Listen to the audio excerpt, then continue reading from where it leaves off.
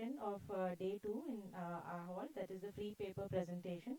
So this session is an opportunity for all the researchers, clinicians and postgraduate students to share their original research, case studies and insights into the evolving field of psychiatry. So we are looking forward to an engaging and informative series of presentations.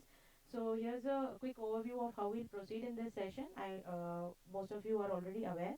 Each presenter will have 8 minutes, which is 6 plus 2, 6 for the presentation and 2 minutes for the discussion. Okay. I kindly request all the presenters to adhere strictly to the time limits, and our team will be giving signals in between, and the timer is also visible here. So now let's meet the esteemed chairpersons for this session who will guide us through the presentation. I'm honored to introduce our chairpersons for today, Dr. Ranganath R. Kulkarni, Professor and HOD, Advanced Dharwad. Sir has nearly 2 decades of academic experience, over 30 publications in PubMed and Scopus Index journals, and his areas of interest are phenomenology, forensic psychiatry, suicide and telepsychiatry. Sir has received various awards, including Professor Raghuram Distinguished Young Teacher Award 2023. He is associate editor for Psychiatry Journal Psychiatry Spectrum. He is member of Mental Health Review Board and nodal officer for the Karnataka State Television Cell in Dharwad. And he is the post honorary secretary of IPS Karnataka chapter. Sir, I welcome you to today's session, sir. Please give a round of applause. We have our second chairperson with us, Dr. Vijay Maitri. He is a very eminent senior consultant psychiatrist who has his private practice in Bangalore. Sir, we welcome you, sir.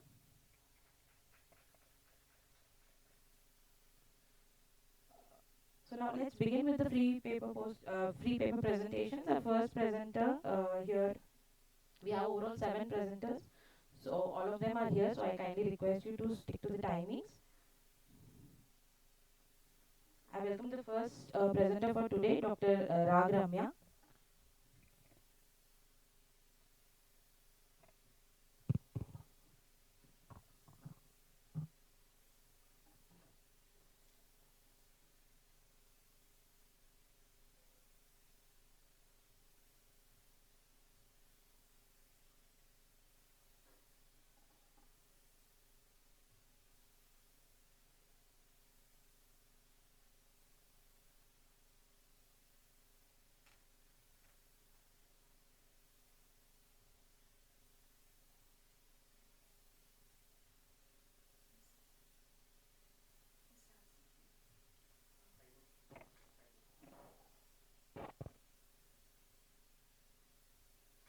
Good morning, everyone. The topic of my paper is a cross-sectional study on the clinical and academic profile of children with specific learning disability. Specific learning disability has gained recognition as a disabling disorder among children, and SLD is defined as a heterogeneous group of neurodevelopmental disorders that is clinically manifested by significant, specific and persistent difficulties in the acquisition and use of efficient reading, writing or mathematical abilities. Worldwide, the prevalence of SLD is 5 to 15%, and in India it ranges from 2.16 to 30.77%. And only limited studies are focused on the clinical and academic profile of these children in the Indian setting.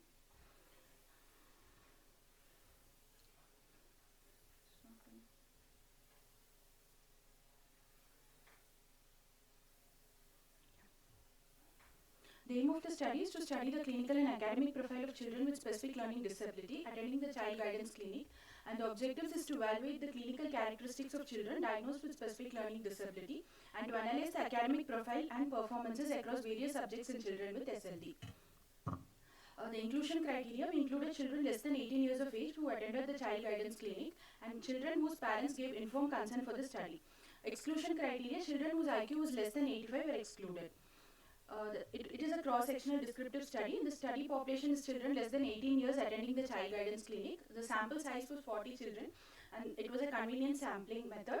The study period was between July to August 2024 and the place of study was the child guidance clinic at the Institute of Mental Health, Madras Medical College, and ethical approval was obtained from the Institutional Ethics Committee.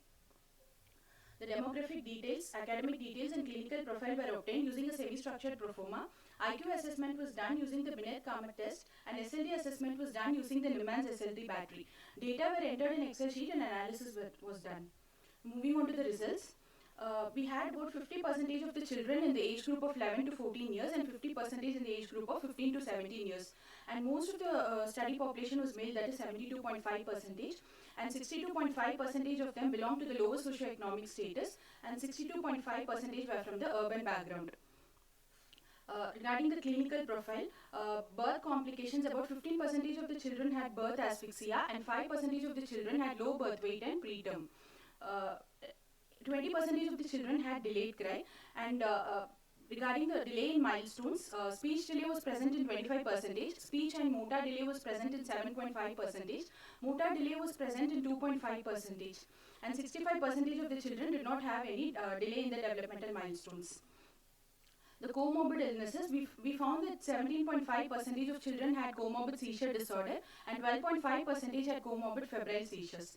5% of the children had attention deficit hyperactive disorder, and 5% of the children had stuttering as comorbid illnesses. Now, moving on to the educational profile, majority of the children, that is 67.5%, were referred in the 10th grade, and 42.5% were studying in the government school, with 75% of the children having English as the medium of instruction. 67.5% of the children were studying under the state board, and 36 children, that is 90%, they did not have any repetition in the same class. 62.5% of the children, that is nearly 25 children, did not receive any help. And school change was present in 26 children, that is 65%, and among them 19 children, that is 73%, had school change once they had school change, and 42.3% of the children had school change in the 6th to 8th grade, and 57.7% children had school change after the 8th grade. And the main reason for school change being poor academic performance. This is the IQ range we assessed, and we had 65% of the children in the IQ range of 86 to 90. SLD assessment, with English reading, it was assessed in the categories of accuracy, fluency and comprehension, and most of the children had impact levels of English reading. With English writing, it was assessed in the under spelling accuracy, grammar and punctuation accuracy, and organization and cohesion of ideas, and most of them had inadequate levels.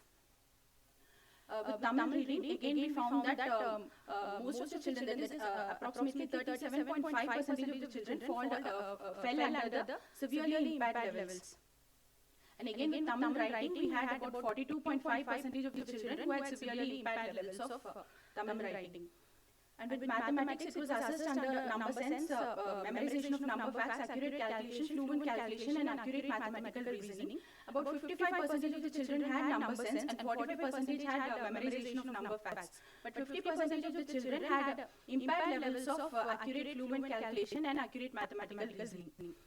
So discussion, the majority of the children were male, and major proportion, that is 62.5%, belonged to the lower socio-economic status, which when compared to a study by Sahu et al., which showed that most of the children belong to upper socio-economic status. This indicates that this study has included children from various socio-economic groups and various ethnicities.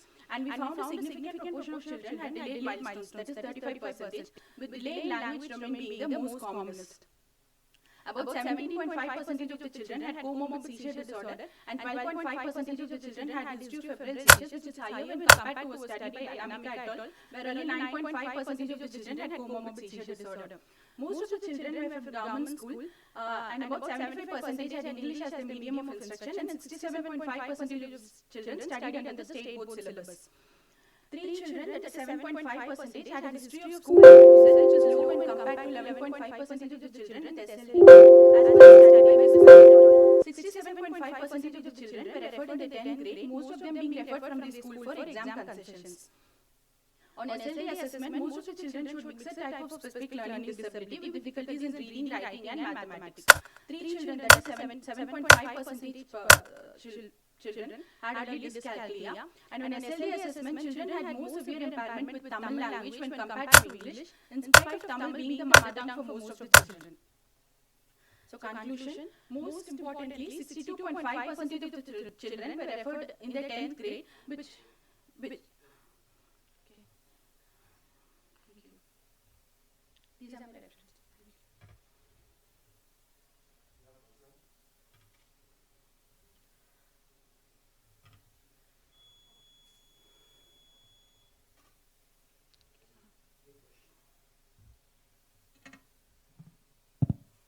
questions from the audience regarding case study?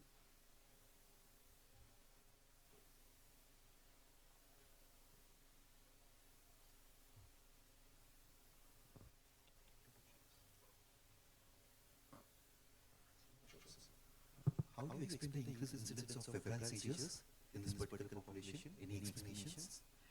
Sir, actually, we just got the history from the patient, and when these, we found that almost 12.5% had history of febrile seizures. But at present, they did not have any seizure episodes. We just took the comorbid history from them, so it was not. Okay. Okay. Did you assess IQ in this sample? Yes, sir, we did IQ assessments using the BKT. BKT. What was the average IQ? Sir? Average IQ of the sample. Mean IQ. It was between 86 to 90, sir. 86 to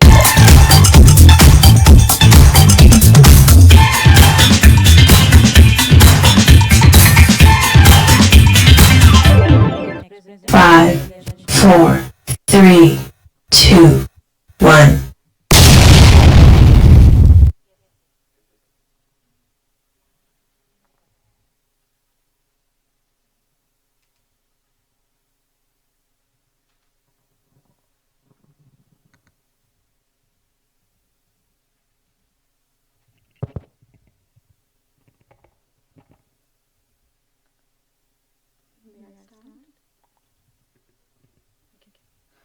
A very good morning to everyone. I'm Dr. Priyadarshini Bera, a final year postgraduate from KMC. Today I'll talk about the association between perceived social support, menopausal symptoms, and quality of life in postmenopausal women. So we all know menopause is an important period of transition. It gets diagnosed retrospectively with 1 year of amenorrhea, and women undergo as well as psychological. There have been studies that have shown that there is a reduced quality of life with menopausal symptoms, as well as there have been studies across the world that show that there are positive effects on menopausal women of perceived social support. So we all know that there is a growing population of menopausal women across the world. This population is more vulnerable to developing certain disorders. Hence, in assessing their quality of life and perceived social support and menopausal symptoms becomes important. Our objectives were to assess the perceived social support, menopausal symptoms, and QOL in postmenopausal women, and to find associations, if any, between QOL, menopausal symptoms, and QOL and perceived social support. It was a cross-sectional observational study which was done in Kasturba Hospital and all other constituent institutions under Manipal Academy of Higher Education. So we included women between 40 to 60 years with 1 year of amenorrhea, English speaking, and those who gave informed consent. We excluded women who have undergone surgical menopause or hormone replacement therapy. We've used menopausal rating scale, multidimensional scale of perceived social support, and a WHO quality of brief version.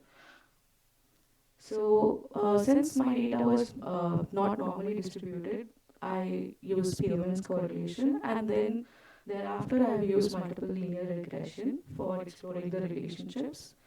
So, in my study, most of the women fell between the age group of 50 years, and they were married as well, and they had a degree, and they were living with their new families.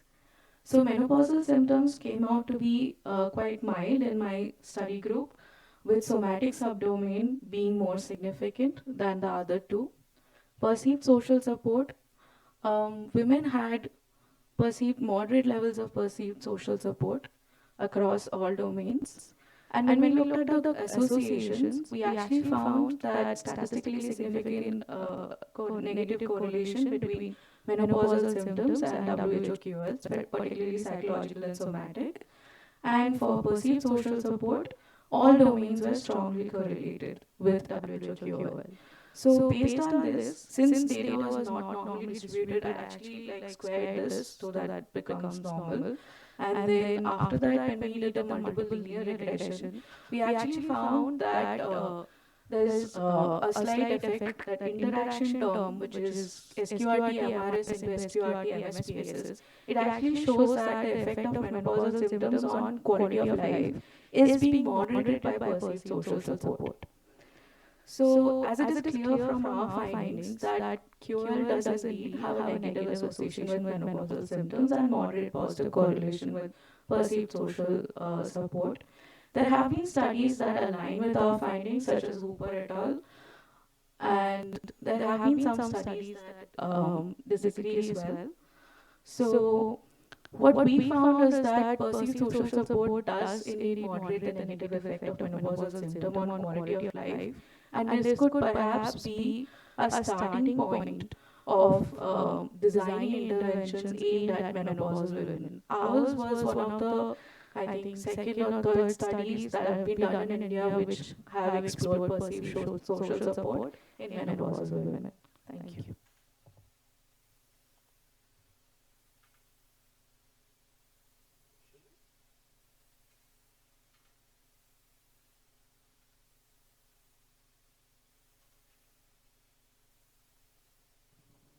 You saved the time. Thank you. Any questions? What is the sample size? What would you estimate sample size? So the minimum sample size required was 85, and we had collected up to 102. So it is a small sample size. Okay. So purpose is sampling. Yes, purpose of sampling. Fine. So you run the normality test. Yes, I did run the normality test, and most of it was not normally distributed. The scores of MRS and MSPSS, all of it.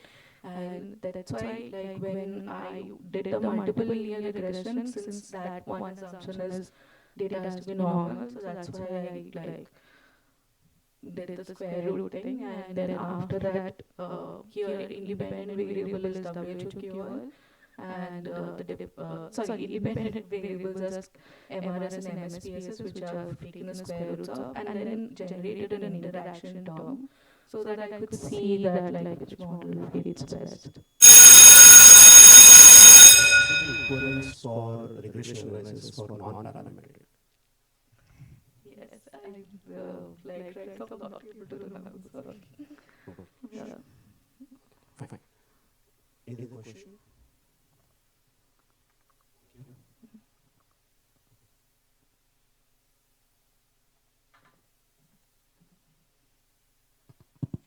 Thank you, Dr. Priyadarshini. Now I welcome Dr. Damini on stage for a presentation.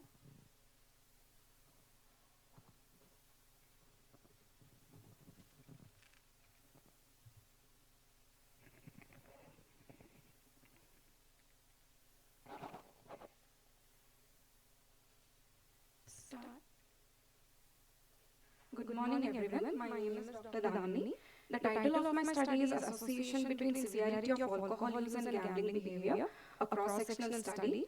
Many Indian and international studies have showed established coexistence between alcohol use disorder and gambling. In spite of the established coexistence, the pattern, a little attention has been paid to classify the gambling behavior across alcohol use of various severity. The understanding about this is necessary for individualized screening and treatment approach, hence the study was undertaken. The aim was to study association between severity of alcohol use and gambling behavior. The objectives were to study socio-demographic factors in alcohol dependence and gambling behavior, and to assess alcohol use variables in gambling behavior. Tools that were used were consent form, intake proforma, DSM-5 for diagnosis of alcohol use disorder and gambling disorder, severity of alcohol dependence questionnaire, and a problem and pathological gambling measure. It was used for classification of gambling behavior into no-risk gambling, at-risk gambling, problem and pathological gambling. Statistical analysis software are also used. Patients with alcohol use requiring inpatient or outpatient treatment at Institute of Mental Health, Tertiary Care Center in Hyderabad, were selected for the study by convenient sampling. Patients that fulfilled both inclusion and exclusion criteria were taken for the study. After obtaining Institutional Ethics Committee approval and their written informed consent, socio-demographic data, clinical data, details about alcohol use and gambling were recorded, and they were interviewed clinically as per DSM-5 to check for presence of alcohol use disorder. If they did not have alcohol use disorder, they were eliminated from the study. And if they had alcohol use disorder, they were assessed for severity of alcohol use by alcohol use variables and SATQ for severity of alcohol dependence. Under alcohol use variables, total duration of alcohol consumption, units of alcohol consumption per day for 1 year, and age at first drink was assessed. PPGM was applied to classify their gambling behavior, and if they classified as problem or pathological gambling, they were interviewed clinically to check for gambling disorder. The sample size was 45.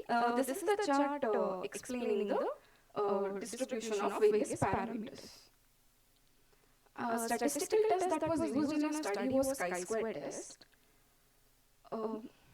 Association between socio-demographic data and alcohol dependence. In socio-demographic data, various parameters were assessed, but in the table, only those parameters that were significant are mentioned. So in our study, majority of alcohol dependents belong to younger age group of 20 to 30 years, majority belong to married group, and majority of the alcohol dependents did not have any comorbid illness. And majority of the gamblers belong to younger age group of 20 to 30 years, and majority of the gamblers belong to married group. Association between alcohol use variables and gambling. Majority of the gamblers had 0 to 5 years of total duration of alcohol consumption, and majority of the gamblers consume less than 5 units of alcohol per day, and there was no significant association between age at first drink and gambling. As depicted in the table, there was a significant association between severity of alcohol dependence and gambling behavior with p-value of 0.008. This is the table showing number of subjects across the variables. Coming to the mild alcohol dependence category, as depicted in the pie chart, the predominant gambling behavior was at risk. And in moderate alcohol dependence, the predominant gambling behavior was at risk.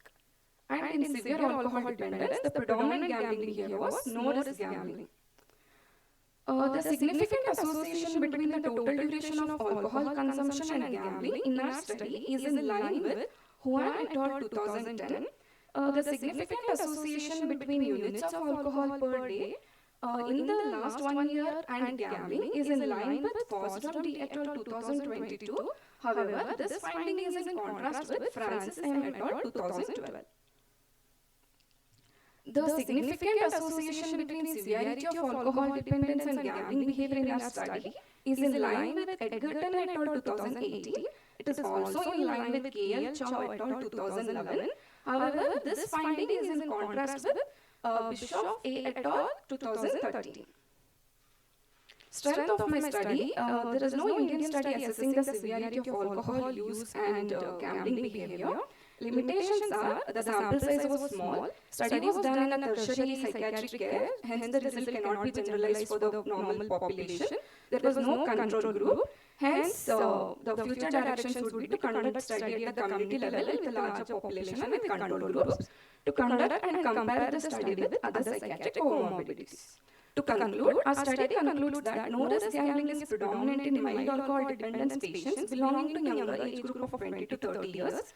At risk and problem gambling is predominant in moderate alcohol dependence. The study also suggests higher percentage of gambling in patients consuming less than 5 units of alcohol every day. This study helps in the advancement of individual tailored clinical intervention, ultimately enhancing the efficacy of treatment modalities in clinical practice and to contribute to the advancement of field of behavioral and addiction psychiatry. Thank you.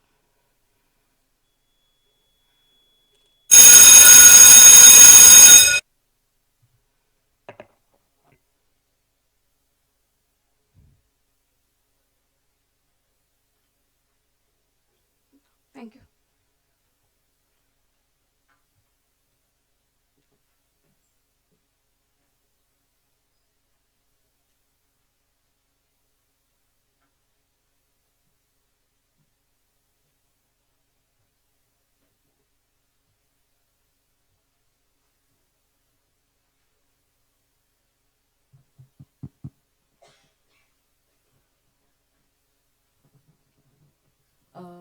Thank you, Damini.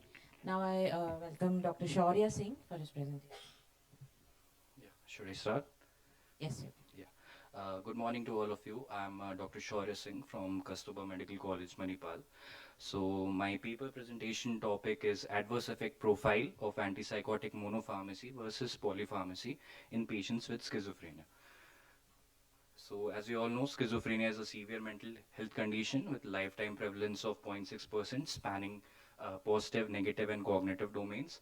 Approximately 20% of the patients do not show a meaningful response to antipsychotic monotherapy, leading to multiple antipsychotic prescription. This significantly contributes to high doses and an increased burden of side effects. To mitigate these side effects and to optimize patient outcomes, regular monitoring is recommended.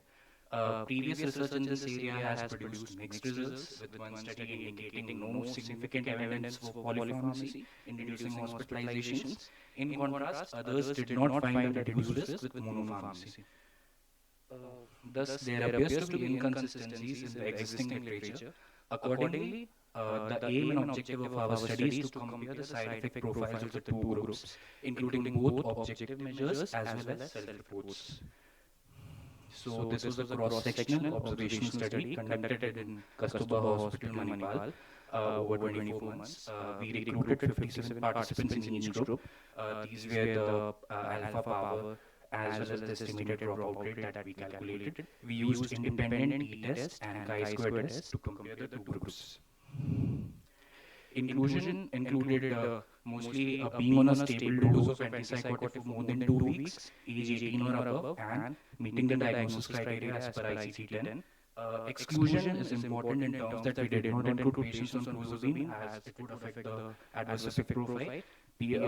Patients who are pregnant or in the postpartum period, on any other class of drugs other than benzodiazepines and anti-Parkinsonian drugs, and if symptoms were manifestations of another health condition, drug intoxication or withdrawal. These are the tools that I used. A thorough, comprehensive socio-demographic and clinical proforma with the details as mentioned.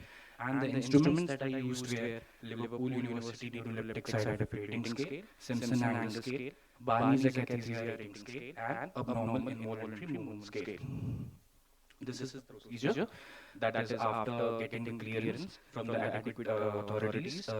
The two groups were created, scales were administered and compiled, data was compiled, as well as statistical analysis and tabulation was done.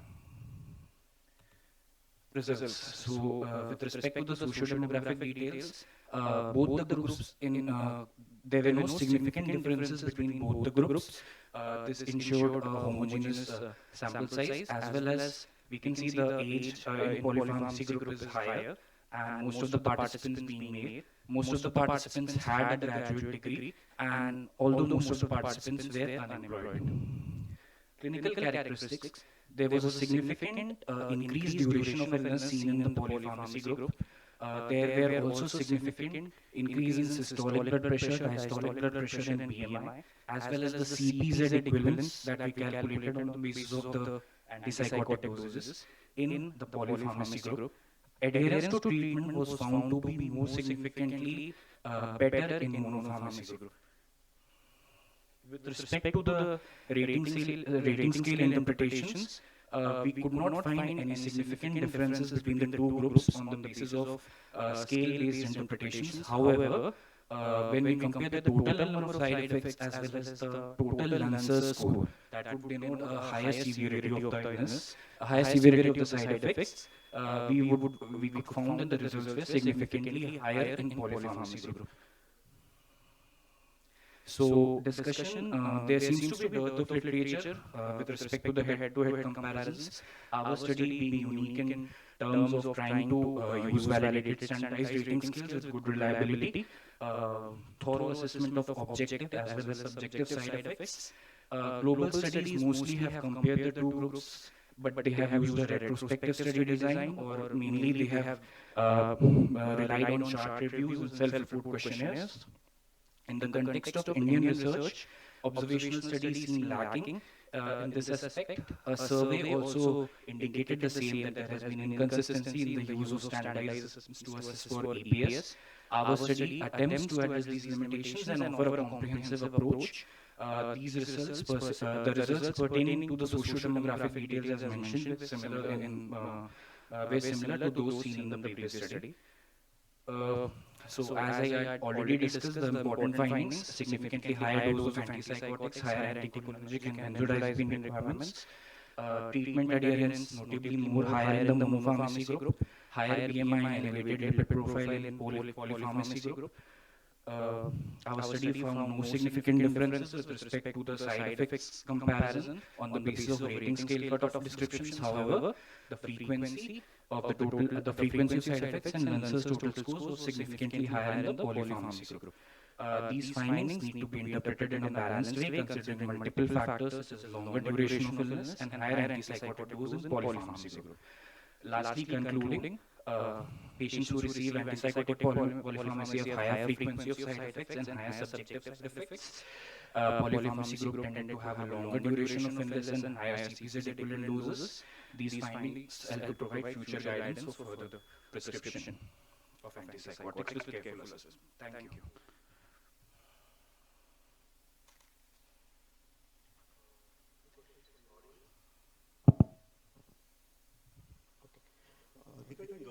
This is a cross-sectional observational study. Yes. So you just review the finds and patient finds and who are taking monotherapy versus I actually recruited the patients over the 2 years, over the 24 months, 57 in monopharmacy, 57 in polypharmacy. These included OPD patients as well as inpatients. How was the recruitment done? It was basically purposive sampling. So polypharmacy 2 or more antipsychotics. Yeah, polypharmacy 2 or more antipsychotics and monopharmacy 1. And we did not include clozapine because it would influence our findings in terms of adverse side effects. Okay, is it a non-randomized trial? Yeah, it is a non-randomized. So does it come under observational studies or experimental studies? I think it would mostly come in observational studies because we are observing the course or we are observing the results of the our assessments over a time period cross-sectionally. So what was the reason why these patients received polypharmacy? So specifically, like I mentioned also, one of the most important reasons was that there was an inadequate response seen.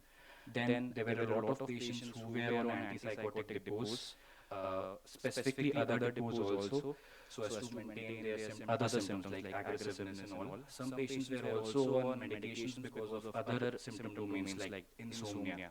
So are these 57 patients in polypharmacy, are those who started with monotherapy initially in that group, later on because of inadequate response ended up in polypharmacy group? So my study is limited in this way that we did not assess this, but we were baseline response is not on the basis of baseline. Thank you.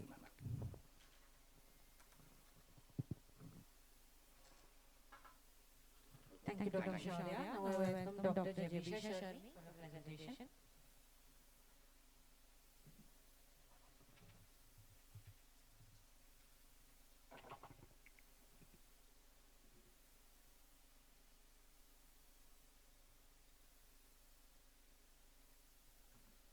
Good morning. Good morning, everybody. Today, my study is in the title of Prevalence and Association of Problematic Screen Exposure among Preschool Children Presenting with Autism Spectrum Disorder. Introduction: Autism spectrum disorder is a neurodevelopmental disorder affecting the communication, speech milestones, and due to the increased screen time exposure, the development of the white matter is affected, causing effects in the language and communication, and failure to develop the language is one of the earliest signs, and this has to be corrected before 5 years, and this is a reason for conducting this study. The aims and objective to determine the prevalence and problematic screen exposure among the preschool children with autism spectrum disorder, and to explore the association between problematic screen time and screen speech, that is language and communication problems in those children. Methodology, the study was conducted in a district early intervention center in Tirunelveli Medical College. The study design was cross-sectional study. The sampling done was consecutive sampling of sample size 43 for a duration of 1 month. Inclusion criteria was children diagnosed with autism spectrum disorder, presenting with speech delay in the age group of 3 to 5 years, preschoolers. And exclusion criteria is children with parents who did not give the consent. The social demographic data were collected from the reliable attendance. Indian scale of assessment of autism were administered to find the speech and language domain of autism spectrum, and all the domains were also assessed. And problematic screen time was assessed using the 7 and 7 question. This is an ISA tool. In that, it is a 40 item. In each item, 1 to 5 scores are there. In that, 1 to 3 scores were categorized as low, and 4 and 5 were categorized as high. And the severity is categorized according to the total score. And 7 and 7 exposure questionnaire, it is 7 questions and assessing to the maximum score of 15. And the score of more than or equal to 7 was considered as high problematic screen time, and less than 7 was considered as low. Number and percentage are presented for categorical data. And the chi-square and Fisher exact test was used to find the association between the categorical variables with the problematic screen time. Odds ratio was used to find the risk between the problematic screen time and the higher scores with each domains of ISA. This is a table of descriptive study. Majority of the children came under 4 years, and majority of the children were male children. And according to my objective, there was high prevalence, that was 69.8%, coming under the high problematic screen exposure, and higher percent of children came under the higher scores for speech domain in the ISA. And this is a table showing the association between the problematic screen time and other domains in the ISA. And none of the values showed as significant p-value. None was less than 0.05. But all the odds ratio were more than 1, showing higher risk. The result is the study showed high prevalence of problematic screen time, that is 69.8%, and the study showed to have high risk of getting higher scores in speech and language domain with the higher problematic screen time. And the study showed no association between the problematic screen time and language domain. The p-value was 0.051.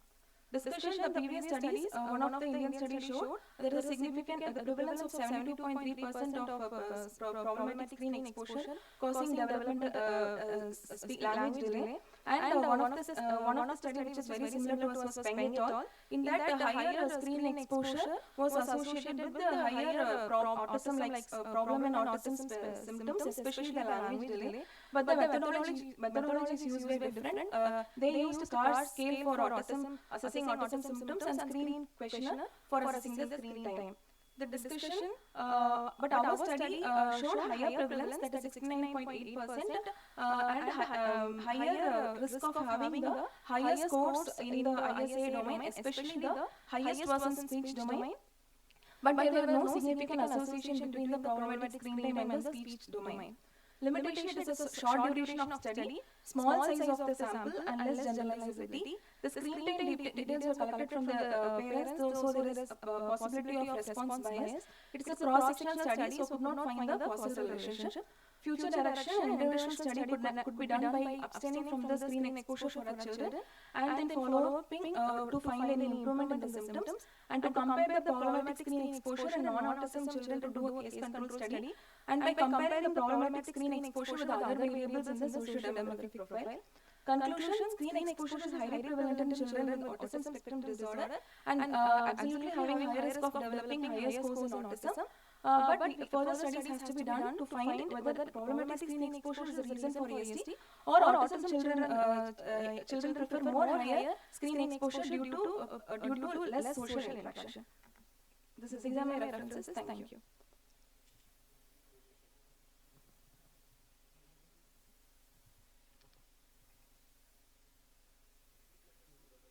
Comorbidities? No, sir.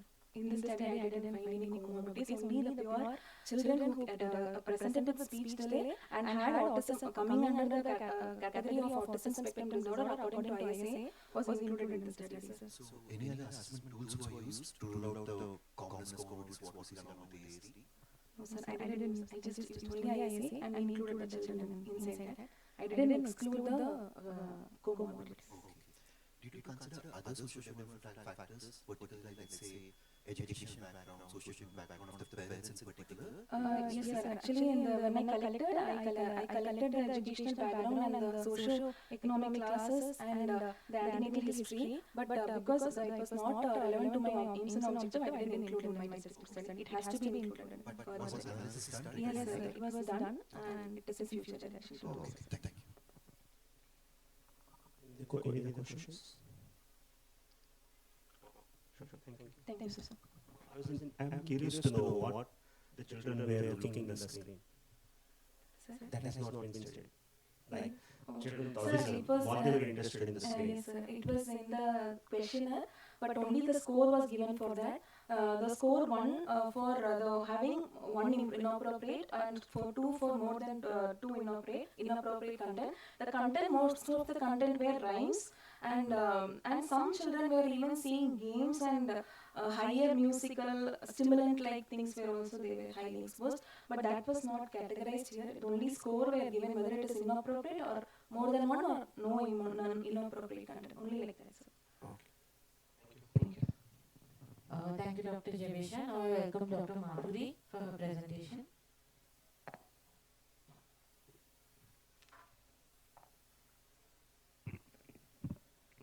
Good morning to everyone, to the respected dignitaries on the stage and my colleagues.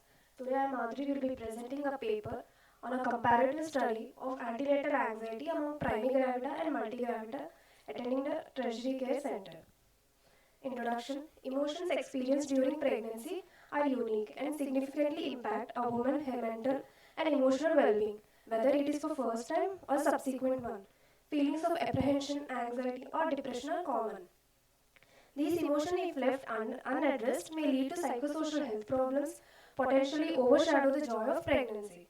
Depression and anxiety are commonly comorbid during the antenatal period, and they have been linked to many negative consequences like stillbirth, premature birth, and low birth weight, etc. In developing countries like India, this is even higher, like in 15.6% in pregnancy and 19.8% after childbirth.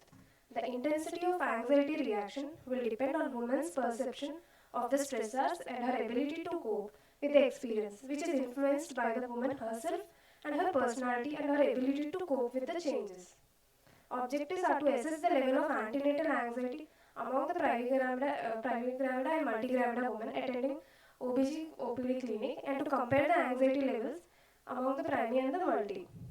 Inclusion criteria: pregnant females visiting obstetric and gynec OPD in tertiary care center for antenatal checkups and pregnant women who gave informed consent. Exclusion criteria: past or present history of any psychiatric illness and past history of any substance use or comorbid or major illness. Materials and methodology: it is an observational cross-sectional study done in primary and multigravida women attending a tertiary care center in MIMS Vijayanagaram, and the sample size is 100, which is 50 primary and 50 multi, within the study period of 2 months. It is a convenient sampling technique. And all the statistical analysis were done by using SPSS version 21 and MXXL 2007, and variables are expressed in frequencies, percentage, means and standard deviation, and the reliability is calculated by Cronbach's alpha. Study 2 socio-demographic data includes age, religion, occupation, education, type of family and family support, and clinical variables like number of gravida, duration of pregnancy and other obstetric history. And the scale I used is perinatal anxiety screening scale, which is a 31 questionnaire, and it includes 4 categories of anxiety, that is acute anxiety and adjustment, general worry and specific fears, perfectionism, control and trauma, and social anxiety. And the results mostly aged between 26 and 30 years, and primary are mostly secondary graduates and multi are mostly graduates, and both the groups are belong to nuclear families, and occupation is mostly are housewives. And in clinical variables, most of them practice home remedies like taking cumin water or massaging with hot oil. And the comparison of anxiety level in primary and multi, mostly 20% of primaries suffer from severe symptoms, and multigravida mostly are suffering from mild to moderate symptoms. The anxiety score has a significant association with mean of 0.041 in primary gravida with 27.48 mean. These tables show that there is a statistical significant difference in the levels of anxiety in mild, moderate, and severe in both the groups. And in the subscales, most of the primary gravida suffer from social anxiety and acute anxiety and adjustment, whereas primary mostly suffers from perfectionism, control, and trauma. Discussion in my study, I found a very high prevalence of severe anxiety, and as a woman, pregnancy and facing the childbirth is one phase that can cause anxiety as comparison with primary gravida, as primary gravida are more experienced than multigravida more experienced than primary. Similar results are found in Bakla et al. Study where anxiety higher in primary than multi. Contrast results were found in Nithong and Sujita Devi et al. Where multigravidas have higher anxiety because of their bad obstetric history. In my study, I found no significant association between age and anxiety, whereas in Fritziansi et al., there was significant association between the age and anxiety. In my study, significant association is found between the education and anxiety level, as higher educates suffer less anxiety than lower educates. Similar results found in Sunny Kotimek et al. And Bigyami et al. Conclusion, this study significantly finds a significantly higher antenatal anxiety among primary gravida females in comparison to multigravida females. A significant difference is seen in terms of anxiety among them as measured by PAS scale. Early detection and prevention and management of pregnancy anxiety will enable to women to cope with the challenges of the pregnancy. The coping strategies and relaxation techniques should be told among primary and multi to avoid anxiety and anxiety related health issues like preterm labor, low birth weight, and prolonged labor, etc. Limitation, as this is a cross-sectional study and convenient sample is taken, we can't generalize the result, and then it's of shorter sample size and the lack of detailed follow-up longitudinal study. These are my references. Thank you.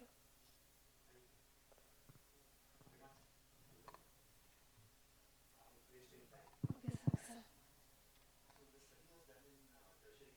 Oh, yes, sir.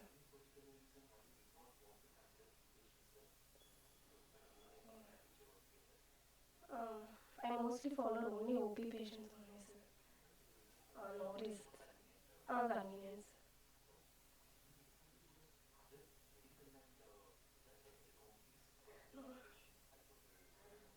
No, sir. Only I focused on anxiety only, sir.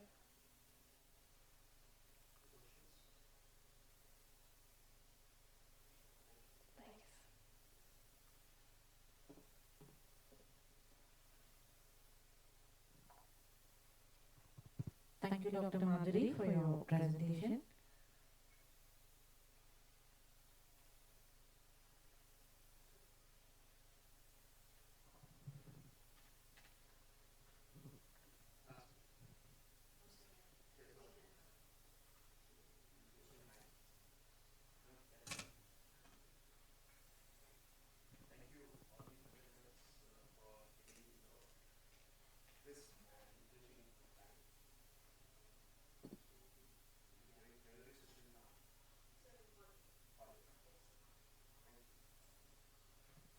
Thank you, everyone. Thank you, sir, for chairing the session.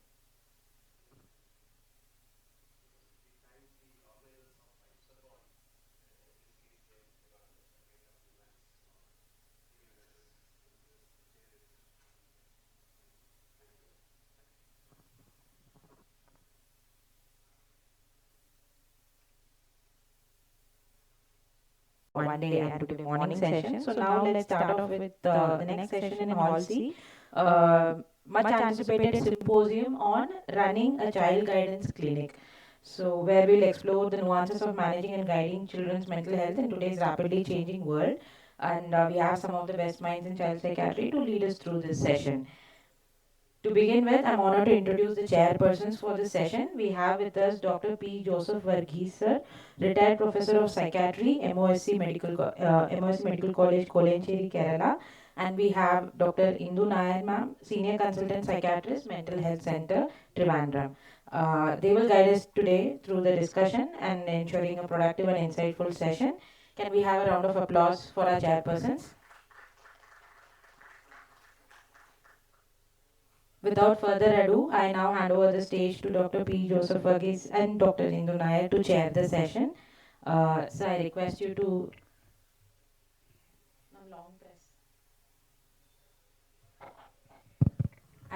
you to introduce our speakers and welcome them, sir. Thank you. Good afternoon, everybody. I think we are going to have this session now to run a child psychiatry clinic. I request Dr. Indu to introduce the speakers. Good morning, all of you, and welcome to the session. So we are having three speakers. Dr. N. Prasanna Kumar, he is from Andhra Medical College, Visakhapatnam. Okay. No, shall I introduce all the speakers and then let them choose their order of presenting? So we have Dr. N. Prasanna Kumar, we have Dr. Chandrasekhar Huded from Kalburgi, the Department of Psychiatry, Gulbarga Institute of Medical Sciences, Kalburgi, and we have the third speaker, Dr. Challa S.V. Krishna Vasan, and he is from Anurag Special Child Care Unit, Anurag Hospital, Kakinada District, Andhra Pradesh. I think Dr. Chandrasekhar is going to present first. So their time is 20 minutes per session. Yeah, okay. And we'll have the discussion at the end.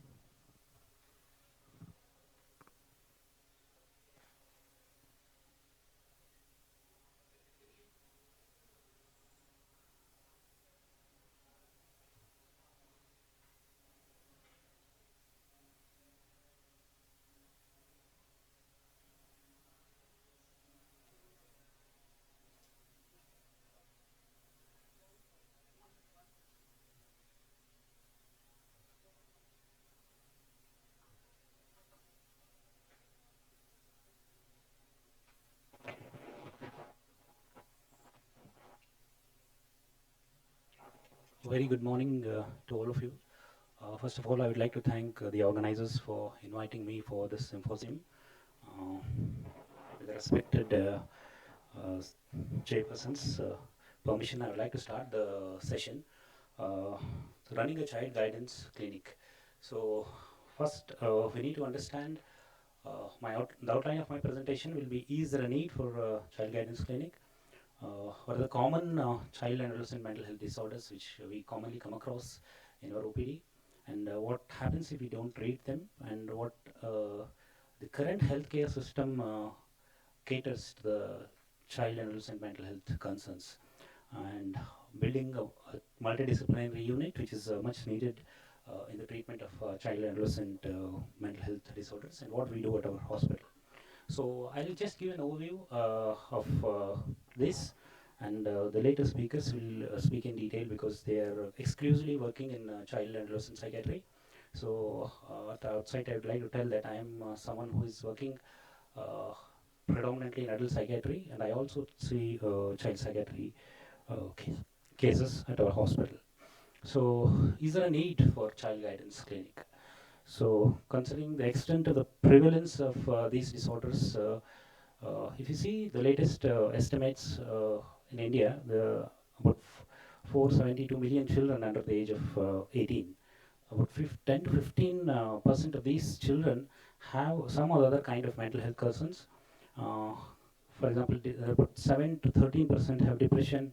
1 to 3% of children have disability, of example, intellectual disability disorder or autism spectrum disorders, and these are the also people who need rehabilitation.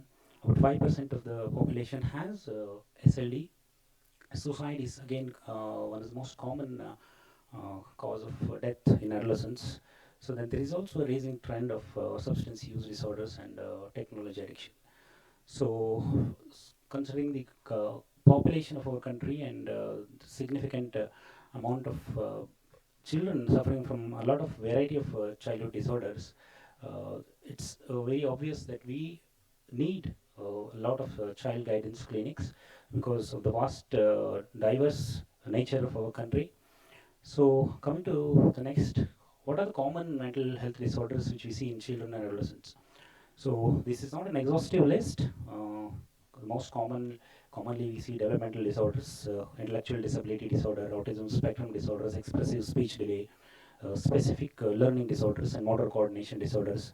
The behavioral disorders like ADHD, ODD, conduct disorders, emotional disorders like anxiety disorders, that is social anxiety, generalized anxiety, exam phobia, dissociation, depression, so somatization, trauma-related disorders like adjustment disorder and post-traumatic stress disorder. There are also other disorders like OCD, psychosis, which are also commonly presenting in this age group. So these are the common disorders which we commonly come across in this age group. So what happens if we don't treat? So we need to know that what happens if we don't treat these children. What is the need for child guidance clinic and why do we need to treat them?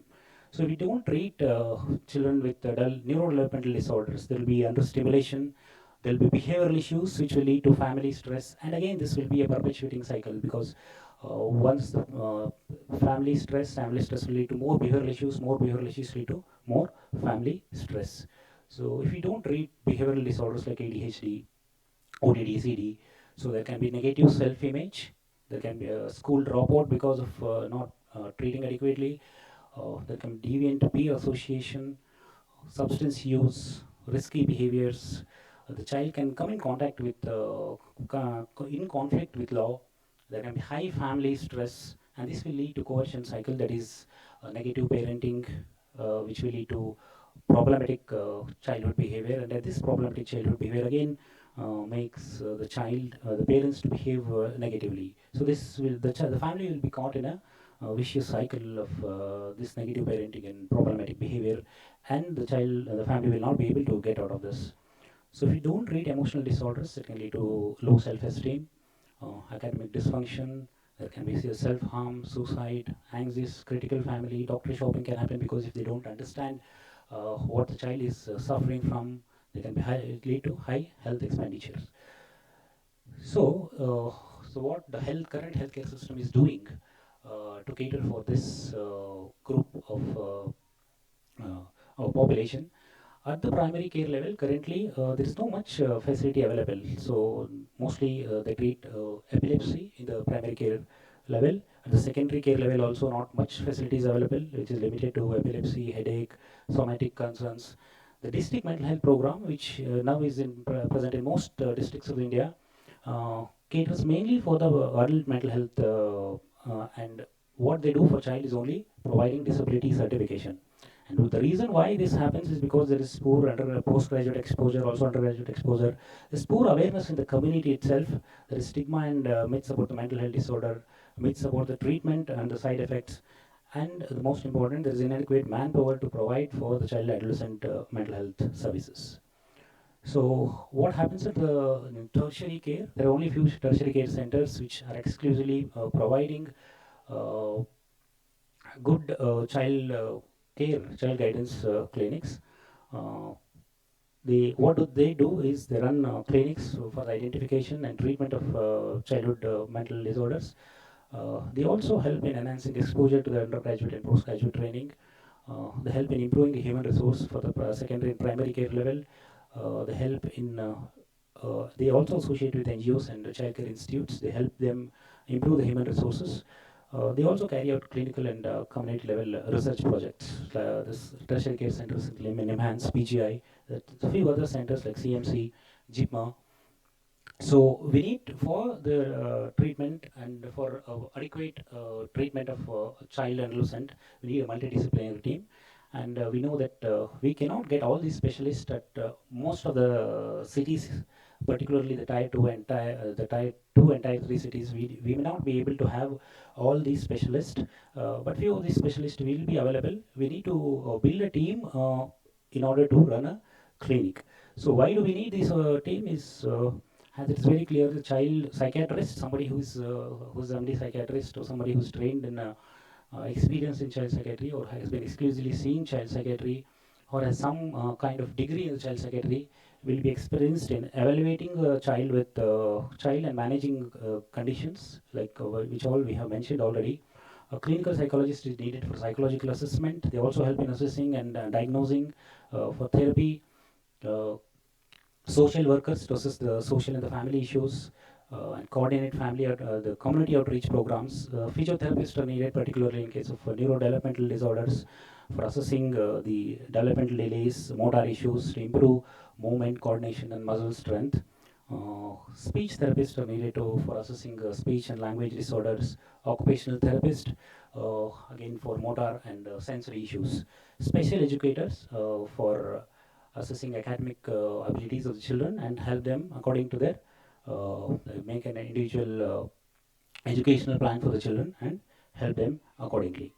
So we may not have all these specialists available at all the places. We can coordinate with whoever is available, and we can.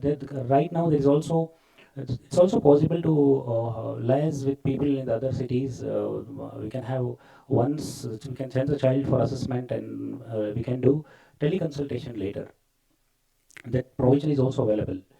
So team building. To enhance experience in child psychiatry, we have a lot of observerships available, certificate courses like the Indian Association of Child and Psychiatry has a certificate course which runs through a year, which is an online course where they discuss cases every twice a month, which runs for 1 year. There's fellowship courses which are NMC approved, that is NMC, NIMHANS and uh, NIMHANS has, and the PGI has NMC approved courses. There's JIPMER, St. John's has fellowship courses which are approved by the university. CMC Vellore and TNMC Mumbai, Topiwala National Medical College Mumbai also has fellowship courses. And DM courses are available in NIMHANS and PGI Chandigarh.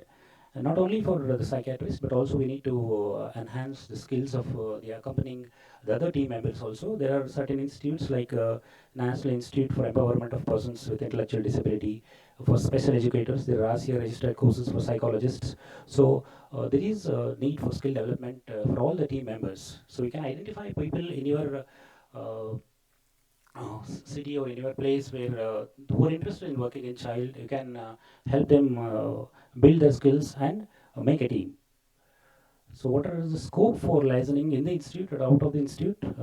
Within the institute, if you're working in a medical college, government medical college, you can liaise within the institute with the pediatric department. They also see a lot of neurodevelopmental disorders. Physiotherapist has already said they need it in neurodevelopmental disorders. Speech therapist, which is usually associated with the ENT department. So you can liaise, you can form a team of common like-minded people who can work together. Outside the institute, we have to liaise with the school, special schools. There are a lot of special schools which are doing a lot of work in child helping children. There are a lot of NGOs also which are helping with bringing child, identifying children, bringing them for treatment. The district mental health program, you can liaise with the district mental health program and ask them to help them take their help, identify the children and treat them. So if you're working in a government setup, we'll definitely come in contact with the Child Welfare Committee and Juvenile Justice Board. So working with the system, if you're working in a government system particularly, you need to sensitize and persuade the concerned government authorities, because most of them are not aware of the need for child and adolescent mental health as a separate speciality or needing separate skills compared to the adult psychiatry. And in it, you can use various international and national policy recommendations, persuade them to start a separate clinic, or you can build a unit or a department depending on your interests. And you always need to have some mentoring support from professionals with already existing departments like NIMHANS, and there are certain other places where already child well developed child psychiatry department is running, so that you continue to learn and you continue to help children. So there's also need from this professional bodies like Indian Psychiatric Society and Indian Association of Child and Adolescent Mental Health, and the government institutions like Women and Child Welfare Department and Department of Disability Welfare to advocate regarding the need for the treatment, need for the, helping these children, particularly children who are living in below poverty line, who do not have adequate support. What we do at our center is ours is like just any other medical college. It's a general hospital psychiatry unit which predominantly caters for adults, with also child mental health services. This medical college was started 10 years back.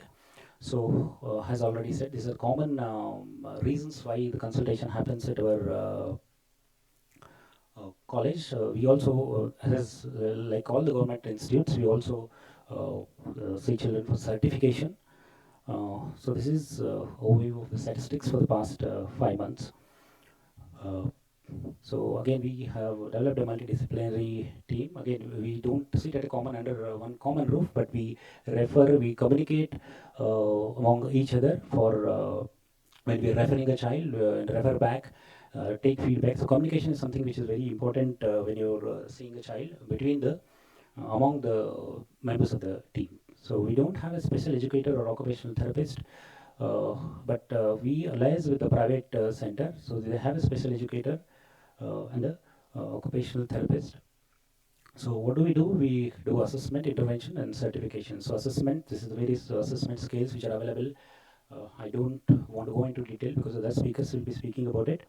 So there are certain scales which are recommended by the government for disability certification, particularly the VSMS, BKTMS. The VSMS is one which is used for certification. Apart from that, for the autism, ISA is used for the certification, scoring and certification. For SLD, Niemann battery and GLAD is something which is newly added for the certification. These are the various interventions which are done at our center, not at our center, which is a private center which we liaise with.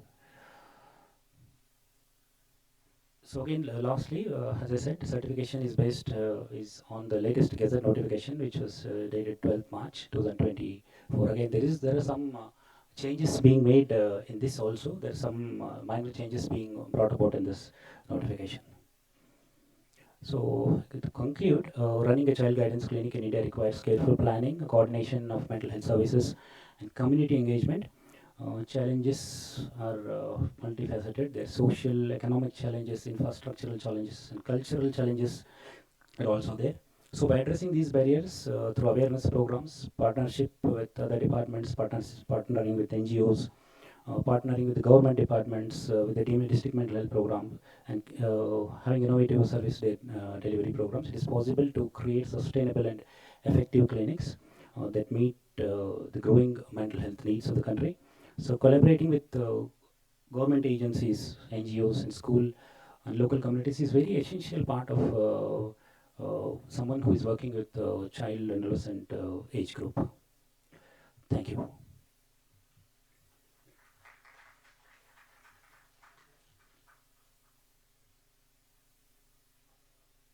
Okay, so who is the next speaker? I think we'll have the questions at the end. All three.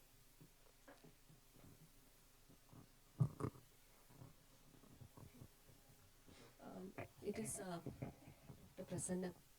Prasanna Kumar is going to talk now.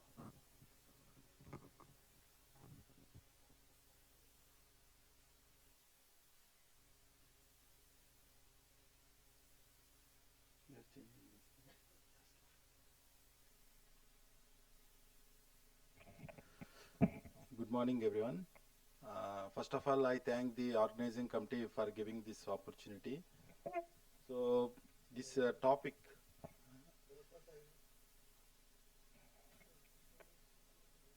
Meanwhile, I will introduce, madam. So, child psychiatry, child guidance clinic. Okay. So, to start, actually, our psychiatrists have a lot of inhibitions. many people will, many psychiatrists will think that seeing a child psychiatric case is a mental retardation case, what we can do, or we needs lot of assessments. We need, for that, we should also be trained. So in earlier trainings, many, except IMHANS, many institutes are not able to give full-fledged experience to the trainees who are training in MD psychiatry also. So a lot of psychiatrists, they themselves have inhibition. So I used to get many prescriptions also when we get a mental retardation case.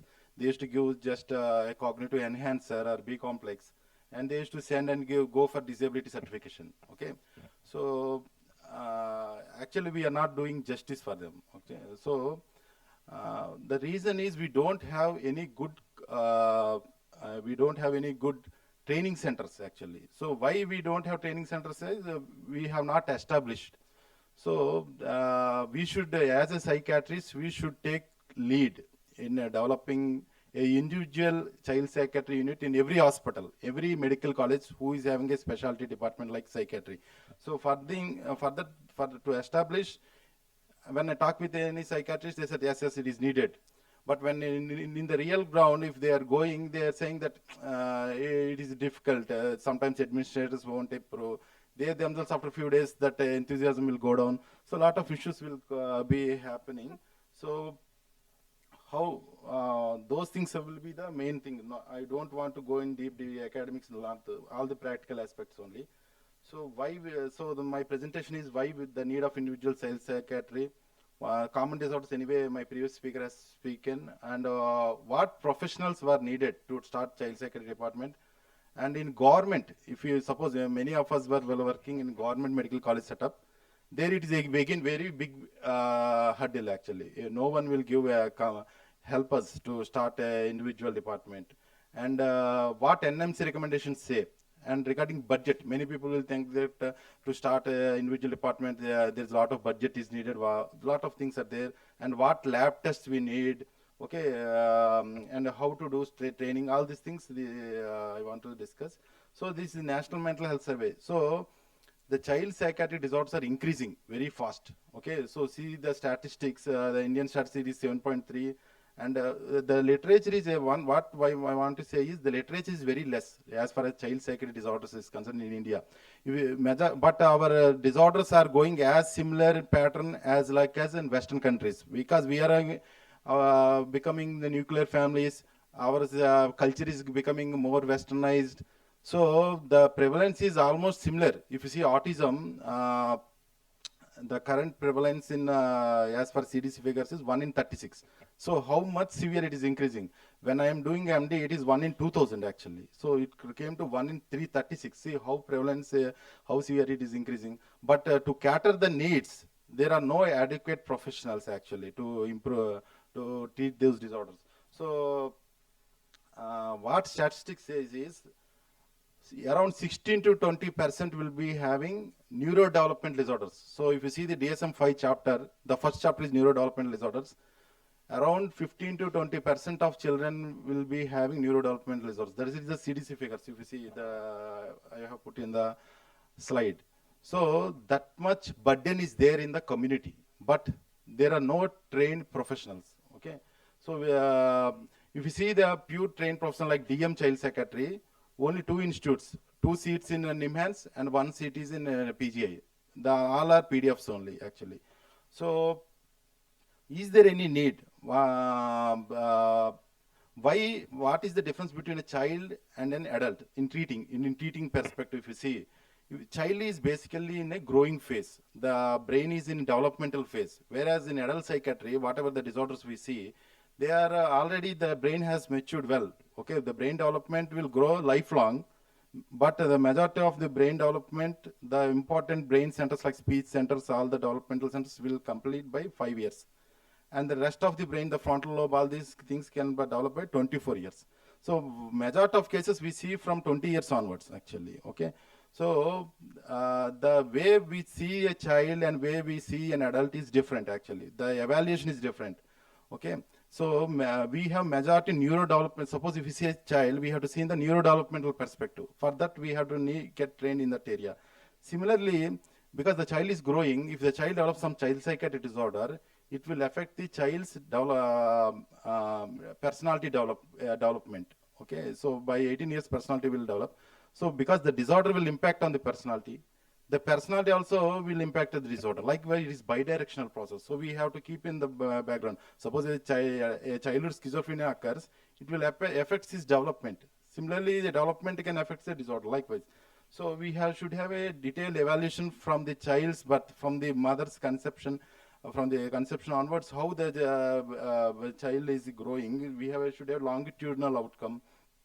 So our assessments are multidisciplinary, not like just we see a child. Okay, from not a psychiatric assessment, we see how the child is processing the outer world while the child is growing, while the child is going to school. Every phase, how the child is processing the environment. Okay, that we call this child's individual psychological perspective.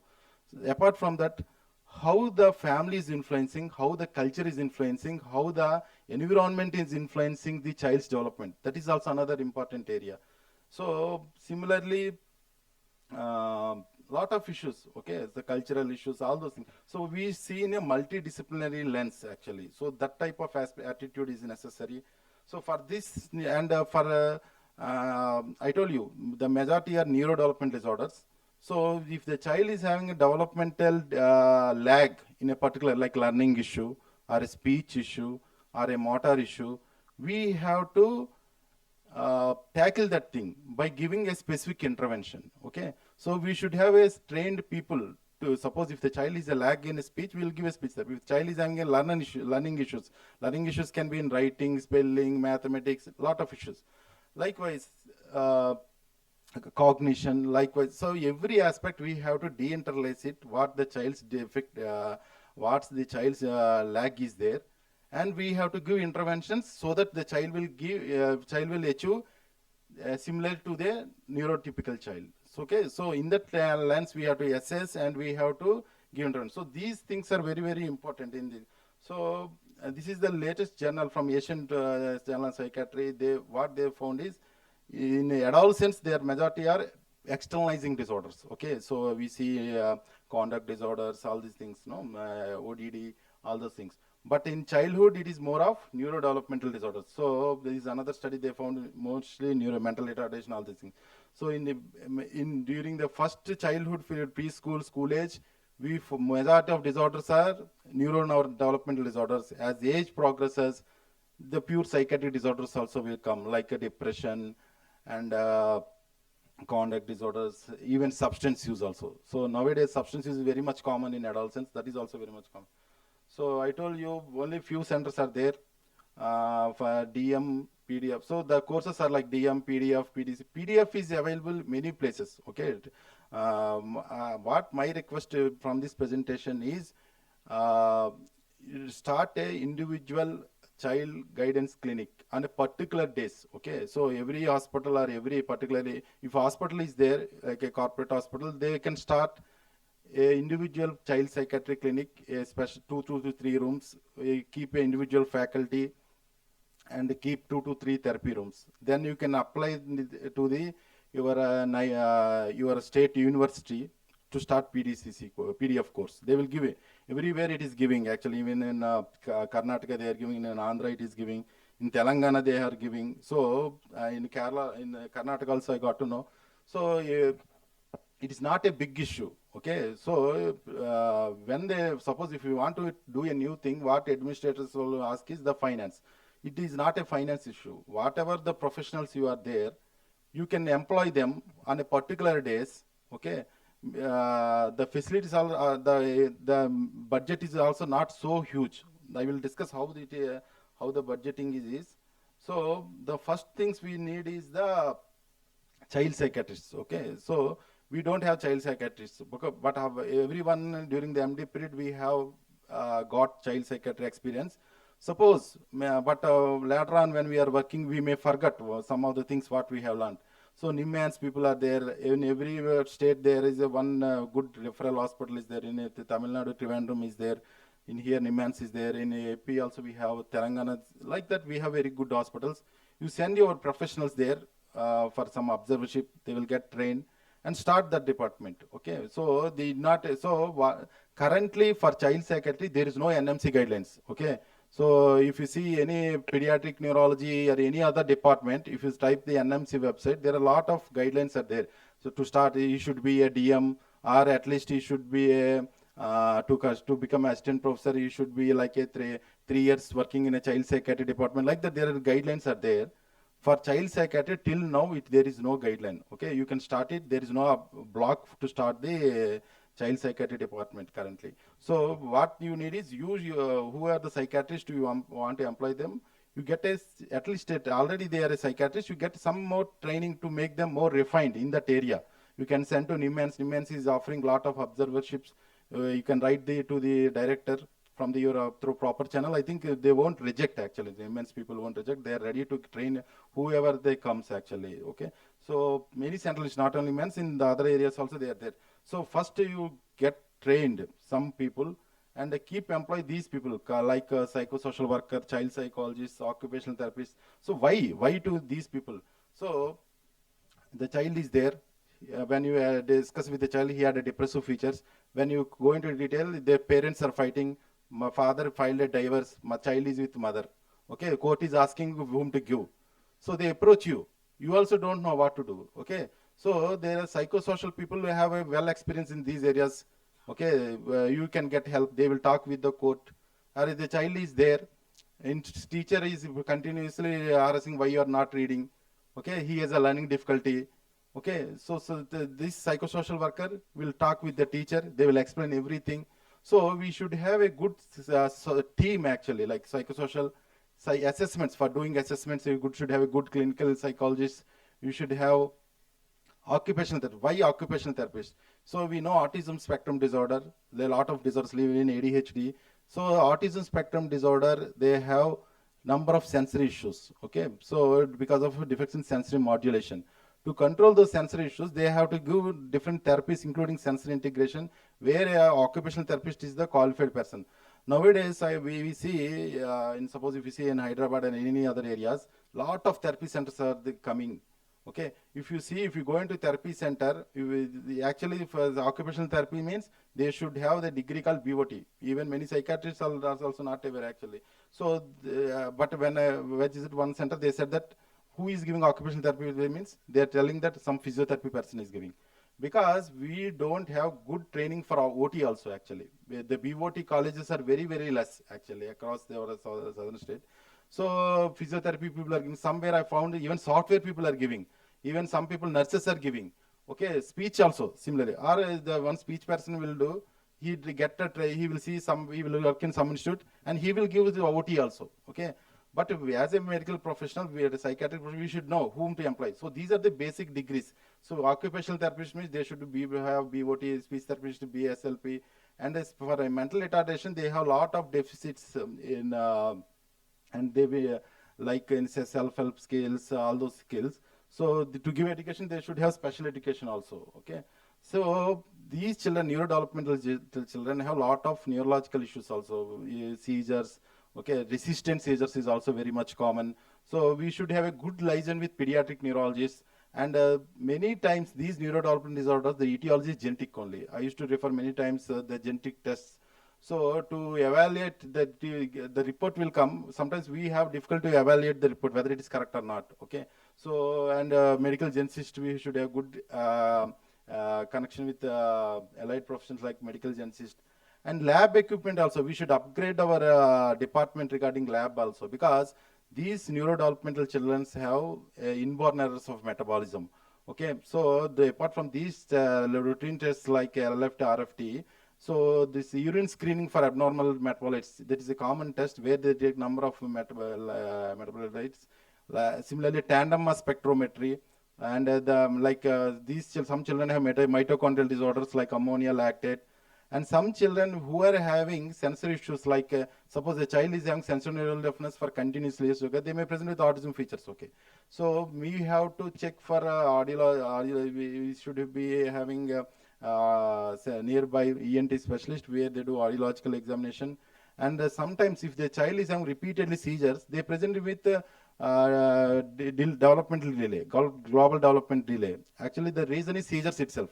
So we have to do EEG, all these, the MRI, and genetic testing also. Okay. So there are two common genetic tests we use to get the one is chromosomal microarray, we call it as, and the second one is exome sequence. If we do these two tests, we can pick up majority of the disorders. So for these lab equipment, so that we call it as metabolic analyzer. Okay, with all those tests that can be described, and similarly EEG.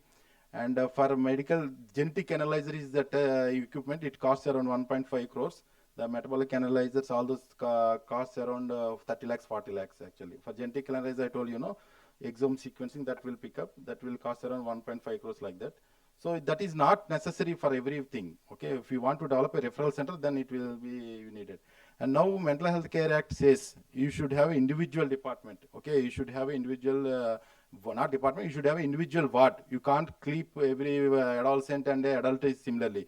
Okay, if you do it, it is like a crime. So you should have individual blocks like child psychiatry ward, adolescent psychiatry ward, okay, therapy rooms. So what the Mental Health Care Act says is the treatment of child is similar to the lines of as you treat as like in a pediatric department. Okay, you should not be treated as like psychiatry. Okay, so there are few things the differences for when we, as far as Mental Health Care Act is concerned. So 2 psychiatrists has to sign. Okay, if it is not like adult. Okay, and for prolongation also you have to give it to the board. Okay, so whatever you do admission, you have to report it within 3 days. That is also another thing in child psychiatry if you are seeing a child case. And prolongation after 30 days again you have to write the letter. And if you attenders should be compulsory. Okay, you should not admit child single. And if the child attender, if the child is a girl, female attendant ECT also, every ECT you have to take permission from the things. And medication wise also we have to take 2-3 minutes. 2-3 minutes. Medication wise also we have to keep some medications ready. Okay, it's like methylphenidate, etimoxine, clonidine. These we use mostly for child psychiatry. Lorazepam is the approved and the first line of medication for bipolar depression in children. And some neurodevelopmental disorders, it is not like evidence. There are some reports suggesting that omega fatty acids, L-carnitine, prebiotics, all are necessary. And some tests also. Okay, so these are some tests. They are paid also. Some are paid tests. I told you some, and some are computerized. So you can sometimes in our India clinical psychology is very less. Okay, we can't find them also sometimes in there are some tests like WISC is available in computerized form, Rorschach is available in computerized form. Okay, and KFIBT, that is an intelligence test, that is also available in computerized form. These computerized forms we call it as QG. You can type in the net form there, so we can buy it. So we can't certify, but we can get and guide information that how the child's intelligence level is, how the Rorschach also we can, just if you score, if you submit in the computer, it will give the report actually. So we have some forms, computerized forms are there, and we do not buy every scale. Majority of scales are free. If it's for autism, ESA scale is free, MCHART is free. Okay, cars we have to buy. Okay, and Incline, that is developed by AIMS department, that is also free. So autism. ADHD-RS, some scales are available free and some are we can buy. So ADHD-RS form, it is available in Amazon only. It is costing around 18,000 only.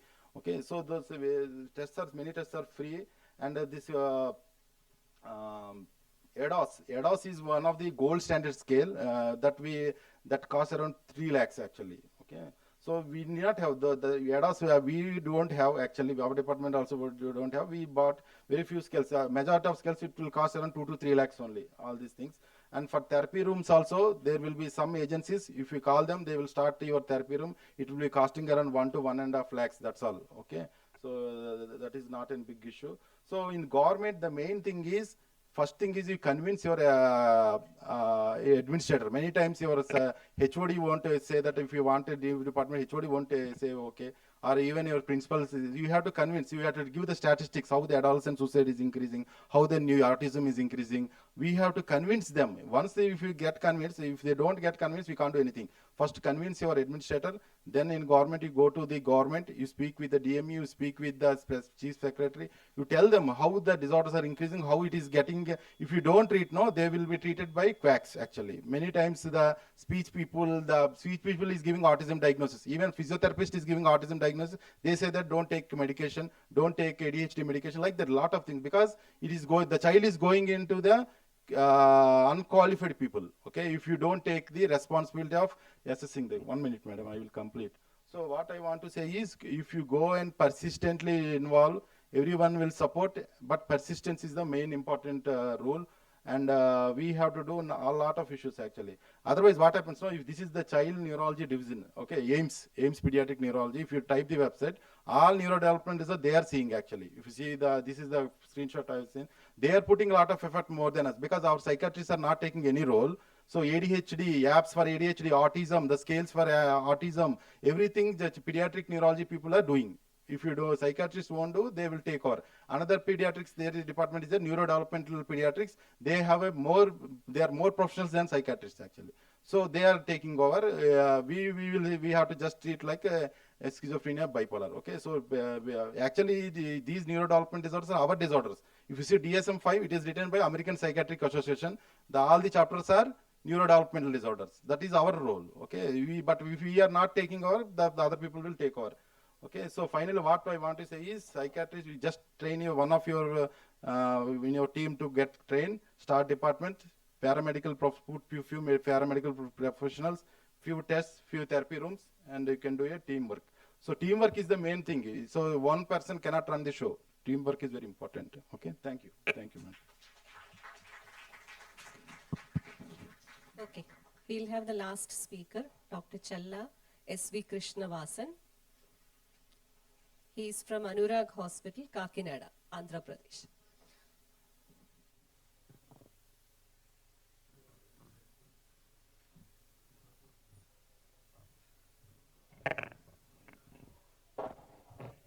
Good morning all. At the outset, I want to thank the organizers for inviting me and the chairpersons for inviting me to the stage. So I am actually I am running a parallel practice. I am a psychiatrist in additional mental health program of my district. And I will cater to the services in the morning session from 10 to 5. And in the evening, I am running the child guidance clinic. So coming to my presentation. So so my first child psychiatry setup started from my registration of my PDCC in AP Medical Council. First when I went to AP Medical Council, they asked me, is there any further courses in psychiatry after general psychiatry? Then they asked, are there any super specialties? And then they asked, are your degrees recognized? Then I opened the laptop and showed to the registrar and chairman. I went to the NMC website and I showed them the recognized degrees of child psychiatry. So the awareness is less even in our medical councils as well.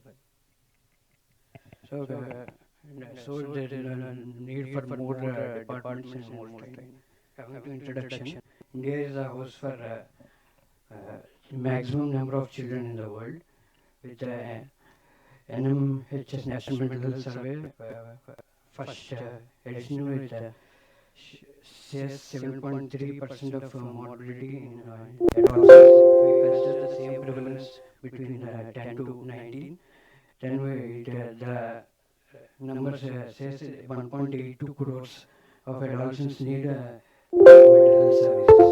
So current training centers and child guidance clinics in government are insufficient to fulfill the huge treatment gap. So there is a need for establishment of private child guidance clinics. Coming to objectives of a child guidance clinic, to identify children between 6 to 14 or less than 16 years with difficulty in learning and behavior, to provide a professional assessment and services and management of children, to provide guidance and counseling to children and parents, to refer children to institutions for special ed services. Next, coming to staff of child guidance clinic, my previous speakers has elaborated about it. Coming to material in child guidance clinic, the psychometric tests and equipment which assess the intelligence and childhood perception test and the draw person test and the scales to be purchased which are copyrighted and the occupation therapy equipment which enhance the fine and gross motor skills like building blocks, drawing pictures and patterns, sensory integration therapy equipment like grass, sand and clay to make different structures, equipment for energy utilization like skipping, climbing rope stairs, walking by wearing metal jackets. And these equipment can be purchased with agencies and equipment for speech therapy like charts, names of commonly available vegetables and fruits and animals and body parts and plastic letters for arrangement in order to make words and mixed letters. Coming to financial issues, to start a child guidance clinic, at least a 5 lakh investment is needed. And for the complete expansion and build up of a complete unit, it may the budget may go to 20 to 25 lakhs. And for running a child guidance clinic for monthly expenditure, with including the staff of salary, so it lakhs to 3. Costs 3 lakh to 5 lakh depending upon the number of staff we recruit. And staff can be recruited by advertising in newspapers, social media, and in relation with colleges which offer bachelor in occupational therapy and bachelor in speech and language pathology and special education. And establishment of CGC is planned after running a psychiatric OP of at least 6 months. It is better to start after 6 months of running a OP to gather enough caseload to build to meet the financial costs for maintenance. Coming to relation with other hospitals and specialties, many cases of child adolescent disorders are first seen by pediatricians or pediatric neurologists or otorhinolaryngologists. So before visiting a child psychiatrist, so proactive relation with pediatricians, child hospitals and ENT hospitals, ENT surgeons is needed. And many children who brought to child psychiatrists or psychiatrists directly need further evaluation with a pediatrician after initial screening by psychiatrist. Coming to the legal issues in running a CGC. So child guidance clinic is a health establishment. So it's as outpatient-based medical management and therapies are being offered. Hence, the child guidance clinics need to be registered with the corresponding state clinical establishment registration authority as per the Clinical Establishments Act or the corresponding state acts. As per the Mental Health Care Act, a mental health establishment should be registered with state mental health authority in case of states and in case of union territories and hospitals run by central government with Central Mental Health Care Act, Central Mental Health Authority. So if a child guidance clinic is attached to a mental health establishment with inpatient facility, then the child guidance clinic is to be mentioned and registered along with the mental health establishment. If no inpatient facility is available, only the outpatient service with the therapy is given, then mental health authority registration is not mandatory. Coming to advertisement of starting a child guidance clinic, as per the Code of Medical Ethics 2002, a hospital or a clinic or a doctor can advertise the initiation of health services and medical conditions and disorders which are being treated at the clinic and the entire spectrum of services available at the center and the address of the clinic in the newspapers and social media. An advertisement can be made by the hospital in the social media, newspapers and television channels regarding the initiation of child guidance clinic in addition to the existing services. The child psychiatrist also can advertise on his behalf regarding starting of his or her clinical practice in child guidance clinic of a respective hospital through media, and both can be done separately from the hospital side and from the child psychiatrist side can be done separately the span of few weeks within the first 3 months of initiation of services. Coming to outreach programs by child guidance clinic, so there's more stigma, so then we need to generate awareness. So the regular outreach awareness talks should be conducted in all the nearby schools and junior colleges to raise awareness and dispel the myths among teachers, parents, along with training for early identification of warning signs, and the regular outreach screening programs, and the intimation of the availability of services to the schools, colleges, and other professionals, and celebrating special days like World Autism Day, Down Syndrome Day, and recently we completed National ADHD Awareness Week from 12th to 18th of October. So celebrating these special days and events and increasing the awareness regarding mental health conditions of especially child psychiatric conditions in schools, colleges, and regular radio and television talks to generate awareness. So screening other family members for psychiatric disorders. Screening family members for psychiatric disorders is a very important step in holistic management. So as the most of the psychiatric disorders have genetic basis, especially childhood onset disorders, undiagnosed and untreated parental psychiatric illness is also encountered commonly in child guidance clinics. So parents may develop emotional symptoms and burnt out secondary to caregiver burden in raising children with special needs. So screening of parents to be done, and the screening of siblings for subclinical or clinical symptoms, siblings of the index child, their difficulties and their response, their emotional response to their siblings' disorder to be noted and must be dealt with. Coming to self-help groups, so self-help groups, especially WhatsApp-based groups, can be formed with parents of the children who are getting treated in child guidance clinic. Parents can be provided soft copies of information leaflets about neurodevelopmental disorders, preferably in local languages, and misinformation and myths can be cleared using this platform in addition to regular in-person psychoeducation. And practical tips to deal with day-to-day issues in raising children with special needs can also be dealt with in this WhatsApp group. And parents can who are already experienced and who are training the children, they can share each other experiences in dealing with these day-to-day issues.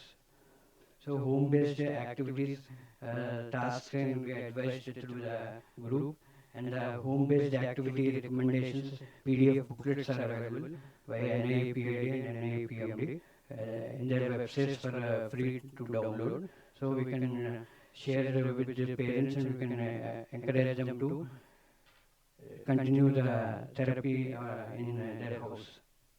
Coming to case studies, so these case studies are included to state the importance of group management, group-based therapy as a medical team, and importance of screening of the parents along with children.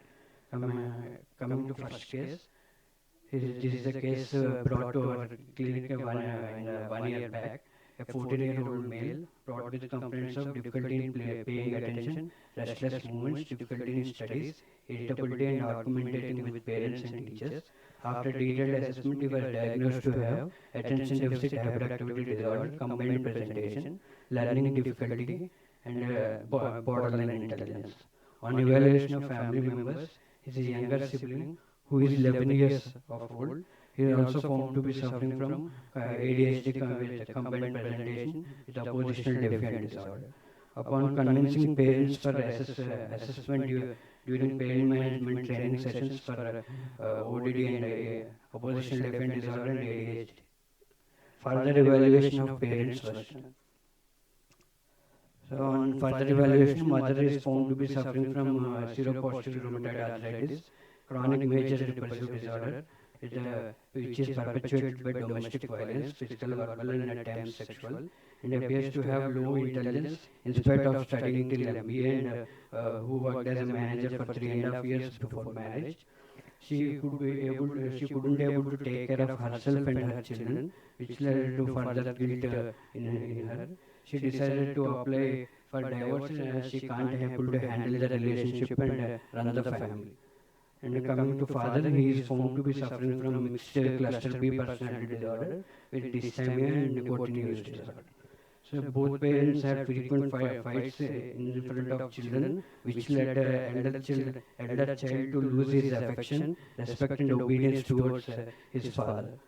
So frequent disputes were noted among both the children with physical fights, and mother is helpless with crying spells and shouting loud at times.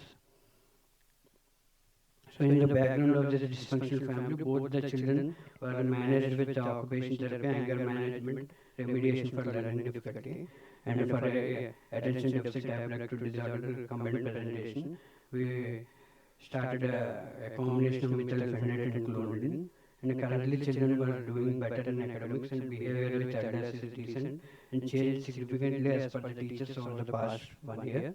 This change in children could be possible only through the managing both the parents, both diagnosing and treating the parents. Mother started on fluoxetine, later electroconvulsive therapy and ketamine was also given, and the follow-up the cognitive behavior therapy for depression was given, and her compliance to medication to rheumatoid arthritis is also improved after treating her depression, and she is now able to manage her daily household activities with less pain in her joints. Father was also started on fluoxetine along with mindfulness-based dialectic behavioral therapy. Currently, he feels better, running well and regular to his job. Domestic violence at home decreased with the elder son, started loving, respecting and obeying his words as he is taking care of his mother. So the couple decided not to take divorce.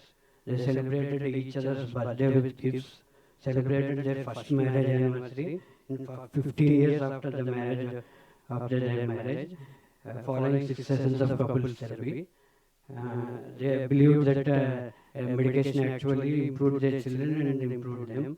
And then currently entire family unit is performing well and enhanced with enhanced quality of life, and is under regular follow-up once in 2 months. This case taught us the importance of holistic evaluation management of family in the management of child-related or psychiatric illness.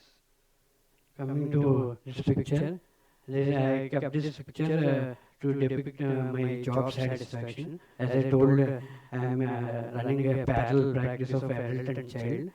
So child psychiatric practice gave me more job satisfaction compared to adult practice. So this art is done by the elder child. This is he stated this as the Dharmantri of psychiatry with the who has fluoxetine strip, electroconvulsive therapy, ketamine vial, and methylphenidate strip in his hands. So this art was presented to me on this year National Doctors Day. So he depicted the treatment modalities which were used to treat their family members which changed their lives as a token of respect and regard towards the treating child psychiatrist. Coming to case 2, is a 15-year-old adolescent in 9th standard.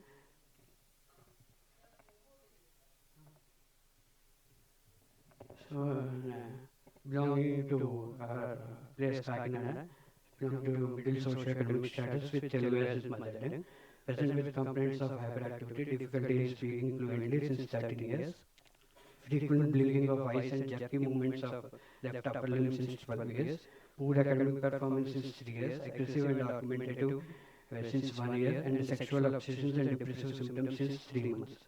So comorbid difficult temperament, with family history of epilepsy in grandmother, hypothyroidism and migraine in mother, deafness and dumbness in paternal aunt, with low STS, fixed flexion deformities of both the knees, with 30 degrees, difficulty in color vision, blowing, difficulty in blowing air through cheeks, hypotonia in upper limbs with many neurological soft sense and inability to perform heel knee test and stuttering of speech. So depressive cognition was seen with the passive that wishes in mental states examination, with thinking at concrete level, and few autistic traits noted, like movements of hands near eyes and fixed and rigid interests. However, he didn't get qualified for diagnosis of autism spectrum disorder using Inclin tool. Coming to diagnosis, is axis 1 diagnosis ADHD with a combined presentation with oppositional deviant disorder, in major depressive disorder, moderate severity with sexual obsessions and autistic traits, axis 2 stuttering, and axis 3 mild mental retardation, axis 4 epilepsy, febrile seizures in childhood, acromegalia, and complex motorics, axis 5 other sibling active and healthy, inconsistent parenting and excessive screen time use, and poor knowledge, attitude and practice in parents. So child was started an occupation therapy for ADHD, fine and gross motor skills, and remediation for learning education, speech therapy for stuttering, atomoxetine, clonidine and carbamazepine was added, and child was referred to disability certification and is currently availing disability benefits. So this case was presented in Indian Psychiatric Society National Child Young Psychiatrist Case Box Series, and my previous presenter person is one of the chairperson of it. So after on the advice of experts, due to presence of multiple neurodevelopmental disorders, he was referred to genetic evaluation, which was conducted at Christian Medical College, Vellore, and he was found to be suffering from Mowat-Wilson syndrome. It is an autosomal dominant disorder. It is a defect in long arm second chromosome in 22.3 region, coding for ZAB214 neuroprotein, so which led to all the manifestations of it. So this this case taught us the importance of comprehensive evaluation by multidisciplinary team and appropriate referral for further benefits evaluation, anticipation for future cases. These are a few photos from our child guidance clinic. Thank you.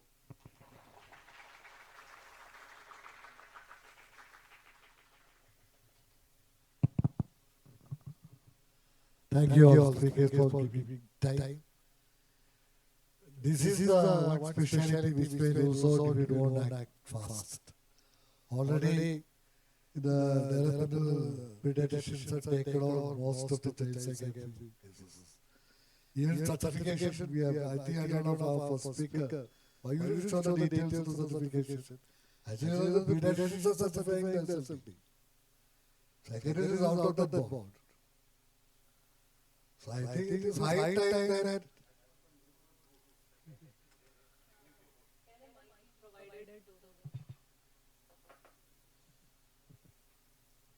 according to the recent gazette, there needs to be a board for all certifications, and as a part of that, psychiatrist is also a part of the board, apart from pediatrician. According to the SLD. And Kerala, we had a big problem. SLD has certifying everybody. But in between, the psychiatrist is out of that board, the SLD board. Now they again come back.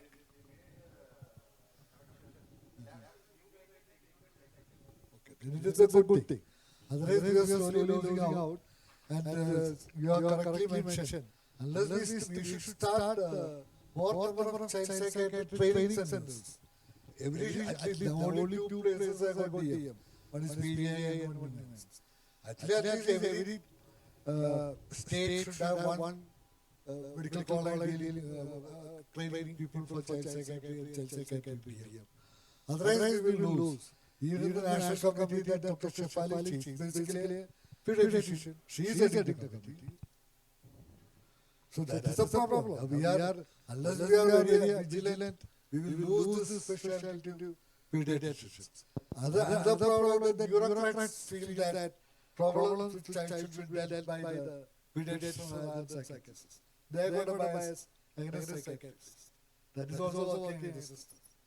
So it is very important that we should immediately start more number of child psychiatry and There should be a child guidance clinic. Every medical college should have. We should tell LMC to include as a syllabus that there should be a child guidance clinic. These are my initial remarks.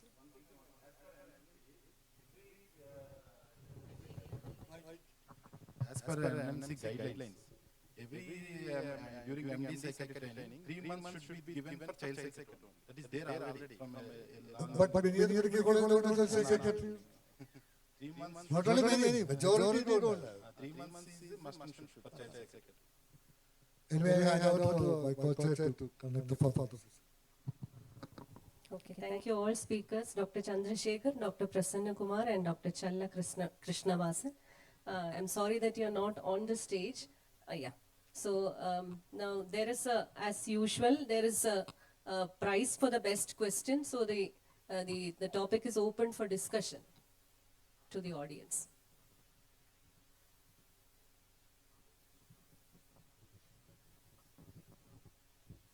Thank you for... So please introduce yourself and say. I'm Dr. Keshav, Hyderabad, and I have some experience in working as a child and adolescent psychiatrist in UK also. So my question is, thank you all the speakers for their excellent presentation covering practical aspects of how to start a clinic and all that. My question is, are we using any scales which are now freely available on net for screening purpose? Because it would take away a lot of time, and this even a nurse or somebody can be trained to do these scales. The majority are free scales only we can use. So for intelligence, VSMS is there. Okay, if you go to the NEPID manual, it is available freely in the website, NEPID institution. It has a book for mental retardation. If you download in that there is a scale for VSMS, how to do and how to score also. Okay, it is very easy. Even in our department, our PGs will do. It is not doesn't require big training also. Or else we can get if a psychologist, clinical psychologist there, well and good. Otherwise, you can download for understanding how the child's intelligence. We can do it for certification and for if you want to do more refined assessment, we will anyway. If a clinical psychologist is available, we will refer definitely. For understanding, we can download it intelligence-wise. For autism, MChat is freely available. We can type in the net, you can get it MChat freely, you can download it. It is for MChat is for toddlers actually. From 1.5 years to 2.5 years for autism, we will do MChat. That is for screening tool. After 2 years, it is ESA tool is there. Okay, ESA CARS is there. CARS is paid. It's a gold standard scale. But whatever the results we get from ESA, that is similar to CARS only. So ESA is available freely. It is certified by, to give a certificate also we have to do ESA only as per the government guidelines. So ESA, if you type in the Google, you can download it. Incline tool is there, Incline. That is again developed by that pediatric neurology people only, AIMS pediatric neurology people, because they have a lot of funds, more than us, to develop all these tools. So that Incline tool is to know whether the autism is there or not, to diagnose autism. ESA is for severity of autism. So both are available in net, we can download it. Incline is available now in the latest form also, DSM-5. Earlier it is DSM-4. Now DSM-5 version of Incline is also available in the net. You can download, that is also free. And ADHD scales are there. Some are free only actually. Some we can buy. And some ADHD scales are available computerized formats like corners. It is so it is, we will score it and we will get in the, sir? Snap is also available. So I think assessment wise not an issue. Okay, assessment wise many free scales are there. Screening also very. Suppose if you want to have full assessment of it, then we can purchase the scale. We can take help of the clinical psychologist. We can do it. So, I'm Dr. Rishi, Associate Professor Child Psychiatry, Nilafar Hospital. So what I have seen is during the treatment part of identification is fine, treatment is fine, therapies are fine, but do you suggest any specific norms? But nobody follows those norms. There are no guidelines for treating, like IPS guidelines for other adult disorders. There is no norms whether you have tested after 6 months or 1 year. It is different with different psychologists or different psychiatrists. So do you specifically mention any specific norms to diagnose, when to follow up, what are the things to be done? Because what I see is every child of spectrum is very different and it should be tailor-made. So to assess those, what are the behavior problems or what are the sensory issues, we have to assess. Then only we have to suggest therapies. So any specific thing is there which we can So do. diagnose wise, only this DSM-5, ICD-11, they are the Bibles. That there are no specific things. Or else we can assess by scales only. The scale, the diagnosis we can get from what we get from based on the criteria only. Whatever the DSM-5, ICD-11, there is no exception for it.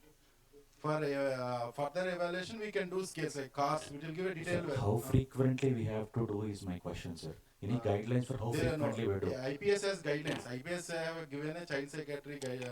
There is a public one publication is there. Indian Journal of Psychiatry. You go. There is the guidelines are there for every disorder. They have given guidelines. As far as Indian context is there. IPS is. Recently, probably what I have seen is every 6 months we have to do it. Previously it was 1 year. Because of 1 in 36, every 6 months we have to do it. And 3 years ISA, less than 2 years you can do cars. 3 years, more than 3 years it is ISA. And there is something called autism treatment evaluation checklist, which is freely available online. So if you do that assessment, you will know which area is affected, either speech, social, sensory or behavior. Yeah. Based on that, you can actually. So what domains it are affected? These scales will give. Yes, sir. Definitely, cars is the gold standard. Yes. If you cars is available, I think 20,000 like that maybe. Cars will give gold standard. Cars is having approved all over the world. If you go a car score, if they go abroad also, they can find it out, and it will choose. It will screen every domain. Cars will give every domain. Okay, but the thing is, we have to purchase. ESA is also almost equal. Now ESA version 2 is also coming. It is in the process. I think ESA 2 also is coming. ESA is very good actually. ESA is very good. This is my input, sir. Okay, thank you. We'll discuss later. Attack is something which we can use, sir. Basically, it is freely available. One last question. One more question. One of you can.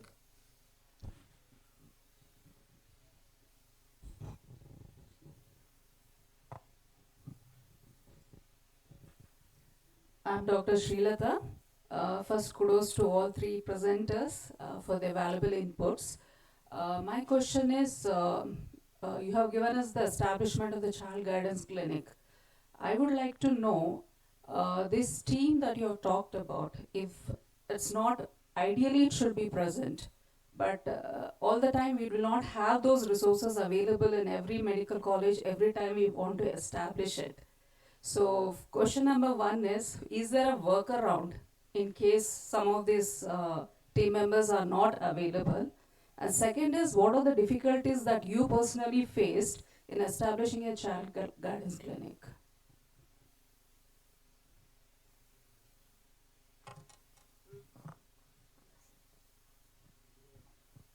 Yes, thank you for the questions. So for the first question, sir already mentioned in his slide. So we have to make some liaison with the available teams. So better to have all at the one place. If it's not available, for we can make a liaison with other teams. So during this difficulty, for the second question, what you have told, like what I stated in my presentation, right from my registration of my child psychiatry itself, the battle has started. That are searching for the people who, from which services we could get the equipment, who will offer better. So for that we should contact the seniors in the child psychiatrist who are already practicing to know the better channel through which we can get the equipment. And from the for recruitment, actually we had liaison with few colleges who offer BOT and speech survey. So we directly from the college, the final year or outcoming graduates we are getting their contact details and we can get through. Parallelly, we can this from Naukri.com is there, in which some of the many people are there. They have uploaded their details. Okay, I think. So one point I want to add. So this getting paramedical professionals, every district will have DEIC. center will be there. That is government. So before starting my individual social department in our hospital also, we face same difficulty. So we used to send to speech, we used to send to ENT department, we used to the other professions, we used to send to DIC. That is available everywhere. So you can start it and you can refer them till you get an appropriate professionals in your department. Okay. Okay, I think we'll conclude the session because the persons for the next session are already here. So the best question goes to Dr. Srilata. Please come forward and get your prize.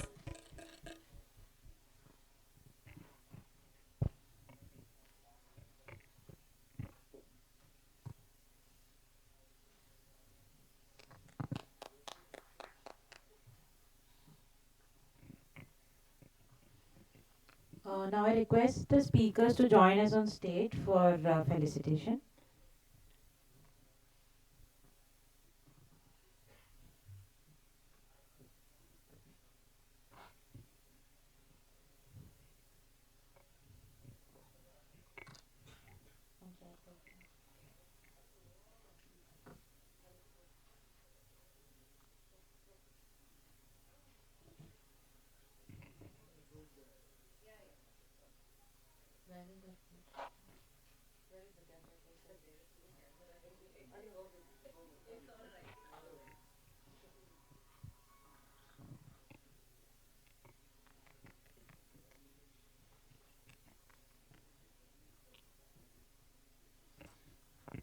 With that, we conclude this incredibly informative session on running a child guidance clinic.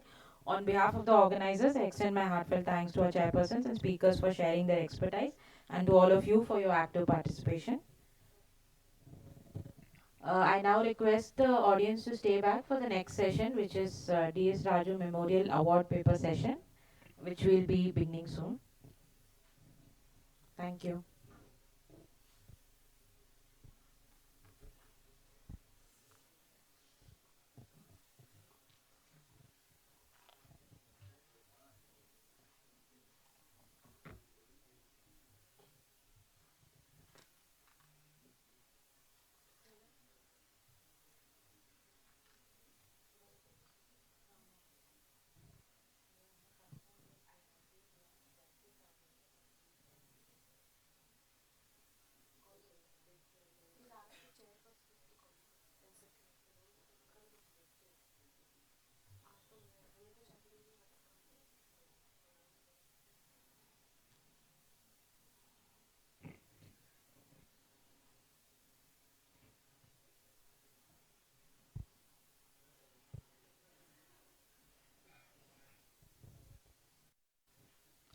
As we delve into the various sessions of this conference, we are now about to begin a prestigious session, that is the Dr. D.S. Raju Memorial PG Award for Best Paper.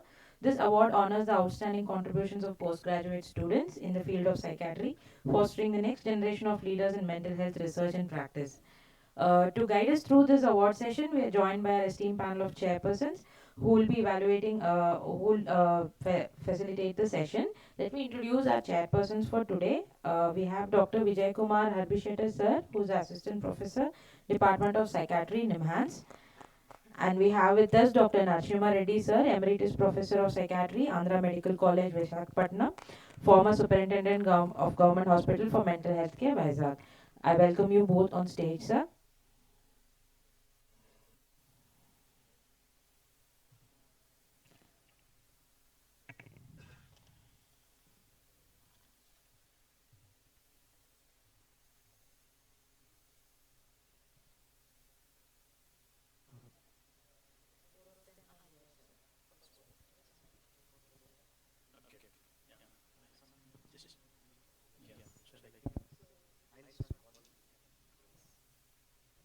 Some information.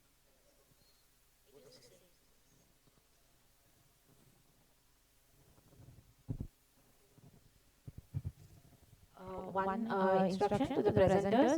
The timing will be for 10 plus 2, 10 minutes for your presentation and 2 minutes for discussion. So please stick to the time.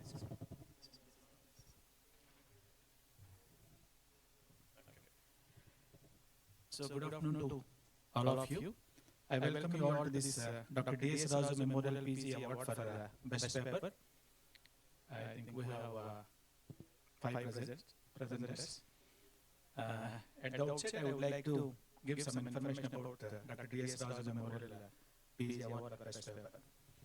I think some of you know Dr. D.S. Raju was a brilliant psychiatrist from Andhra Pradesh.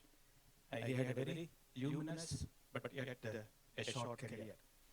In of his contributions, was sponsored by the IPS South Zone branch. So basically, he's from Visakhapatnam. I think we were very fortunate to have him as our teacher during our PG days. He was an excellent teacher. He was an excellent teacher, a very good academician. I think he used to encourage the PG students like anything. And this, so far, a certificate has been given to the winner. The IC during its Kottayam meet has contemplated about creating a corpus fund and adding a cash award. And all PG students in the geographical territory of IPS South Zone branch who satisfy the following qualifications can participate in the competition. So first order should be a PG training in psychiatry from a MCR recognized institution within the states and union territories under IPS South Zone at the time of presenting the paper. And previous winners of the award cannot participate. And first order, that is the principal order, must present the paper. I think the procedure and all they can learn from the instructions. So from each state, one will be presenting the paper for the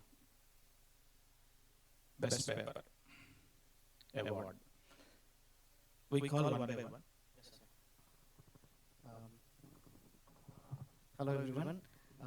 Without much delay, I would like to invite Dr. M. Subhash. I think, is it you going to call or we can call? Okay, fine. Dr. M. Subhash from Government Mohan Kumara Mangalam Medical College, Salem, Tamil Nadu. Name of the paper is Exploring the Relationship Between Snake Bites and PTSD, a prospective study on associated factors.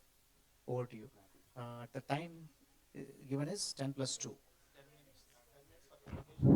Okay.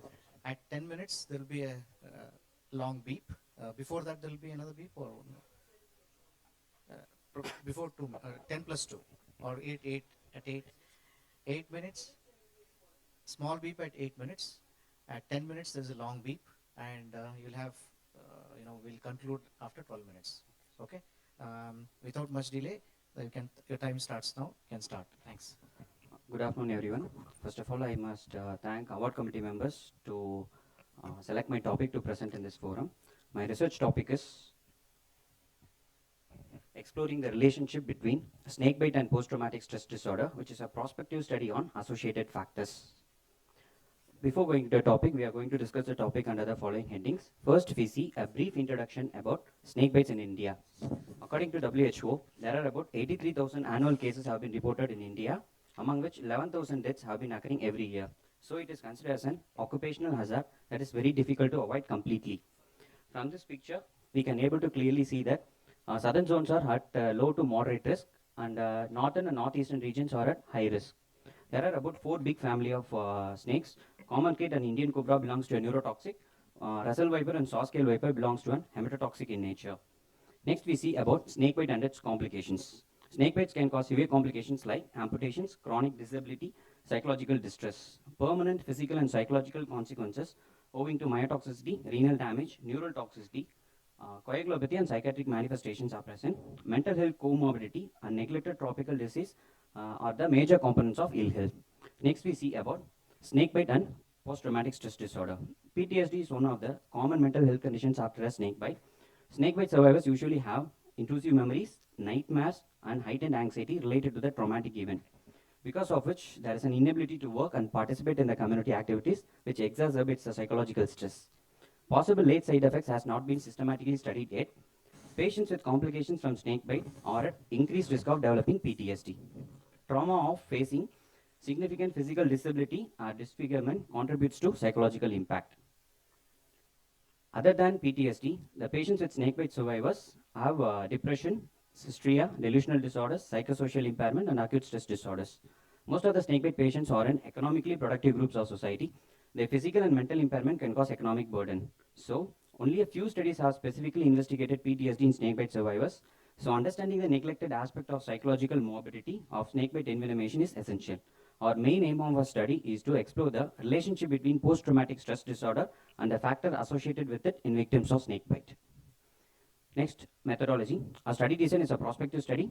After getting an ethical committee clearance from Government Mohan Kumar Mangala Medical College, Salem, informed written consent have been obtained from the patients who are included in the study. Sampling method used is non-random convenience sampling. Sample size is 98 by using a sample size formula. Inclusion criteria. A patient who is willing to participate, above 18 years, and who is admitted with a history of snakebite and undergoing treatment were included in our study. Exclusion criteria, below 18 years of age, not willing to participate, and patient with history of psychiatric illness, substance dependence, and severe medical neurological illness, which interferes the assessment, were excluded from our study. Regarding assessment tools, semi-structure performa, ICD-11 criteria, sprint scale, that is short, PTSD rating interview scale is used. Regarding data collection, after admission, written informed consent have been obtained from the patient. Socio-demographic details have been collected by using semi-structure performa. Long-term psychological effects of snakebite were explained to the patient at the time of admission. Patient assessed every month for a period of 6 months by using an ICD-11 criteria for symptoms of PTSD. Severity have been assessed by using an sprint scale every month for a period of 6 months. Regarding data collection, data collected entered in Microsoft Excel, descriptive statistics have been done. Chi-square analysis have been done to find an association between PTSD and other variables with a statistical significance of less than 0.05. We have used a statistical analysis, IBM SPSS version 23 for statistical analysis. Results. Regarding socio-demographic details, in our study, mean age of the population is 41 years. Majority of them were males, majority of them married, belongs to a rural population, and majority of them were employed. Next, we see about snakebite characteristics. In our study, we found that majority of the bites have taken in form, lower extremities, and majority of the snakes were poisonous with a positive p-value correlations, and no loss of consciousness in 87%, and time to reach the hospital in less than 2 hours is 44%, more than 2 hours is remaining 55% with the positive p-value correlations. Next, regarding hospital data of snakebite victims, following admission, general ward care is needed for 91% of the population, and number of vials, less than 10 vials is used in 60%, and more than 10 vials is used in remaining 40% of the population, and no hemodialysis is needed in 93%, no complications is seen in 89% of the population, and complete recovery is seen in 97% of population with a positive p-value correlation. From this picture, we can able to clearly see that there are no symptoms of PTSD in 61% of the population. Mild symptoms of PTSD is present in 21%. Moderate PTSD symptoms is present in 15%. Severe PTSD symptoms is present in only 2% of the population. So, snakebite significantly contributes to the psychiatric illness. Discussion. In our study, we found that majority of them were males, around 56%, which is comparable to the previous studies. In our study, we found that majority of the bites has taken in the forms, around 27%, which is comparable to the previous studies done by Rin, Raju, and Simpson et al. In our study, we have also found that majority of the bite have occurred in the rural areas, that too in the lower extremity, which is comparable to the previous studies. Majority of the snakes were poisonous, which is similar to the study done by Haub and Alisha et al. Full recovery has been seen in 89%, and remaining 10% of the population have met with the complications. These were reported previously by an Halish et al., which is comparable to our study. In contrast, research conducted in Bangladesh revealed a fatality rate of 17.4%. In our study, we found that 38.8% of the snakebite victims have PTSD symptoms, which is comparable to the previous studies done by Baumik and Habib et al., where 43% of the snakebite victims have PTSD. According to Kostro, Jedi, and Amini et al., only 4% of the patients have experienced the PTSD symptoms, which is comparable but lesser when compared to our study. In a study done by Williams and Halilu et al., there are 21.6% of the snakebite victims have symptoms of PTSD in both the study. In a study done in tribal people living in Bangladeshi mountain regions, apart from PTSD, the prevalence of depression was higher. According to David et al., the victims of snakebite can face social stigmatization with mental health issues, which can be lifelong. Next, we see about the associated factors between PTSD and snakebite. The factors are form bite, upper extremities, poisonous, increased duration of loss of consciousness, delayed time to reach the hospital, ICU admission for more than 24 hours, more than 10 vials of your ASV, anti-snake venom, renal, heart, or blood complications. These patients are more prone to develop PTSD symptoms when compared to others. Major strength of our study is a prospective analysis, and major limitations are patient consults a traditional healer at first instead of seeking treatment at the health centers. Many snakebite cases are treated at the primary healthcare centers or not referred to the higher centers. It leads to an underestimation of mental health status after the incident in the studies. This causes a limitation of sample size in our study. Patient may hide a history of substance use, alcohol, or family problems that cannot be ruled out. Patient may also hide the PTSD symptoms due to social stigma. Conclusion: recognizing the PTSD as a potential outcome in individuals who have survived severe snake bites is essential, particularly for those experiencing considerable medical or psychological stress. So, routine screening for long-term mental health disorders is crucial for giving survivors of snake bite the best chance possible to live happy and productive lives. Effective management of PTSD in snakebite survivors combines the medical treatment with the psychological support. So more research is needed to develop targeted interventions and understand the long-term psychological effects of snakebite. No financial support and no sponsorship, and there is no conflicts of interest. These are my references. Thank you, sir. Excellent presentation. I think you have finished it before time. Thank you, sir. Thank you. Thank you for finishing it before time. I think we have 2 minutes time for discussion. I request the audience to. Some of your tables you had mentioned a p-value at 0.000. What is the meaning of that? Less than 0.05 is considered statistically significant. That is different. 0.000 what is the Next meaning of decimal value will be 0.002 like that, sir. We have taken as only 3 digits in the PPT, sir. That's wrong actually. Now, how can we be sure that the PTSD is because of the snake bite itself and not because of something like say ICU admission? Because the re-experiencing of the symptoms is related to snake bite, sir.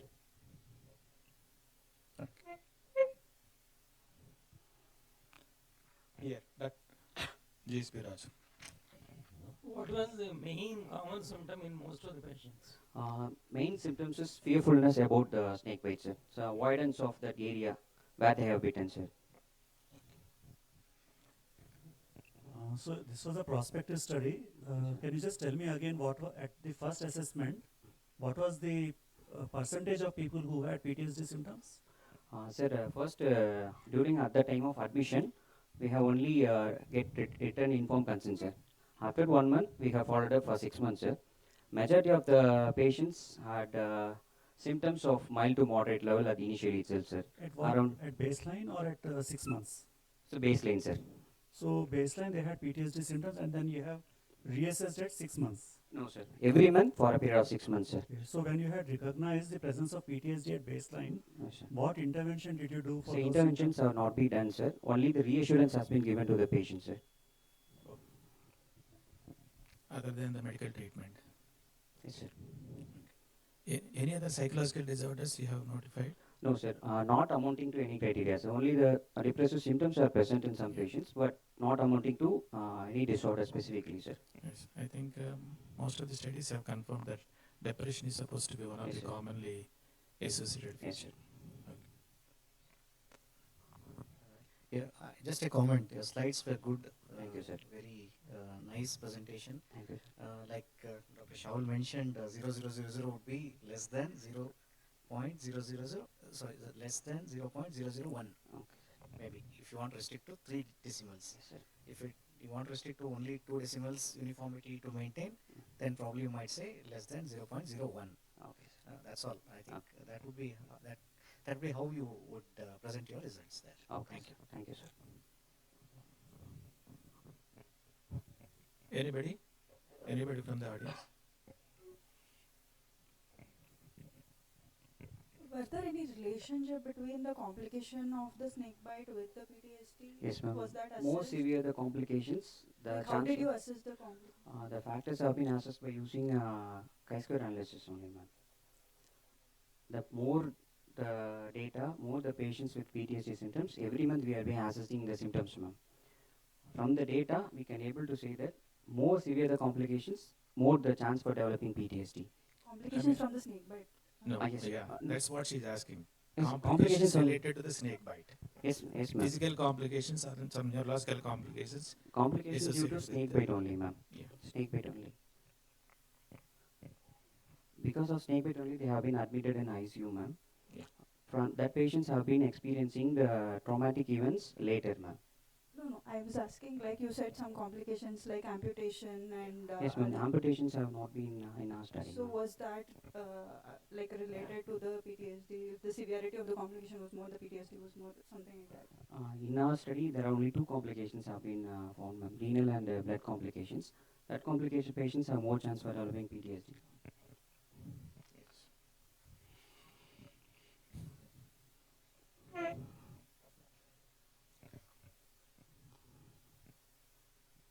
If there are no further questions, I think. Yes, ma'am. Yes, ma'am. In general, it is more common in females, ma'am, PTSD. But in our study, we found that majority of them were males, ma'am.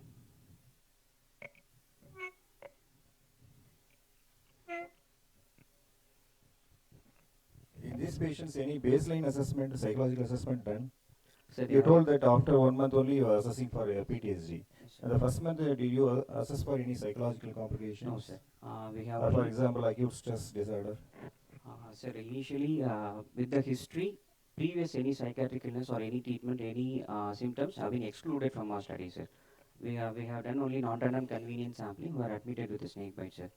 So at the time of admission, we have told all about the psychological complications about snake bite and then got written informed consent, sir. If they are presented with any symptoms, we have excluded, sir. I think my comment is probably they would have been assessed for acute stress disorder. Maybe that the people with acute stress disorder, how many patients they're going into PTSD? Sir, Okay, anyway, we thank have, you.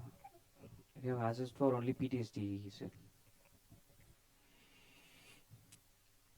I think we can move on to the next paper. Thank you, sir.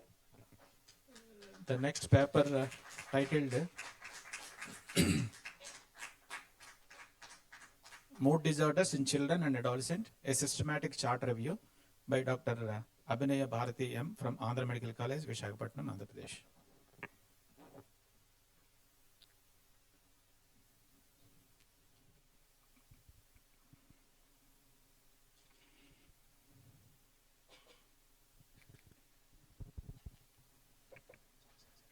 Good afternoon, everyone. I'm Dr. Abhinaya Bharati. I'm here to briefly describe you about my paper on mood disorders in children and adolescents, a systematic chart review study. And my scheme of presentation will go as follows. Nowadays, children and adolescents are frequently brought to the psychiatric consultation because of their mood complaints, and these mood episodes are not independently diagnosable entities. They are the components of bipolar and related disorders and depressive disorders. Based on the literature available, it was found that unipolar depression is the single most important cause of disability among this age group, which corresponds to disability associated life years of about 8.2%, whereas bipolar disorder stands fourth with a DALY of about 3.8%.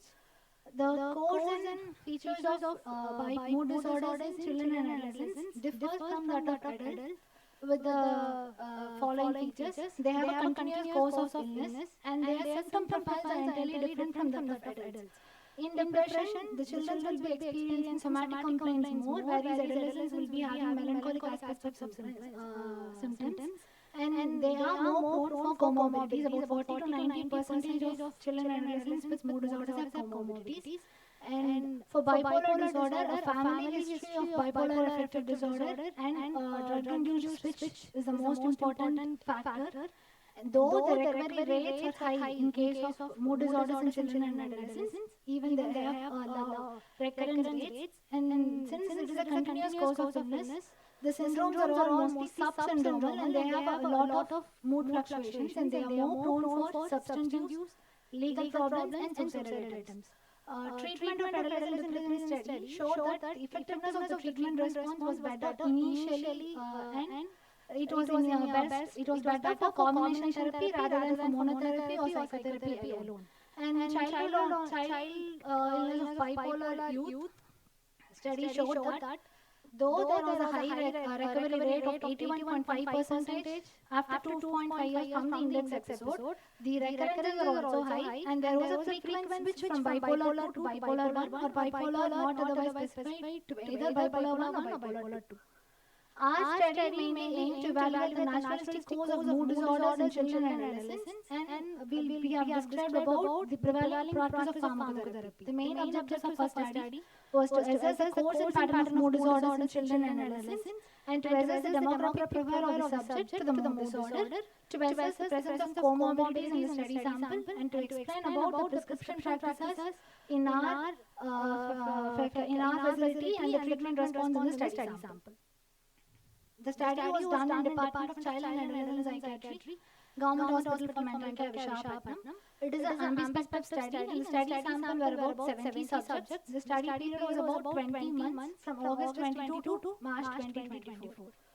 Inclusion criteria: the children and adolescents of age 3 to 18 years who were registered in our department under the diagnosis of mood disorders according to DSM-5 were selected, and those with associated psychiatric and other medical comorbidities were also included for the study. Those individuals whose case records did not have the complete data as per the semi-structured format designed specifically for the study was excluded. The Institute Higher Authority was informed and proper prior permission was taken, and the ethical committee was intimated about the methodology and prior permission was taken from them. The case records of individuals who have diagnosed under mood disorder in the period of August 22 to March 2024 was selected, which gave us around a sample of 70. And those case records with incomplete and inadequate data according to our semi-structured performance specifically designed were excluded, which left us with a sample of about 35. And these data were included, added into the semi-structured performa, and these individuals were later called to the OPD for the evaluation of the current status and of the clinical profile. Those individuals were not able to come to the OPD, were either contacted through teleconsultation, especially through video call, and the data was evaluated. The data thus collected was statistically analyzed using status software version 17. The data were expressed as mean, standard deviation for continuous variables, and percentage in case of categorical variables. The results of our data is that the overall 70 samples we found that female predominance was high, and most of them belonged to a rural population. The final sample of 35, when we assess the socio-demographic details of those individuals, female predominance was high, and most were after the age of puberty, and they belonged to a rural population, and they had a temperament of about slow to warm. When their parenting and emotional atmosphere where they have been brought up was assessed, most of them were brought up in a tense family environment under permissive parenting with inconsistent disciplining patterns. Coming to diagnosis, among the study sample, most were found to have unipolar depression. About 65.7% of our sample had unipolar depression with a continuous course of illness, and bipolar was present in about 34.3%, where episodic pattern was more, and 2 of them had a rapid cycling pattern. When the comorbidities were assessed, about 57% of our study sample had comorbidities, of which in psychiatric domain, ADHD was predominant, and some had medical comorbidities like congenital hypothyroidism, tuberculosis, hearing impairment, and epilepsy. The mean age of onset in these individuals was found to be about 13 plus or minus 2 years. And when these individuals were assessed for the details regarding their suicidal ideation for non-suicidal self-injurious behavior, about 35% had suicidal ideation. Among them, unipolar depression patients had more when compared to bipolar patients, and 34% had non-suicidal self-injurious behavior, which were done in order to alleviate the negative symptoms which they have been going through during those times. When the treatment strategies were assessed, the individuals who were diagnosed with depression, most of them responded to a single antidepressant, especially SSRI, sertraline, and in bipolar disorder, a combination of antipsychotic and mood stabilizer was used predominantly, and they had an adequate response. 83.34% had an adequate response.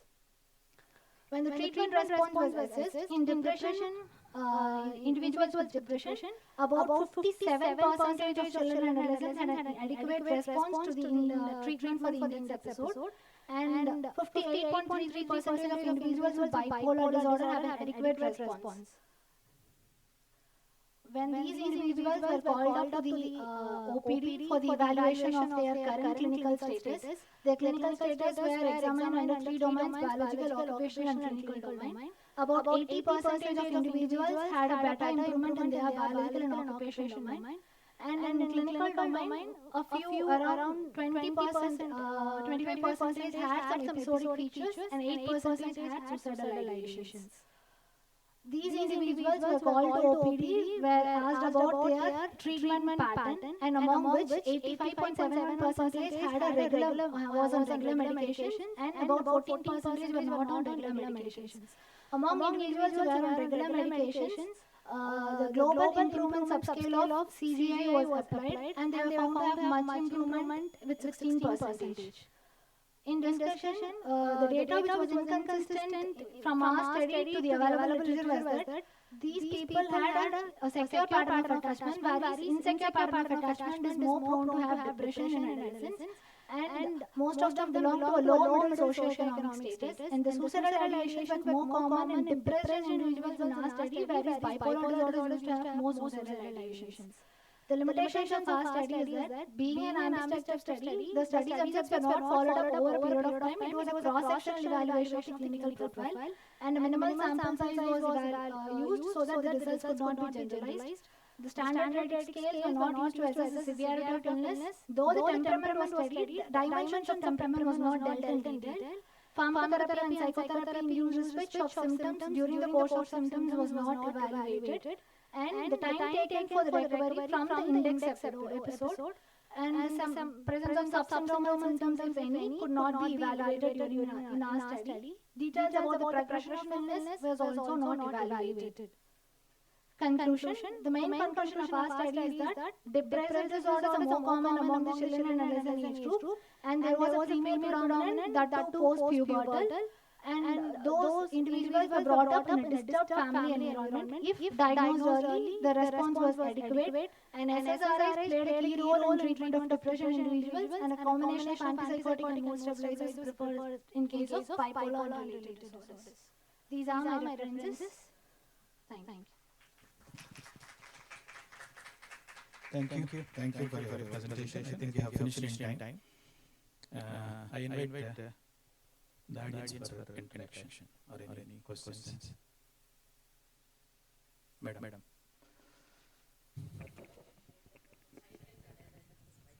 How many of the children have found out that from 3 to 8 years? So after that it's fine. Okay, after 9 it's fine. 3 to 8 years you had some depression or bipolar. In our case records, we found 3 cases, one with 7 years and two with 9 years of age. That's what. But you didn't have anything from 3. From 3 to 7 you didn't have. 1 with 7 years, one was with 7 years of age, and 2 were diagnosed at 9 years of age. Did they have any other problem like that ADHD? Was depression or bipolar? I don't know exactly, because when we have that, they have some comorbidities like the rule among those three, the one who was diagnosed at 7 years had hearing impairment. Because ADHD may be a learning disorder sometimes. When they have a depression, that to see for that they have some learning disorders as well.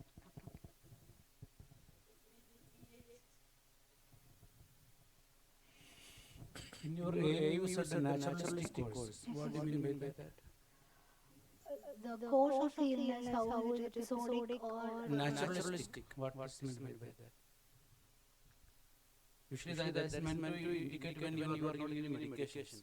So I don't think it was so.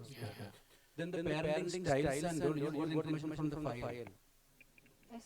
And they use some scales routinely for every patient, or it is just the clinician's impression. Our case record used to have an impression. We have to assess and then not based on any scale. And also treatment response, that is also not based on any scale. Treatment response during discharges, we will mention, sir, how far the symptoms have improved, target symptoms have improved. Not based on any scale. And also these are recorded by different people, not the same person. So there can be a lot of variability in the way people assess that. Then on the follow-up, you have done some assessment, biological, environmental scale, like many items you have assessed when you hold them. Is that based on any scale or it was something you made up? Initially, the patients were asked to come to OPD, sir, and we used to ask them questions how far they have been improved in biological domain, occupational domain, and social domain. And then I used clinical global impression scale, improvements, subscale of global improvements scales. That was assessed. Please to have the best questions posed towards the presenters, as there are prizes also announced for the best questions. To the presenter, it's nice to have expansions, TATs and COBE studies. We don't know what they are, and then strata software versions. So always better to have expansions. Okay.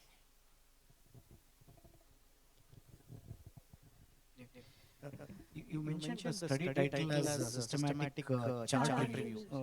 What is systematic there? And also you said that you had a follow-up also, and you assessed them. I'm perspective, sir, but the thing What is, is perspective? from the point, I recorded the data from the case record. Retrospectively, I collected the data about the individuals from the case record, and after a while, I followed up those individuals who were included. But that was a cross-section follow-up. Only one time visit I made. So that's why it is AMD perspective. So title is a misnomer. Title need to change. Systematic chart review. Systematic, it can't be systematic. Systematic has different meaning. And the other thing is, when you said age, you also mentioned 7-year-old and 9-year-old. Yes. They look like they are outliers. So it's a sample of 70. I think it's better to do test of normality, whether the distribution is normal or not. It's best to give mean and median both. So if they are close together, at least some people can assume that it might be normal. That will be useful. I have two questions. One is you called them next time and then you did a face-to-face interviews of the patient, isn't it? Yes. Did you obtain consent and assent? Yes, I explained. But it's not mentioned in your presentation. Okay, another thing, which diagnostic criteria is followed in your institute for diagnosing illness? For this study, I used DSM-5 criteria. DSM-5 was used for the diagnosis of mood disorders in children and adolescents. Okay, but then you're saying unipolar depression, BPAD, like what is mentioned in DSM-5 for such disorders? What is the diagnosis as per DSM-5? Depressive disorders, bipolar and other related disorders.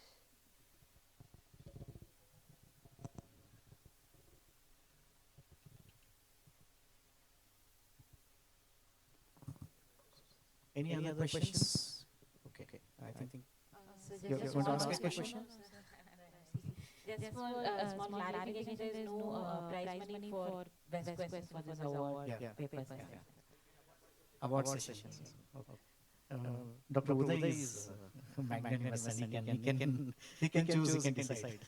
You're welcome, sir. Anyway, I welcome Dr. Uday, who is the chair of the awards committee. So welcome, sir. And ex-president of our IPS also. Okay. We move on to the next presenter. Thank you very much, ma'am. Dr. Hasita, and she's from JJM Medical College, Davangere.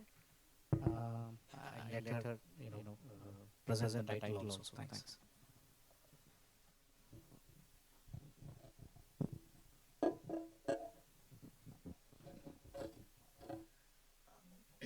Good afternoon, everyone. Today I, Dr. Hasita from JJ Medical College, Davangere. I'm going to be presenting on the topic Pathways to Psychiatric Services in Patients Attending General Hospital Psychiatry OPD. So, as we all know, mental health is essential for good quality of life, and with rising psychiatric morbidity, early detection plays a key role, which in turn depends upon the pathways taken by the patient. So, what are pathways to care? Pathways to care can be defined as path taken by the patient to reach appropriate treatment centers, which significantly impacts the course, outcome, and treatment response of the illness. So, review of literature globally shows that mental illnesses contribute to 12% of the global burden of diseases, whereas in India, the lifetime prevalence is 13.7%, contributing to 4.7% of the total disability adjusted life years, which has doubled since 1990 to 2017. Studies on pathways across the world show that in Western countries, general practitioners, hospital emergency services, and criminal justice systems are accessed more before psychiatrists. However, in countries like Japan and Turkey, mental health care is first accessed more.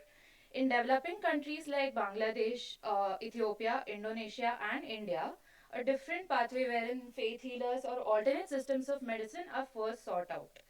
This leads to a treatment gap, which was found to be on an average 16.3 weeks globally, and in India it was 100 weeks.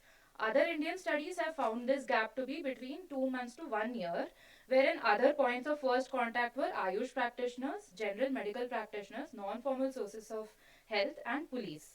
So patients with somatic symptoms, schizophrenia, and affective disorders had more delay as compared to other disorders. There are different reasons for this delay, foremost being scarcity. So only zero point 0.3 psychiatrists per lakh population are available in India, which is much lower than the global average. Belief systems like religious faith and belief in supernatural etiology, stigma associated with mental illnesses, low perceived need for care, and paucity of knowledge in community, as well as discriminatory attitude of other health professionals and disparity in the distribution of mental health care facilities contribute to these reasons. This leads to a longer duration of untreated illness, which is associated with more mood episodes, more hospitalizations, more suicide attempts, and lower likelihood of treatment response in mood disorders, and poorer outcome in psychotic disorders. So, our aim was to explore the pathways by patient to reach appropriate treatment centers in central Karnataka. We have collected 66 cases in this hospital-based cross-sectional descriptive study in a city with an approximate population of 19 to 20 lakhs and 12 practicing psychiatrists. Patients of all ages and genders who were accessing psychiatric care for the first time in our OPD were included, and those who did not give consent were excluded. After taking consent and socio-demographic details and following a thorough clinical interview, patient was diagnosed as per ICD-10 and WHO encounter form was used to study the pathway. After using appropriate statistical tests, the data was analyzed with IBM SPSS software. So our results showed a socio-demographic profile wherein majority were males aged between 18 to 40 years from urban areas, mainly Hindu religion, educated up to pre-university level, unmarried, belonging to nuclear families and different strata of middle socio-economic status.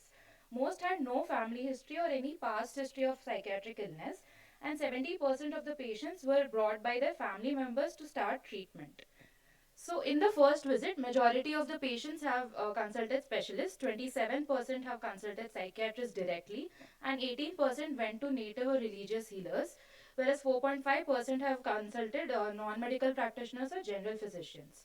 In the second visit, again majority have consulted specialists, 23% sought magico-religious treatment, and only 8% reached a psychiatrist. In the third visit as well, 45% have gone to specialists, 18% to a psychiatrist, and only 18% to magico-religious treatment. In 23% of the sample, it took more than 3 consultations to reach a psychiatrist. So as you can see, the pathway to a psychiatrist is not at all straightforward. So in all the 3 visits, specialists were consulted more than others. This majority of the sample made between 1 to 5 non-psychiatric consultations, making the mean number of non-psychiatric consultations 3.5, whereas in children this was lower. This led to a long duration of untreated illness in majority of the samples. So mean time taken to reach a psychiatrist was 69.49 months, that is almost more than 5 years. And the time interval between consecutive consultations was 2 to 6 months. The symptoms with which the patients presented at the onset of illness were most commonly physical, mood or psychotic symptoms, and they were later diagnosed most commonly with neurotic, stress-related and somatoform disorder spectrum, substance use disorders, psychotic disorders and mood disorders. There was significant association found between the number of non-psychiatric consultations and the age of patients, as well as significant association between gender and type of treatment received, wherein more males have received non-psychiatric pharmacological treatment and more females received magico-religious treatment. There was significant association between type of treatment and diagnosis, wherein patients receiving magico-religious treatment were diagnosed with psychotic spectrum, and patients receiving non-psychiatric pharmacological treatment were later diagnosed with neurotic, stress-related, and somatoform disorder spectrum. So, coming to the discussion, similar to other studies, family members initiated treatment seeking in our study as well. 50% of our sample visited specialists first, whereas other studies show a wide range. 27% visited psychiatrists directly, whereas 18% visited traditional healers. This may be because of different cultural beliefs and different accessibility to mental health care facilities in different geographical regions, as well as a very widely culturally accepted traditional healing for psychiatric illness, as it is still considered affordable and accessible. The mean number of non-psychiatric consultations was same as other Indian studies. However, mean time taken to reach psychiatrists was longer in our study, as our sample size included patients diagnosed with alcohol dependence, illness, anxiety, or somatoform disorders who took a long time to visit a psychiatrist. Other studies have not studied on which symptoms propel the patient to seek different treatment modalities. So, the most common diagnosis with delayed visit was neurotic stress related or somatoform disorder spectrum, wherein these patients underwent unnecessary investigations and went to multiple specialists. The non psychiatric pharmacological treatment they received was including analgesics, nutritional supplements, antacids, and laxatives, were prescribed more commonly and were more in males. There was also significant association seen between the diagnosis of psychotic spectrum and magico-religious treatment, wherein more females received this type of treatment. Additionally, 9 patients in our study were also noted to have been prescribed inadequate dosage of psychotropics for inadequate duration by non-psychiatric specialists. Among patients receiving magico-religious treatment in our study, majority have visited a temple nearby, locally famous, called Ukadgatri, which is famous for magico-religious treatment of psychiatric symptoms. So the limitations, our study focuses on only the first 3 consultations, and no further explanation is elaborated on reason for repeated non-psychiatric consultations. Local beliefs limit the generalization of our findings. So further studies should include different geographical regions and compare the findings of these regions, and also psychoeducational programs and CMEs for all health professionals becomes important, as well as culturally sensitive mental health programs with community leaders, traditional healers, and local populations becomes important. To conclude, our study highlights notable delays in accessing psychiatric care, where many initially seek treatment from non-psychiatric specialists or traditional healers and receive treatment with non-psychiatric medications or psychotropic in substandard doses. There were significant associations between age, gender, number of visits, and type of treatment received. Psychiatric diagnosis was significantly associated with treatment modality. So, community psychoeducational programs and sensitizing all health professionals becomes essential. These are my references. Thank you. I think you have exceeded your time by 1 minute. Anyhow, it's okay. So well in time. Thank you. So we invite the audience for any questions. Which formula did you use to calculate the sample size of 66? After considering the margin of error and the previous prevalence, the Z alpha square. Previous prevalence of what? Prevalence of patients going to a psychiatrist directly and to other specialists. Okay. And you showed some p-values, some analysis, no? Which test was used?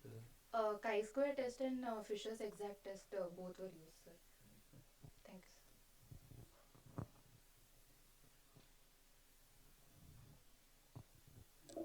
This pathway to psychiatric care has been, these studies have been going on for past many years now.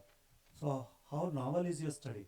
Like what I want to ask is, what limitations of the previous studies you have addressed in your current study? Thank you for your question, sir. In the previous studies, it was the focus was more on where they are consulting first, which consultants first. There was they didn't mention what treatment they have been receiving before reaching a psychiatrist.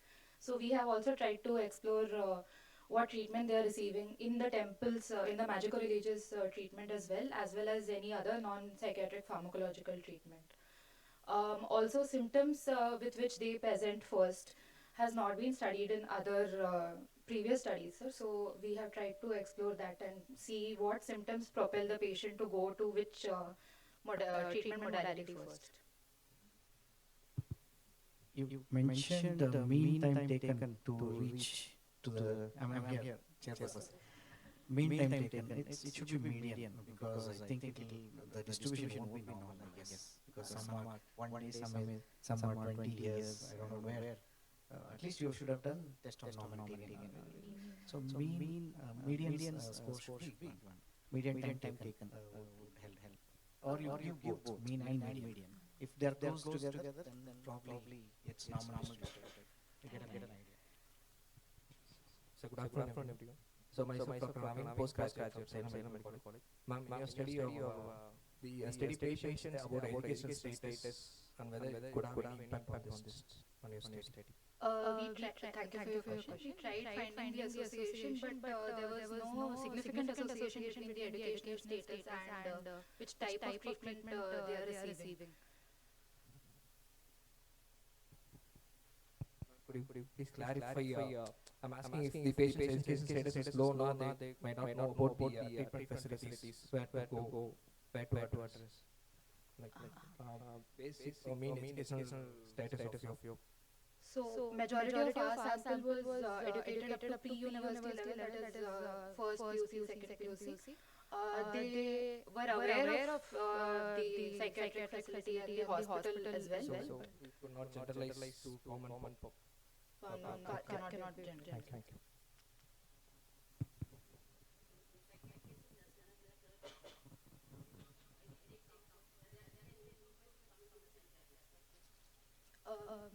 So we have considered the second and third. Thank you for your question. Second and third visits, there are a lot of patients who again went to the same specialist or some different magical release treatment or some other specialists. Some have gone to psychiatrists, so that why did they go? Because they were not because there is respond or they knew about it. That's what. Because someone would have rehabilitated, so you go there or something like that. Or what was the reason to come? Because there had been an increase in pathway you told from the second and the third visit. Anything? So there were some illnesses were episodic. So if they had improvement before and then they again had a worsening of the illness, then they have approached the psychiatrist because of the worsening of the symptoms. Or because there was significant improvement from the previous consultation, and because of hearsay, or because of this no improvement, they have reached the psychiatrist.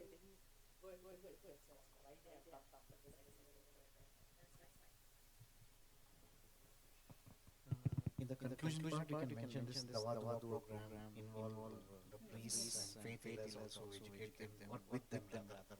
That also. Thank you for finishing in time. Next we move on to the next paper, typology of self-injurious behaviors among patients admitted to a tertiary care hospital by Dr. Ajit P. Jayan. Please come. He is from Government TD Medical College, Alapurja, from Canada. Please go ahead.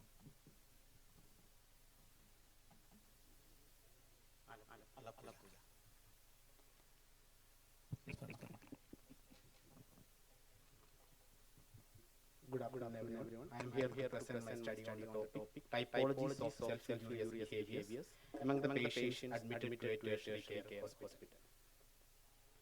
As we all know, suicide is a serious public health problem. Currently, there is a confusing taxonomy of self-destructive behaviors, ranging from non-suicidal self-injurious behaviors to serious suicidal attempts and suicide with lethality and intent as its criteria for separation. So there is a need to discern this taxonomy, and machine learning is one method where we can discern the various types of self-injurious behaviors and classify it into different typologies. Currently, there is a dearth of studies discerning the various self-injurious behaviors using unsupervised machine learning paradigm. So the objective of my study is to find out different subgroups of people admitted to a tertiary care hospital with self-injurious behaviors in terms of lethality, intent, morbidity, personality characteristics, and socio-economic factors. Coming to the methodology, this is a cross-sectional study which was done among the patients who were admitted to the medical and surgical wards of a tertiary care center. And the study was conducted for a period of 6 months.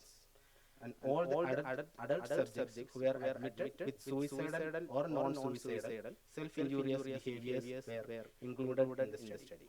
And those patients who were not physically stable to undergo the assessment were excluded from the study.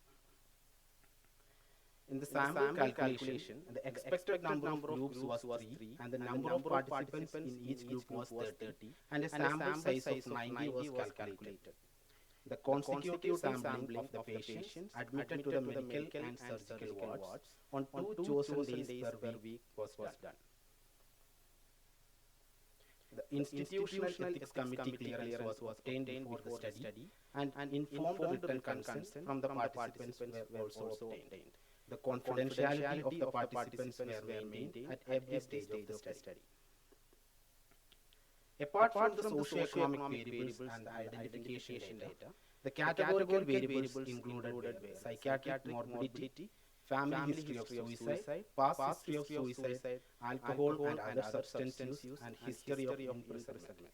The continuous variables included were impulsiveness, social support, stressful life events, suicidal intent, and the lethality of suicide attempt. Different scales used in this study were the Barrett impulsiveness scale, multi-dimensional scale for the perceived social support, presumptive stressful life event scale, scale for the assessment of lethality of suicide attempt, Beck suicide intent scale. All these instruments were translated to the vernacular language using translation back translation method. Coming to the data analysis, the descriptive analysis of the data was done initially, followed by the cluster analysis, which is a multivariate analytic technique included under the group of unsupervised machine learning paradigm.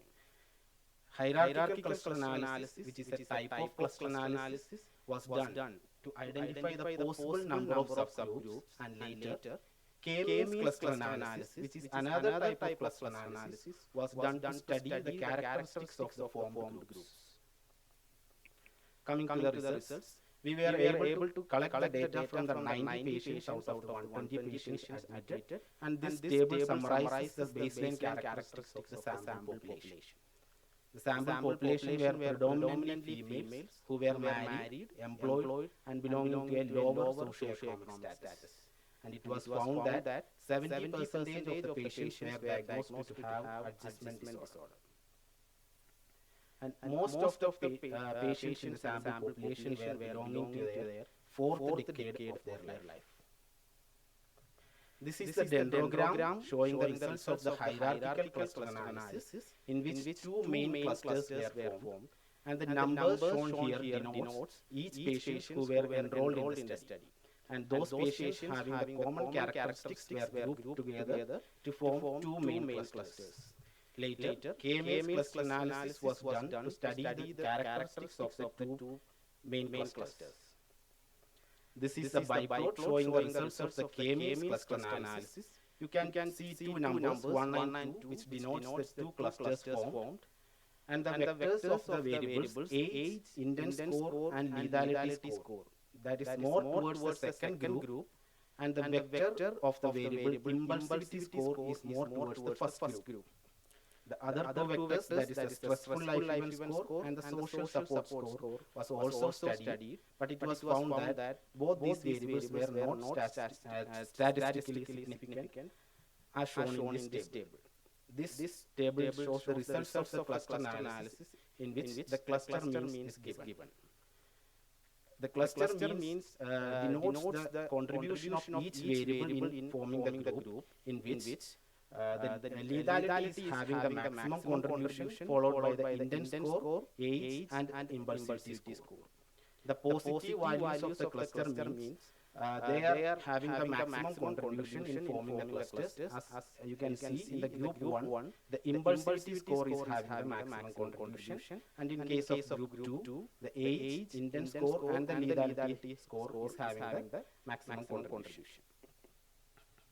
On comparison of the two groups formed, that is the group 1 having 44 patients where belonging to a lower age group having lower intent and lower lethality but a higher impulsivity score, and a second group having 46 patients were belonging to a higher age group with high intent score, high lethality score, but a lower impulsivity score. And it was found that all these four variables were found to be statistically significant. On comparison of the categorical variables with the clusters formed, it was found that none of the variables except the occupation was found to be statistically significant. Coming to the discussion, we were able to identify two typologies, that is the group 1, which was belonging to a lower age group with low intent, low lethality but a higher impulsivity, and a group 2, which was belonging to a higher age group with high intent, high lethality but a lower impulsivity. And on comparison of the categorical variables with the clusters formed, it was found that none of the variables were significant except occupation. That can be because of a smaller sample size.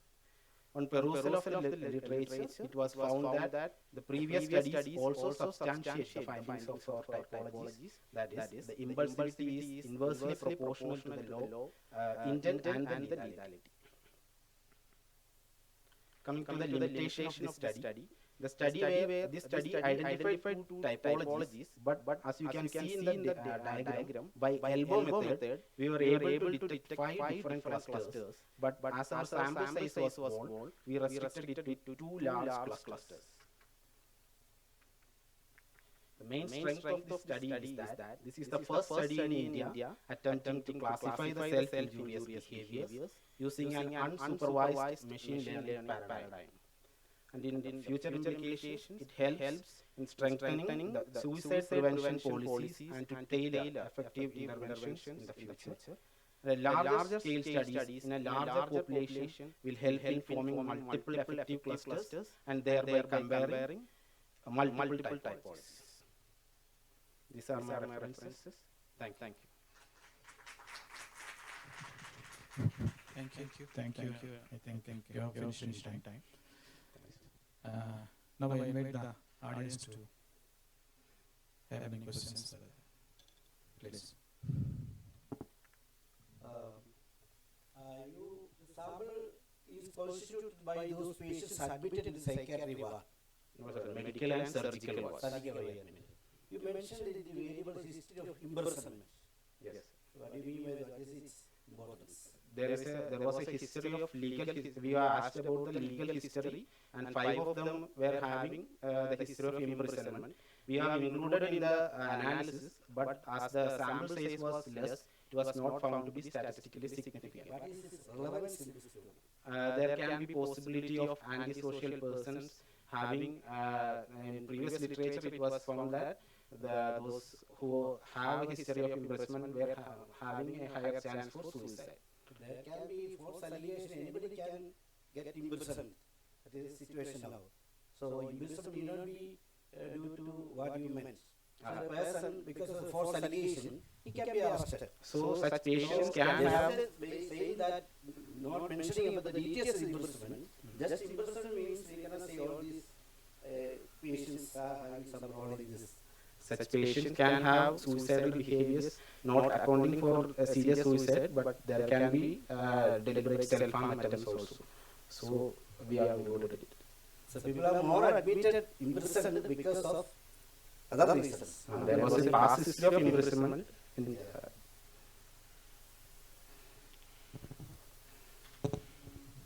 Like, were you the only author or you had co-authors also for the study? I was having co-authors. I was the principal author. But other people were there. Yes. But you have not displayed it on the first slide. You have just shown your name, isn't it? That was one thing. All the authors' names should be displayed. And in the initial slide, second slide or somewhere, you have talked about an SSI, a non-suicidal some injury. Yes. But in the rest of your presentation, you did not mention anything about that. It was rest of the slides were all about the suicidal behavior, the typology and all that. So any reason for that? Actually, this study is a model in which we are giving some data to the machine, and the machine characterizes, the machine is classified by themselves, and machine is giving the results that there are different categories. Okay, we are not trying to put the data into separate categories. And this, we have used lot of instruments, especially the PECs and all that. Yes. Have you purchased that instrument? It is a copyrighted one. Yes. You need to purchase the instrument. We are having the instrument in our department. It was purchased by the department? Yes. Thank you.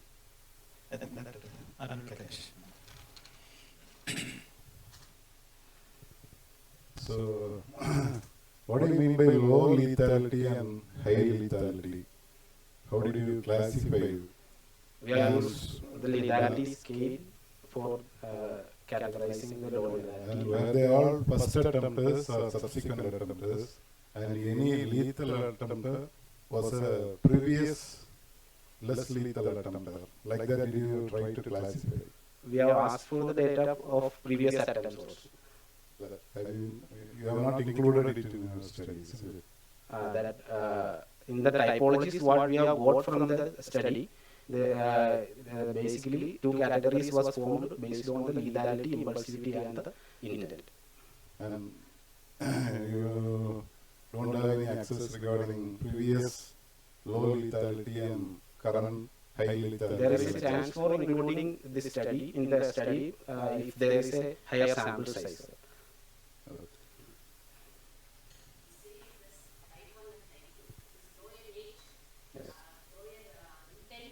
And then high impulsivity.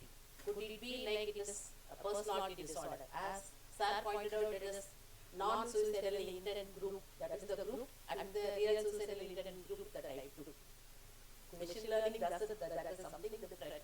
It is the personality disorders type 1, right? With low intent, low age, and high impulsivity.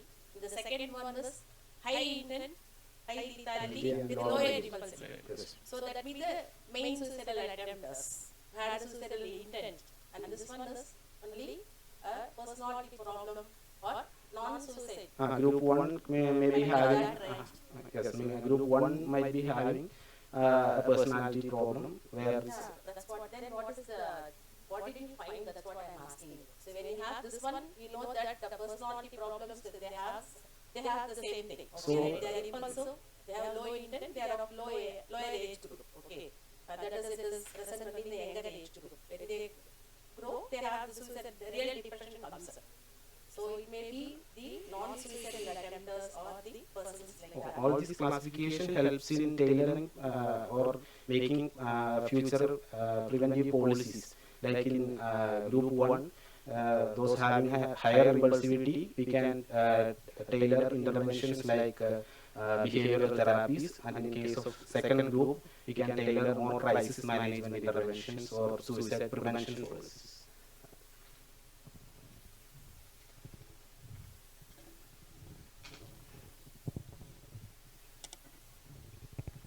Adjustment disorder is most commonly seen, which is associated with type 1 or type 2. Any analysis like this? We were not able to include the diagnosis into the typologies. This was an unsupervised categorization, which the machine was doing the classification. Any other questions from the audience? What about the fifth presenter? Is he not there? Ah, you are there. Come, please come. Thank you. Thank you, Dada. I think the last paper would be aggression, impulsivity, and functional impairment in young adults with problematic online gaming by Dr. Anna Sai Krishna Yadav. He is from Kamini Institute of Medical Sciences, Narketpalli, Nalgonda, Telangana. Please go ahead.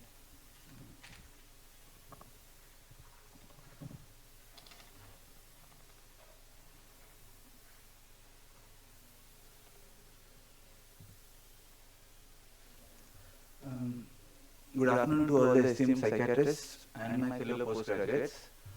Now, imagine a world where the virtual adventures are more compelling than real-life interactions. A world where the lines between living and gaming blur, where there is profound impact on mental health burden and functionality. Now, this is a reality for millions of young adults globally. With that, I am Dr. Sai Krishna, final year resident from Kamini in Narketpalli. And I am honored to do this presentation here today. So the title of my research is Aggression, Impulsivity and Functional Impairment in Young Adults with Problematic Online Gaming. These are my contents. I'll start with introduction. Emerged in the 1990s, gaming is now a popular global recreational activity irrespective of age, gender and culture. By 2012, over 1 million individuals played computer games. In response to its growing prevalence and addictive nature, it was included as Internet Gaming Disorder in the appendix of the DSM-5 to stimulate further research. Gaming disorder was officially adopted in May 2019 as a diagnosis in the 11th edition of International Classification of Diseases. Internet gaming addiction is a behavioral problem, and several research teams made efforts to define its prevalence. Some studies have reported it to be between 1 and 2%, and some as high as 14%, and some even over 20%. There is relatively limited Indian data on problematic online gaming, that is POG, and the effects it has on an individual's psychosocial health. Aims and objectives. Our aim was to investigate the prevalence of POG in young adults and its associations with impulsivity, aggression, and functional impairment. The objectives were to investigate its prevalence in young adults, to analyze its relationship with impulsivity, to examine its associations with aggression, and to assess its impact on functional impairment. Coming to methodology, the study was conducted at the Department of Psychiatry, Kamini Narketpalli, among various undergrad colleges in the Nalgonda district. This was an observational cross-sectional study conducted between June 2023 to March 2024. The sample size was 732 and it was approved by the Institutional Ethical Committee. The participants included were individuals aged 18 to 25 years of any gender who have given written informed consent, and those excluded were individuals with any known psychiatric disorders and conditions where interview was not possible due to any reason. These were the instruments we've used. They are problematic online gaming questionnaire, short form. It's a self-rated scale with 12 items with a minimum score of 12 to max score of 60. A score of above 32 were considered as problematic gamers with good alpha value. Whereas impulsiveness scale, that is BISAR 21, it's a self-rated scale with 21 items, a minimum score of 21 to max score of 84. Higher the score, higher the impulsivity. It has good alpha value and good validity. Modified overt aggression scale, it's a self-rated scale too, with 4 items, minimum score of 0 to max of 40. Higher the score, higher the aggression, with good alpha value and validity. The Columbia impairment scale youth version was used, self-rated 13-item scale, 0 minimum to max 65, more than 55 is considered as impaired. It had good alpha value. The study procedure was, this was a present cross-sectional study conducted among individuals from various undergrad colleges in Nalgonda district. Subjects who fulfilled the inclusion criteria were considered. Written informed consent was taken by assuring them of confidentiality of their identity. Socio-demographic profiles were collected using semi-structured pro forma in the classroom setting. Data regarding POG, impulsivity, aggression, and functional impairment were collected using standardized rating scales. For statistical analysis, SPSS 22.0 for Windows was used. Frequencies with percentages were calculated for categorical variables, mean and standard deviation for continuous variables. Chi-square was used to see the difference between two groups in categorical variables. For normally distributed quantitative parameters, mean values were compared between study groups using an independent sample t-test. A p-value of less than 0.05 was considered statistically significant. Moving on to results and discussion, table 1 shows socio-demographic profile. So in our sample size of 732, 70 are found to have problematic online gaming. That is 9.3%. It shows that every 1 in 10 young adults have problematic online gaming. In our study sample, majority belong to the 20 to 21 year age group and majority were females. Of these, problematic online gaming was found to be more among 18 to 19 year age group, and it was clearly more among males than females. This prevalence results of ours was on par with the study conducted in the United States as well as a Singaporean study which reported prevalence of approximately 9%, and other studies by Gentile et al., Rabin et al., and Manruiz et al. Found the prevalence to be around 0.6 to 11.9. The male preponderance over females in POG was consistent with the findings of Chi Hanko et al. And Wadber et al. Moon et al. Report that the possible reason is to pursue the feeling of achievement, make social contacts, and enhance self-esteem among male participants. Table 2 is a continuation of socio-demographic profile, and in our study, majority belong to urban domicile of nuclear family type of upper middle socioeconomic status, and problematic online gaming was found to be more among rural domicile, among extended family type, and lower middle socioeconomic status. While gender, domicile, and family type showed statistical significance, age and socioeconomic status did not. The reason for higher prevalence in rural participants could be fewer restrictions imposed by parents, lack of awareness, poor supervision, and disseminated availability of smartphones and online games, even in rural backgrounds among all socioeconomic classes. Table 3 shows association of POG with impulsivity. So impulsivity in our study was found to be more among problematic online gamers than those without, and this was found to be statistically significant. Among the subdomains, all subdomains were higher in problematic online gamers, but only impatience or restlessness showed statistical significance. Increased impulsivity, particularly impatience or restlessness, may lead to passive aggression in daily life, affecting both family and friends, potentially resulting in relational disturbances and functional impairment. Our study findings were on par with the study done by Brunberg et al., which suggested impulsivity as a risk factor for the problems related to excessive video game use and elevated levels of impulsivity in individuals meeting the criteria for IGD. Table 4 shows association of POG with aggression. In our study, aggression was found to be higher in those with problematic online gaming than those without, and it was statistically significant. Among the types of aggression, except for verbal aggression, the other three showed higher in problematic online gaming, but only autoaggression and physical aggression showed statistical significance. This finding aligns with the meta-analysis done by Lee et al., which indicated that young people's addiction to internet games may increase the correlation between IGD and aggression. The increase in stress levels may be a potential reason for strengthening the relationship. Table 5 shows association of POG with functional impairment, and functional impairment was higher in problematic online gamers than those without, and this was statistically significant. This is on par with the study done by Biliu et al., which showed that excessive involvement in video games is associated with functional impairment and psychological distress. All of this data indicates that POG is positively associated with impulsivity, aggression, and functional impairment. The strength of our study was its robust data, which underscores the relevance of gaming addiction, and it helps fill the gap in Indian data, which could guide other research projects related to behavioral addictions. The limitations were, since our study was a cross-sectional design, it was prone to recall bias, and since it was self-reported, there was a possibility of social desirability bias. Moving on to conclusion, our hypothesis that gaming addiction is significantly linked to elevated impulsivity, aggression, and functional impairment is supported by the data. These findings highlight the need for early detection and intervention strategies in clinical settings to reduce the potential harm caused by excessive gaming in this anarchic digital era. There is an urgent need to implement mass awareness programs for students and their parents about the growing prevalence of POG. These programs should address its psychosocial impacts, emphasize the importance of parental supervision over content and screen time, and promote healthy lifestyle practices. These are my references. Thank you. Thank you. You finished on time again. We are open to questions.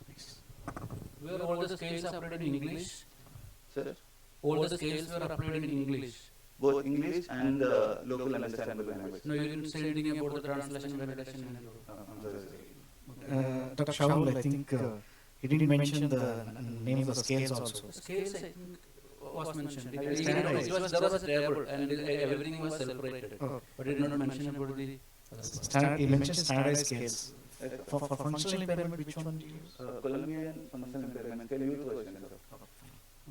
Then what was the reason for categorizing age 18 to 19, 20, 21 like that rather than taking it as a continuous variable? It was done for convenience actually. No. Then also your aggression data that is skewed. The standard deviation was much higher than the mean. So still you went for t-test there also.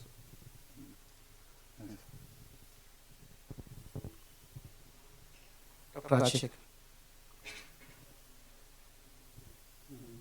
You said that there is a dearth of literature in India, as in our own Indian Journal of Psychological Medicine.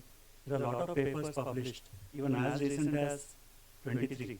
So, like before doing, like we had to search the Indian data when we do the literature review. So, just it's a comment as well as a thing. And another is, how did you select the UG colleges? You said that it was the sample was undergraduate colleges. How did you select them? So first I'll start with the first one, sir. Um,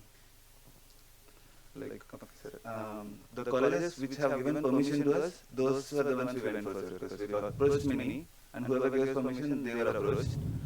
But only when we told them that it would be confidential, then did they allow us. Okay. And yeah. Pardon, sir, I forgot the first question. So you said that there is dearth of Indian literature or something. Sir, sorry. So the Indian data is there, sir, but it's not with these particular domains.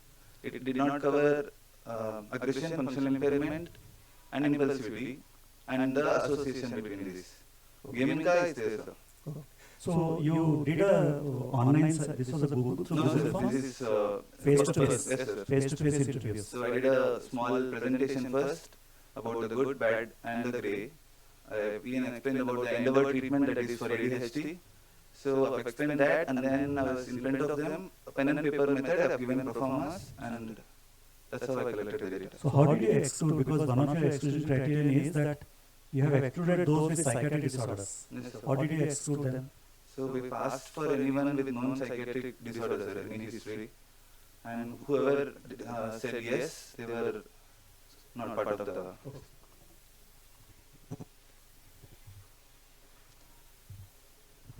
How do you diagnose them? Like, have you diagnosed using any diagnostic criteria, or have you directly applied scales? Diagnosed for psychiatric disorders, you mean, sir? No, like online gaming.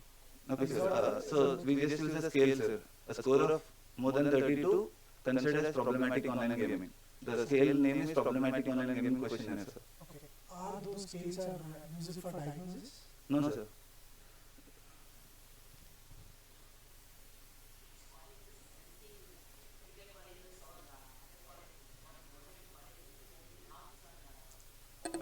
There are actually a bunch of colleges, ma'am. I can't reveal the names, but I can tell that it's a medical college. Yes, ma'am. It's a medical college, an engineering one, a government degree college, and a vocational college. Is there any difference between the thing or the same? So it's actually found some differences also. Yes, ma'am. There was difference, ma'am, because government degree college obviously would have little different data compared to medical colleges. As Shakul pointed out, the student population, because the standard deviation was more than the mean. You'll have to be very careful when you're doing statistics. Yes. So, this is regarding the problematic online gaming. So, which were the online games which the participants used? Can you tell? No, I'm sorry, so we did not collect data regarding which games they played in exactly. We just asked games which were played online generally. So, there is no particular. No. Thank you. The sample size came to 732. Is there a reason why it came down to 732? Just after all the colleges, after all the students included, 732 was what we had. Thank you for all the questions, sir. Thank you. Thank you.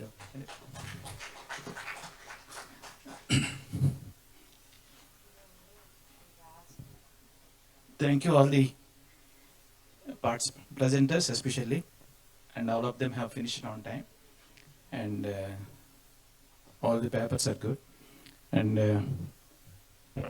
we thank all the audience and the other participants for raising their questions and getting answered. So this announcement of the results will be done during the AGB, and the prizes will be given during the valedictory function. I think all the participants can remember. Lastly, we thank the awards committee, especially chaired by the chairperson Dr. Uday Kumar, for giving us this opportunity to chair this excellent session. Thank you, one and all. Please. Yeah, I thank Dr. Uday Garu for giving me this opportunity. Thank you so much. Over to the organizers. I request all the presenters to come on the dais, please.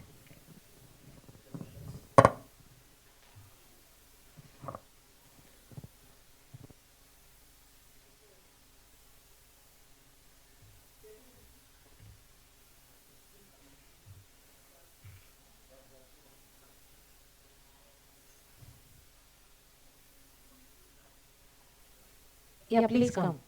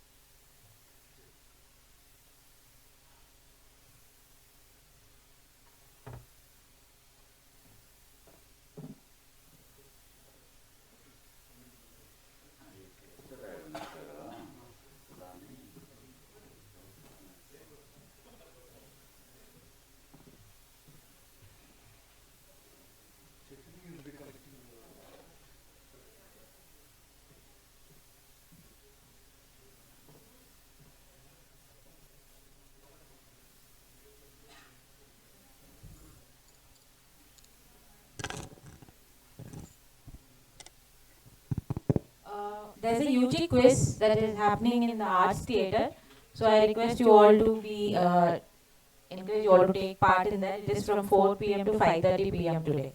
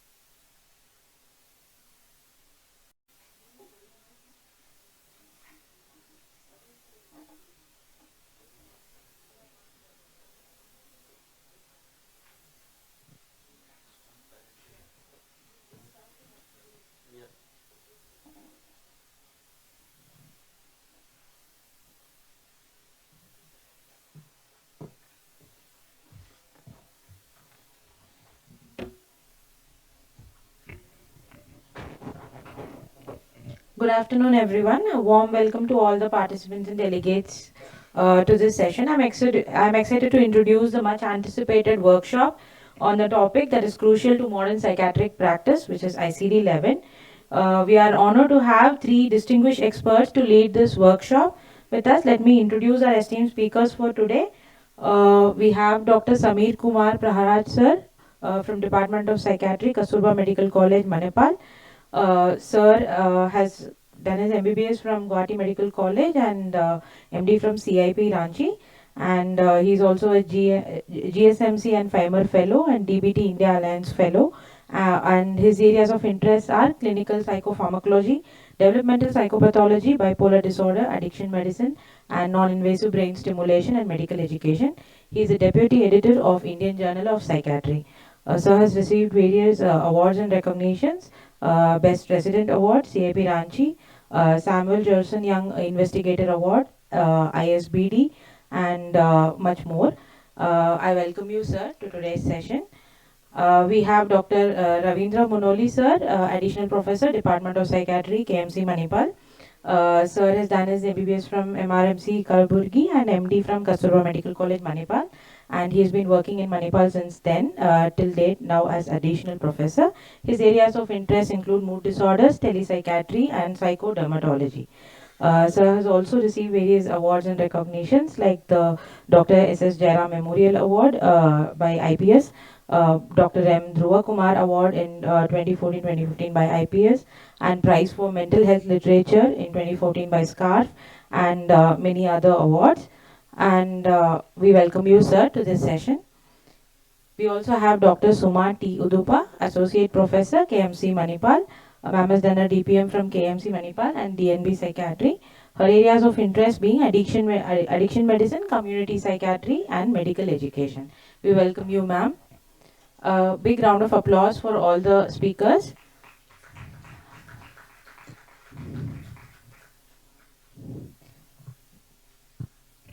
So now we hand over the session to you. Thank you, sir.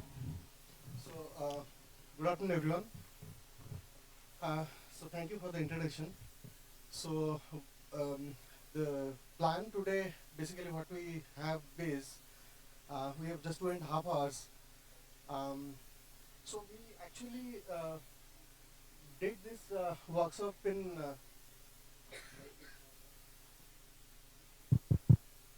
yeah, am I audible now? Okay. Am I audible in the back? Yeah, thanks. So basically, we have been conducting this workshop before also. We would do it over 2 days. We would cover around 10 chapters of ICD 11. And this is a letter to editor that we published on the model that we are doing, the workshop model. Of course, we will not be able to cover everything in this 2.5 hours. And it will not be exactly a workshop model that we follow in our place, because there will be a lot of activity which we will not be able to do. So it's more like a group kind of thing. But we'll try to be as interactive as possible. So I want you all to participate in the discussion, so that we learn from each other. Okay. So before we start, can I ask you to do this small pre-test? I hope we can all scan it.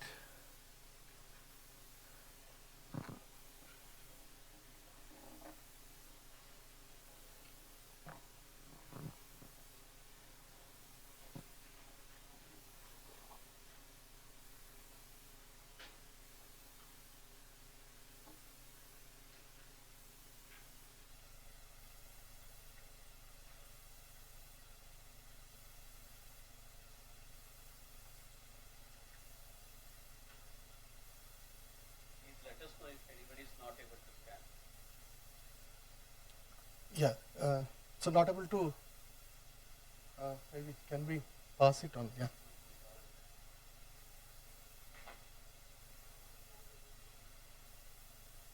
Can go near and, there.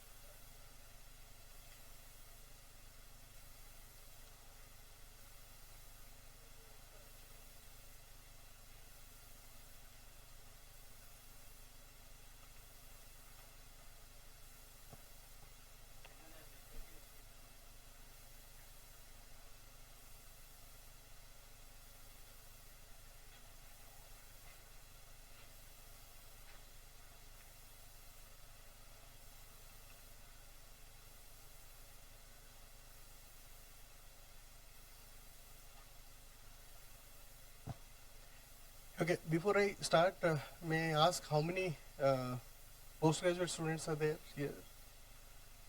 Okay, so we have quite a bit number. Okay. Yeah, I hope all of you would have done. There are very few questions. Okay. So, how many of you are using ICD-11 in your places? Yeah. Can you tell me which college, which place? Chennai. Oh, good, good. So you have started using for coding, regular coding. Yeah, please sit and tell, no problem. Yeah. Anyone else who has started using it? Yeah. Same place or no, different? Belgaum. Okay, that's good. Yeah. So, yeah, what I see is many of you have not yet moved actually. Might have seen the criteria, but then you may not be using it in your daily coding, no, in your charts. Anyone who has taken any training in ICD-11? Okay, yes, okay, good. So, yeah, again, most of you have not. Okay, anyone who is part of this network have joined? Yes, madam, I think, yeah, sir also. So, yeah, I mean, many of the faculty would have actually taken some training or maybe part of this network also, because we'll be discussing a little bit more about the field studies, you know, in which many faculty would have actually participated as, so because it has been conducted worldwide and many people from India had participated in those online this one, researches, studies.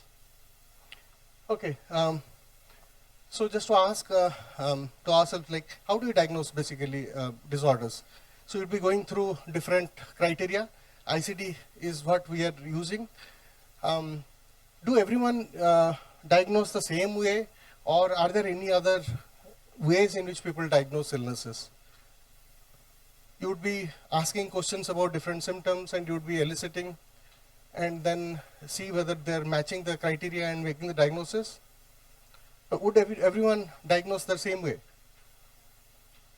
Or do people use other methods also to diagnose?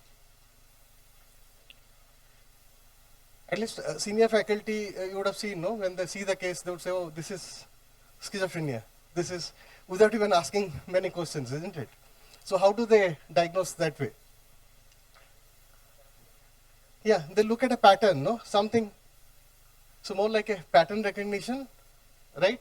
Whereas the trainees, when they start diagnosing, they will look for each and every criteria and try to see whether they're fitting the criteria or not. It's not that seniors don't use those criteria, but it can be later. Initially, they would be looking at the pattern, then try to maybe.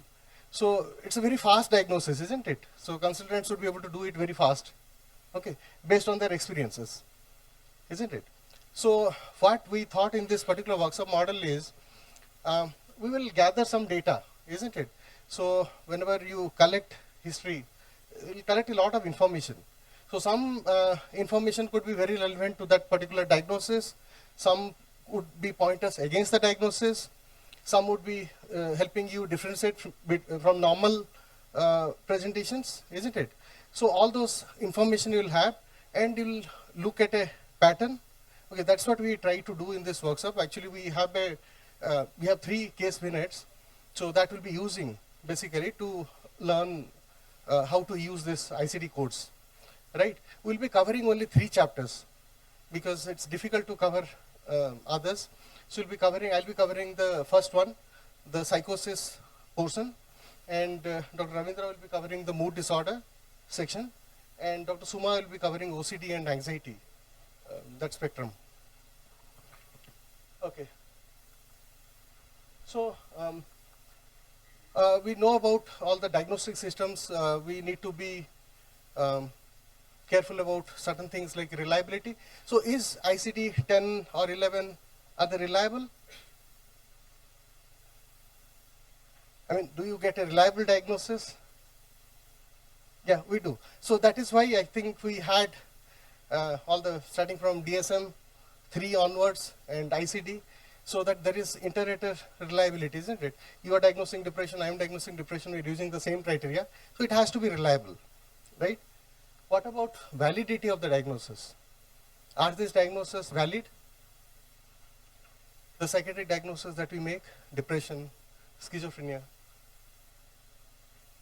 are these valid? Yes or no? Yes, and who all are for yes? Okay, anyone for no? Yeah, so why do you think it is not? Yes, yes sir. So what are the criteria for validity of a diagnosis? I hope you have heard about Robinson-Goes criteria. So how do you make diagnoses which are valid? So you have some symptoms which are suggestive of a particular disorder. That is one point. And you have certain features which will distinguish from other disorders, delimiting from other disorders, the second thing, okay? And then you have, that's a course of the illness. You know the course of the illness, isn't it? So that is another one. If it is familial, so that's also there. One thing which we don't have in psychiatry is any lab marker for diagnosis. None of the illness we have a sufficiently good diagnostic marker. You cannot use any marker, although we heard about so many biomarkers we would be discussing. We don't have a single marker which will say that this is depression, right? So validity is still questionable. So there is one more concept that we should all be aware of is utility. Now, are these diagnoses useful? Reliability, yes. Validity, plus minus. But are these diagnoses useful? If you make a diagnosis of depression, is it useful? It is useful because we have medications. If you diagnose using this criteria, you will be able to prescribe medications, and all our guidelines and everything is based on that. Evidence-based medicine is based on that, isn't it? So it is useful. The other thing that we need to understand is whether it is applicable everywhere. So the same criteria, whether it is applicable all over world or are there differences? So we should have a criteria which is globally applicable, isn't it? The same criteria should be useful in US also, in India also, isn't it? But we all know that there are differences in cultural manifestations. We'll discuss about that. But still these criteria have lot of global applicability. Okay, we have different versions of ICD-10. So one of the most common one that statistician would be using will be the MMS, right? So we don't use that. What we used before in ICD-10 for clinical diagnosis, we have a blue book, no? Yeah, CTTG. CTTG. Okay, so for ICD-11 we have CTDR. Okay, so rather than guideline they call it requirements. And there is another version for research, the green one. Yes, DCR. Okay, so we already have CTDR available for ICD-11 now. The final version is there. And there is a primary care version, there are other versions also. Now what are the key changes that have happened in ICD-11? Okay, I'll just try to summarize those things, then we'll move to the case minutes. So if you see in ICD-10, the blue book, how big it was, how many pages it had, and compare with the DSM. If you see DSM-4, DSM-5, yeah, the ICD was quite small, no, as compared to DSM. So what was extra in DSM, specifically the text revised version? There's a lot of extra additional information which is there, isn't it? So it is very comprehensive, very structured. So now if you see this ICD-11, it's almost 900 pages. So almost 7-8 times bigger that way. So it is very comprehensive. So it is moving towards almost like what you have in DSM, right? And there is something what we have now is lifespan approach. So ICD-10, the organization, how it is. So which is the first chapter in ICD-10? Organic. and then addiction, then psychosis, mood disorder, anxiety disorders, organized that way. Where does child disorders come? Yes, much later. Mental retardation, child psychiatric disorders. Okay, what is the organization basically? Why organic is placed in first, then there is a hierarchy. Yeah, what is that hierarchy? Yeah, it's based on some principle, no? Yeah, false hierarchy. Yeah, what does that mean basically? Yes? Structural to functional. So essentially, yeah, I mean, right that way. Yes.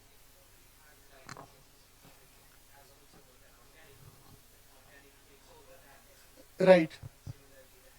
Yes, and you once you make a diagnosis of schizophrenia, you don't make a diagnosis of depression, because depression is actually subsumed under schizophrenia. So that is how it was being conceptualized. So now if you see DSM, it is just the opposite. They say you make a diagnosis of schizophrenia, make a separate diagnosis of depression. So you make comorbid diagnosis. ICD-11 is moving towards that conceptualization now. So we don't follow that hierarchy anymore, right? And it is actually organized in a manner which is starting from lifespan, no? From child disorders, adult, then elderly. In the last, you will have all those neurocognitive disorders, right? So there is a lifespan approach. Even in individual the chapters also, the organization is that way. Like for example, where was the eating disorders were separate category, and what about the manifestation in childhood? So which are the eating disorders that you see in childhood? Or we call them feeding disorders actually. Yeah, so they were coded separately, isn't it? So the feeding disorders, pica, other kind of feeding disorders in childhood. So now these all have been combined together under eating disorders. So starting from childhood manifestations to adult ones, right? There's a lot of culture-related information. So did ICD-10 have any culture-related information? Yeah, we had no. Some culture-bound syndromes were. So which are the ones which were described in ICD-10? Dhaat syndrome, Koro. Yeah, those are all there. But you have a lot more culture-related information in ICD-11. Dimensional approaches. So this is something very new, which was not there. You know about the dimensional approach and categorical approach. So if I have to make a diagnosis, let's say someone is coming with symptoms of depression, I make a diagnosis of depression. Unless I make that diagnosis, I'll not be able to treat it, isn't it? So we need to have a categorical approach. But there are some inherent problems. Specifically, if I ask you about personality disorder. So, which is the most common personality disorder diagnosis that you make? Yeah? Anyone? Which one, sir? Borderline. Okay. Yeah, that's also right, because to our hospitals, actually most of the borderline patients come. Yeah. Any other diagnosis that you make often? Anxious avoidant you make, yes. OCPD, unclassic, yes. Antisocial. Narcissistic also. So all those we see, some cases we would see. How many times you have made diagnosis of mixed personality? Huh? Most of the times. Actually, if you look back, most of the diagnoses that we see are not pure diagnosis. There are features of multiple different personality disorder. So if you see the most common diagnosis, it would be mixed personality rather than a very specific personality disorder. So that was a flaw actually in the older system. So although they have been identified as categories, so actually personality disorder is very complex. You cannot actually use that way.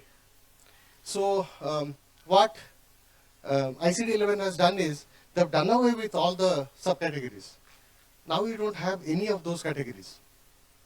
So you say someone has a personality disorder present or absent, right? That's the first thing that you do. And then you look at the severity. Is it mild? Is it moderate? Is it severe? Once you do that, then you actually look at different traits, the dimensions. So there are 5 dimensions which have been mentioned now. Yes, can anyone tell? Negative affectivity, disinhibition, dissociality, detachment, and anancastia. So there are 5 dimensions which have been mentioned. Now we have to tell whether the patient has any of these 5 dimensions, which is prominent, right?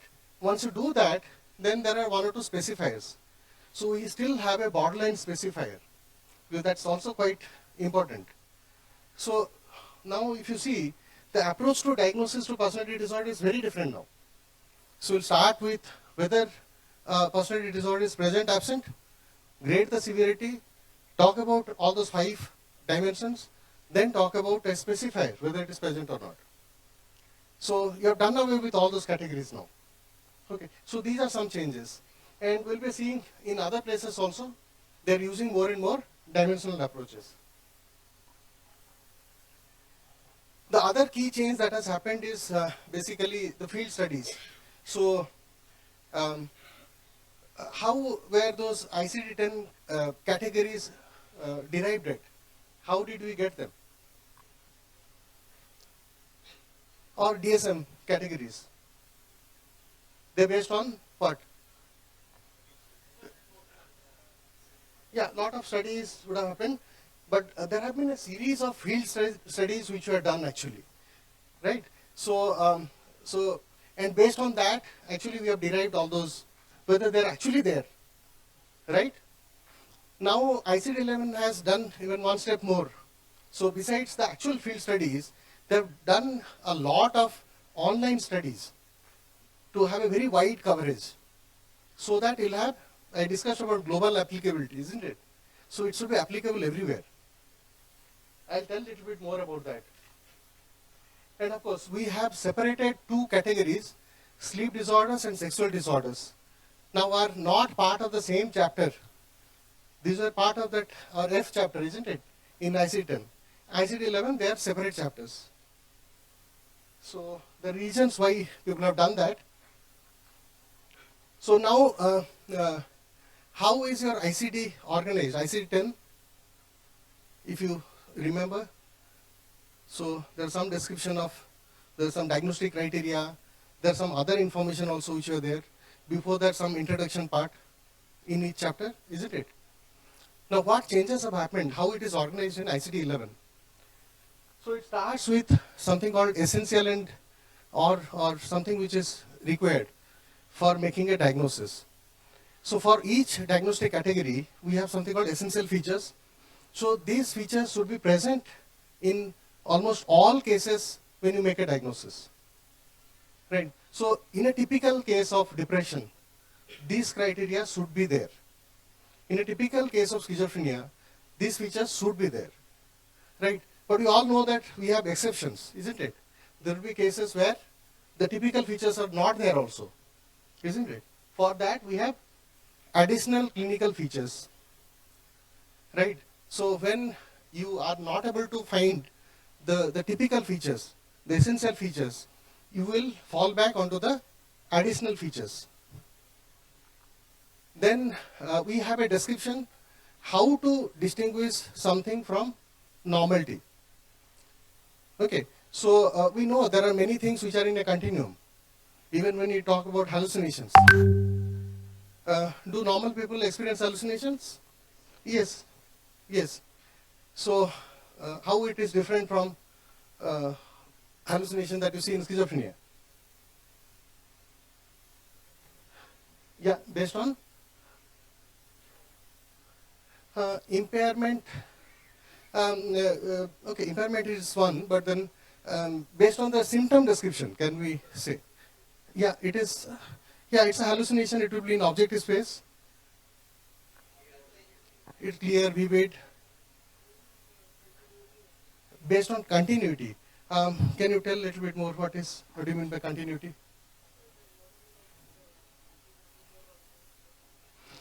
Exactly. So sleep-related hallucinations would be very transient.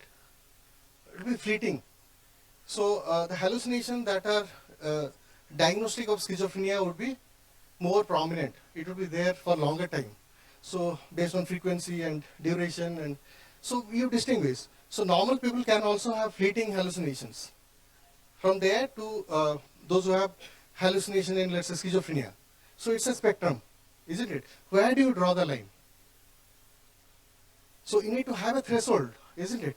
Say that, okay, if someone has these symptoms, this is pathological. So that those information are also included. So that is what I meant by how to distinguish between normal from abnormal. So this is there in that. There are, of course, course features. I said this is very important. So for all disorders, we need to know the course. Developmental presentations. So I said lifespan approach. So each chapter has, it says about like schizophrenia. How does it present in childhood, in adulthood, in old age? So that information also is there. Lot of culture-related features, I already said that. Gender differences in presentations. And the most important is the differential diagnosis. You have to say that this condition, how to differentiate it from other conditions which are closer. Okay, so it is organized that way. So if you see your CDDR, so all the chapters are actually organized this way. Okay.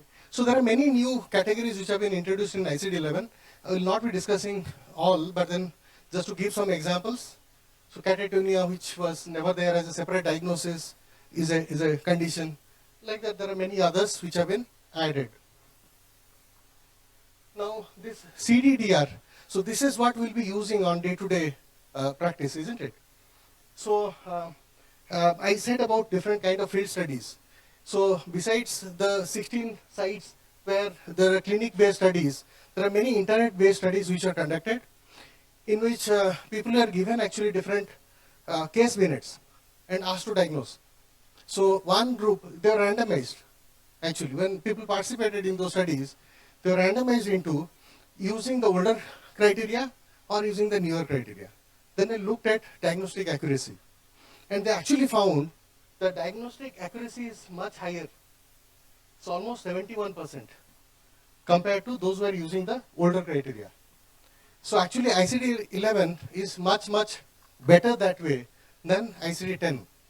So one reason why you should be switching to ICD-11. And of course, it is easy to use, lot of clarity is there. So there are other things which are quite good in ICD-11 that way. Yes. About when you, sir, mentioned about diagnostic accuracy in field studies, it was not just about giving some criteria and you diagnose. What we received was the case vignette or case description, and it was elaborate description. Then we will be diagnosing something. Then there are follow-up questions that whatever we enter, why this was diagnosed, why not something else was considered. So we need to write the answer in detail, in elaborate. So that's how the process went on for a longer time. So that's how it went on. It's not just tick yes or no or whatever diagnosis. So that's how it improved the diagnostic accuracy. Yeah, thanks. So, I mean, those who would have participated, they would have known actually how the process, how it went. You can read those papers also. I mean, most of the papers have been published. And there have been training programs for ICD-11 to learn this CDDR, how to use it. This is, if you can go to GCPN training site, you can register and you can actually go through the training chapter wise, and you'll get actually certificates also. You'll get some certificate like this, each and every section once you complete, you'll get completion certificates also. So those interested can do that. Now a little bit about the organization of ICD-11. So there are 26 chapters, as you know, I mean, covering all different disorders. So for ICD-10, we had F, which was mental and behavioral disorders. Here it is chapter 6, which is mental, behavioral, and neurodevelopmental disorders. Chapter 7 is sleep disorders. Chapter 8 is neurological disorders. and chapter 17 is related to sexual health. So these are the 4 chapters which will be relevant to us. So we'll be discussing mostly from chapter 6. So how do you code now? The codings have changed now. So we know about F20 was schizophrenia. So how do we code here in ICD-11? So if you see, so the first letter is this one, the number, the 6 is mental, behavioral and neurodevelopmental disorders. Start with 6 for everything, right? Instead of F, it has become now 6. And then there are 5 blocks. These are not based on the kind of disorders, not based on similarity, but like I said, it starts with childhood disorders, neurodevelopmental disorders, schizophrenia and other psychotic disorders, catatonia, mood disorders, they are in block A. So like that, block B, block C, D, E. So 5 blocks it has been. So if you want to make a diagnosis of schizophrenia, now 6A, okay, it is the block that you code next. So in the block A, then you have these 4 different sections. So you have block starting from A0 to 19 is neurodevelopmental disorders. 20 to 39 would be schizophrenia and psychotic disorders. Catatonia 40 to 59. So there will be many redundant categories also which are there. We don't have all the codes. So in future, if new things come up, they will keep adding to that. So A60 onwards, it is mood disorder, right? So 6A00, neurodevelopmental disorders. So that way. And then if you see A20, 6A20. So 20 is schizophrenia, 21 is schizoaffective, 22 schizotypal, 23 ATPD, 24 delusional disorder. And in ICD-10, we had other and unspecified, isn't it? So 0.8 used to be other category. So things which are there in the literature, but they are not sufficiently described so that they can be there in the diagnostic system. So that other has become Y. So 6A to Y is other category here. Similarly, Z is the unspecified category. So 0.9, you had 0.9, no? The same thing is Z now. And you don't have to remember the codes also. Nowadays you have this ICD-11 online one, you can just type the diagnosis, it will give you the code. If you want to learn, it's not very difficult to remember also, but then you can use this online directory. Okay, we'll go to the case VNet. Any questions before that regarding the changes? I just gave an overview. So we'll be seeing some examples, possibly it will become more clear how to use it. Those who do not have the case vignette printout can please raise your hands. Yeah, anyone who doesn't have the soft copy, we have it. We will kind of.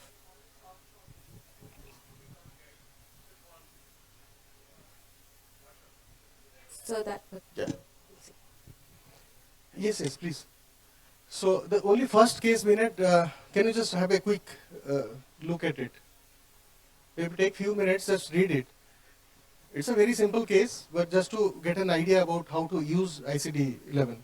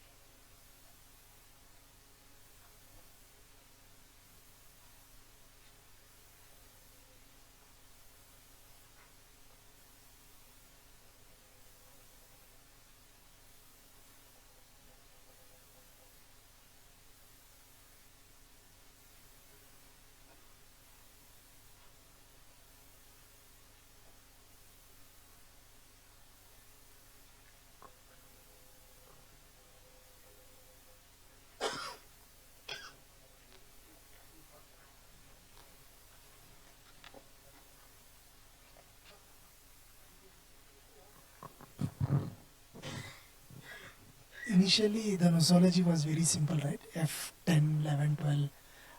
Why is there any reason behind to make it more like 6? Why like such a complex thing? I think it is just a matter of because A to Z once a, so if you use number you can use more categories, that's it. That's what I understood. There's nothing.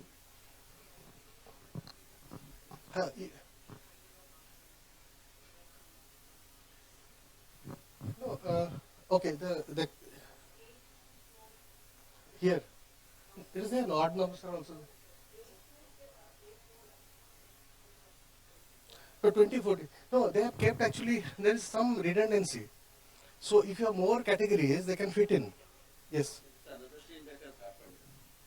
In ICD-10, we didn't have that much provision, like let's say like a gambling disorder, gaming disorder, something. So the new things which are emerging. So there is, even in mood disorder, something has come up, then they have a provision to incorporate that. So that's why you see some redundant numbers. Yeah, let's say if you have more than 10 categories, so some places actually will see that way. So in addiction, actually, it has gone to even after, yeah, ABCD also they will use. So can use a combination of numbers and alphabets. Not about like in IC10, we need to remember F20, F30 and all. It's just know the broader category with the app or the web-based tool is available where you can just enter diagnosis or something, you will get the code, everything automatically. It's freely free. Even that whole GCP training was free. I mean, still it is free only, I presume. Yeah, it's still free. So that's free.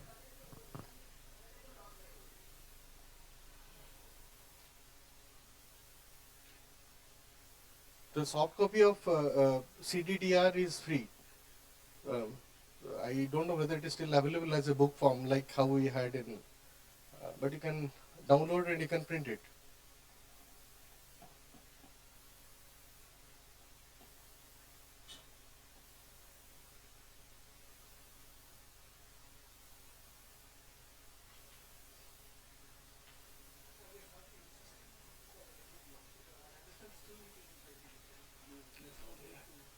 Yeah, I think government rules wise, I think they have not mandated ICD-11 yet.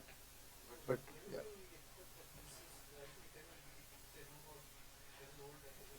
Yeah, when we have a gadget notification, they will say, but I don't know. Yeah. No idea because that is government one. We started using it 2 years back, and we are doing all recordings in only ICD-11 for pages. But MHA says that to use the latest version of ICD. Latest. MHA, in the MHA it has been mentioned. Yeah, the only thing is, unless it is gadget notification, people are not obligated.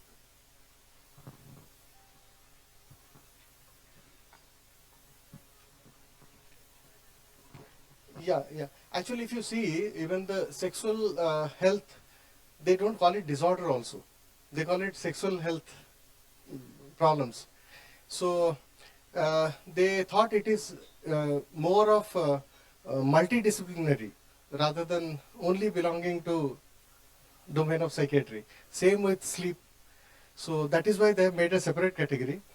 So we know, I mean, sexual problems are dealt by urologist, gynecologist, and yeah.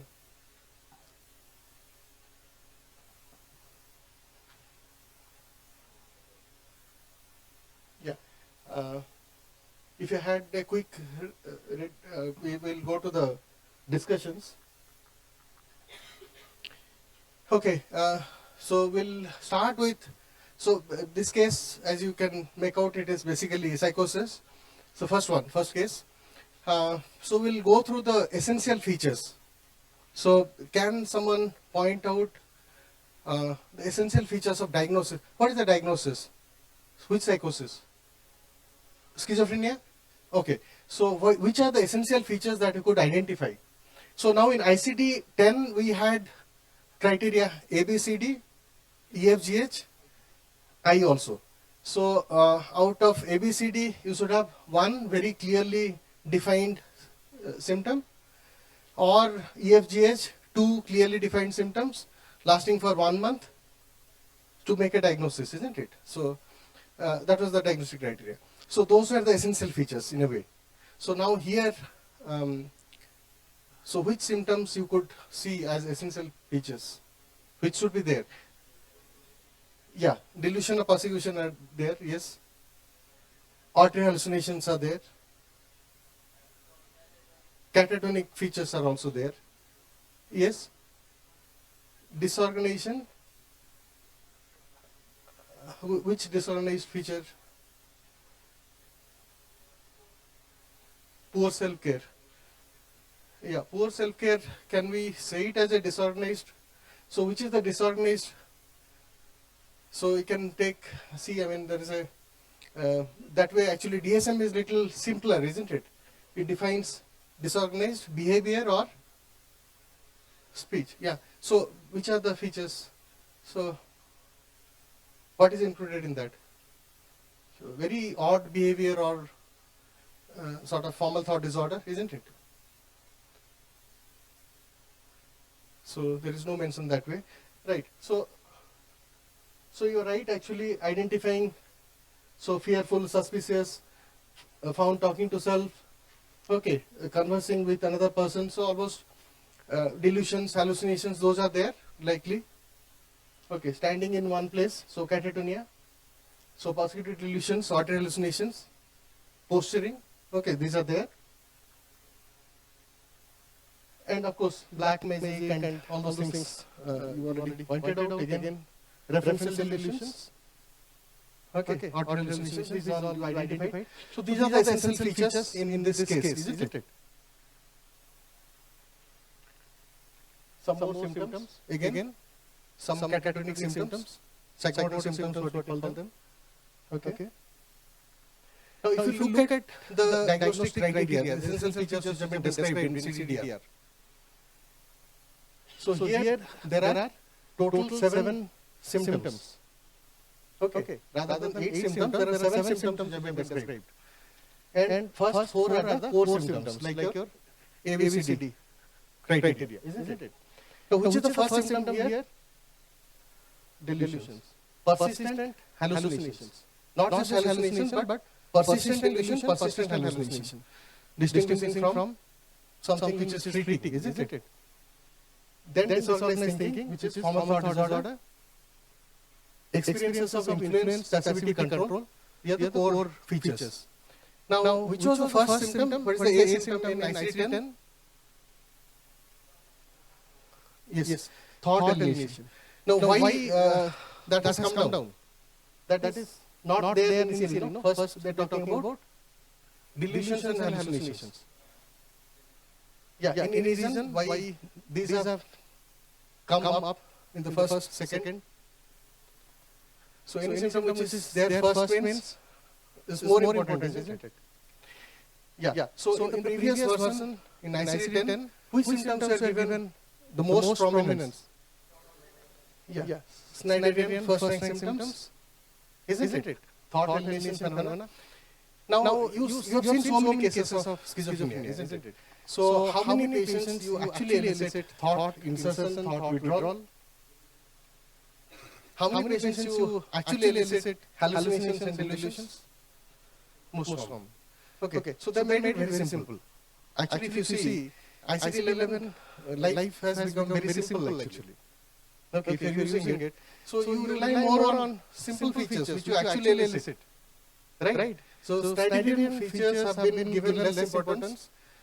One reason because you don't elicit them that often. Second is, are they very specific to schizophrenia, which was initially thought.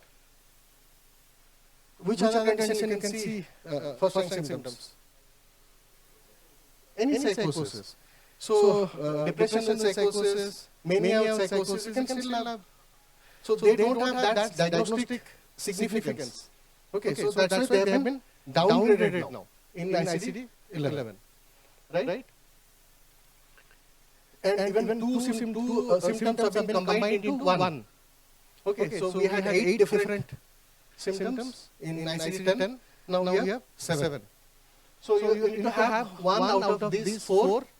Okay, so that also that is an essential criterion. and anyone.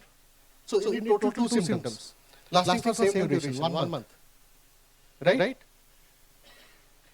How is it in DSM? 6 months. Yeah. So out of that, 1 month should be active symptoms. Okay, so they take into account the prodrome. But even ICH-11, although they try to be similar to DSM, so they have not given importance to prodrome.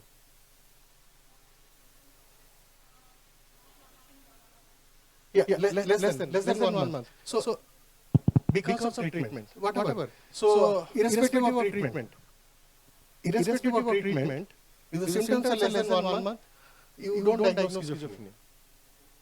You wait. So let's say someone has symptoms, it improves before it becomes 1 month. You started medications. So you don't diagnose schizophrenia then. We'll come to other diagnoses, other psychosis. Okay. So additional features. So any additional feature that you could see in this particular case. So let's say if you don't have information about those core symptoms, the delusions, the hallucinations, the catatonic symptoms, can you rely on any other symptom to say that this could be schizophrenia? So we discussed about atypical presentations, isn't it? When you are not able to elicit delusions and hallucinations. Negative symptoms have been mentioned there. Yeah. What else? Yeah, negative symptoms are still part of the essential features. Yes? Psychomotor symptoms are catatonic symptoms. So these are also part of essential features. Additional features are those which by themselves will not help you make a diagnosis, but when you don't have any other thing, you could rely on other symptoms. He spoke about I criterion, no? So what is there in I criterion, in ICD-10? Some changes in personality, isn't it? Yeah. So like that, what are the, let's see. Some become withdrawn. So not very specific to say that this is a negative symptom as well. Sleep disturbances, personal care, appetite change, sleep change. These are not diagnostic criteria for schizophrenia, isn't it? But this will tell you something still. Okay. So these are all additional symptoms. So when on medications you should quite a sleep thing is there, not motivated to do things. So some residual symptoms. So the acute phase is over, the person didn't come back to baseline. So we know that there are very few conditions where they actually don't come back to baseline. If someone remits completely, 100% remission of symptoms. So we'll think about other diagnoses, isn't it? So whereas if there are residual symptoms, likely that this could be schizophrenia. Right? Again, this is not an essential feature. So if you don't have those essential features, this information could also help. So prodrome, residual symptoms, these could help in diagnosis when you don't have the essential features. Right? So longitudinal course we see, no? There are some symptoms which are remaining. Patient doesn't remit completely. Now, if someone has psychotic symptoms, can you make a diagnosis of schizophrenia if the patient is functioning? Patient has hallucinations, delusions. But patient is also going to work. Do you make a diagnosis of schizophrenia or no? You still make a diagnosis, isn't it?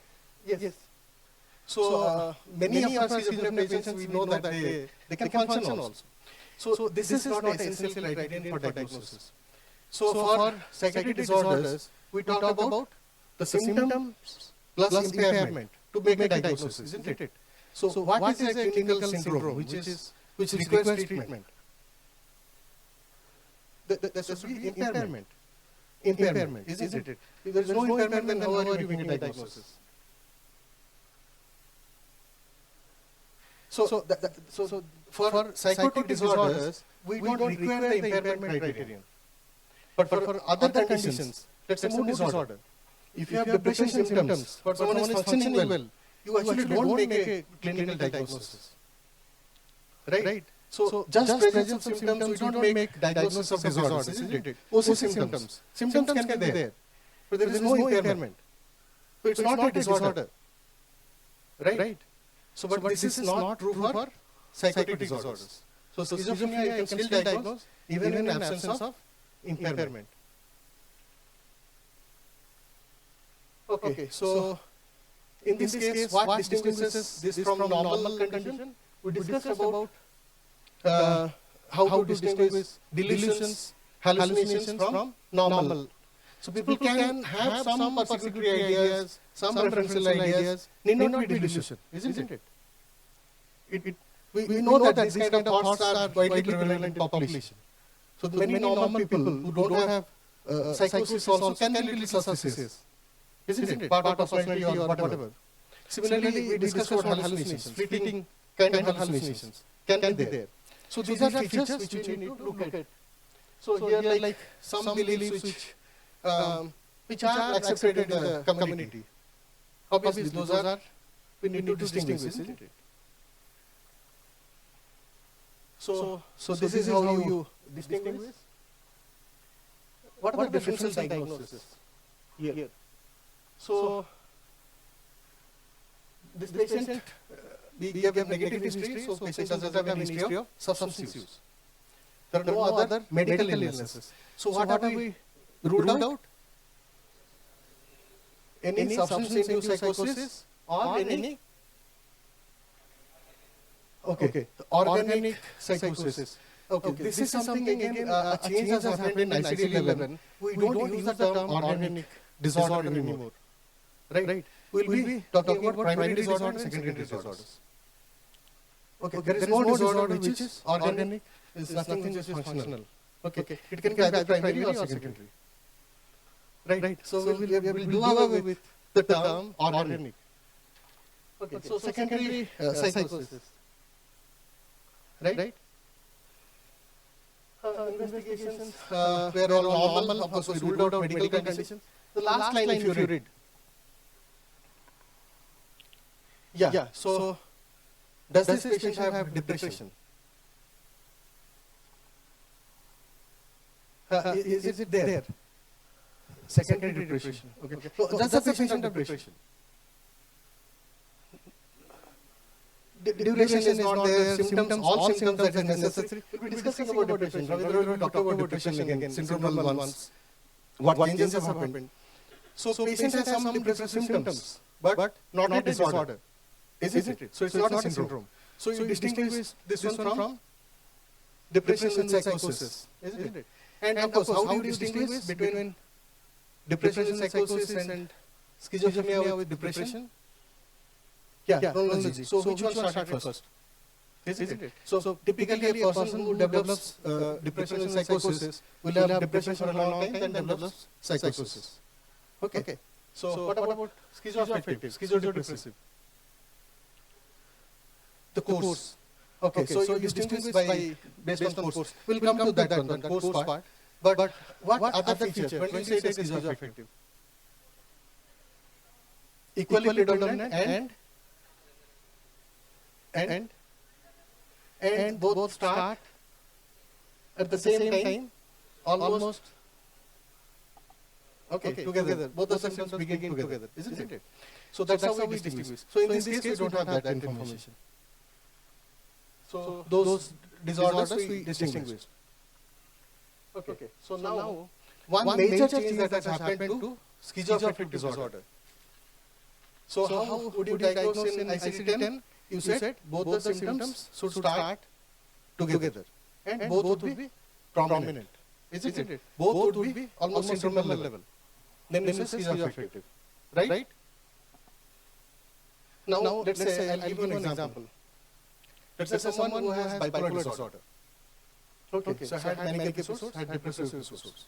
Now the current presentation is both the symptoms started together, this episode.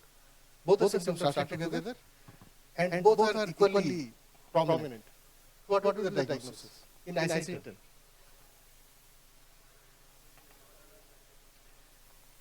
Patient had bipolar disorder. The current episode is presenting like schizoaffective. What would be your final diagnosis? It would remain as bipolar because you are looking at the longitudinal course. So most of the prior episodes are bipolar, not schizoaffective. Right? Let's say someone had many schizoaffective episodes. The current episode is only mania. What is the diagnosis? Schizoaffective, because longitudinal diagnosis, isn't it?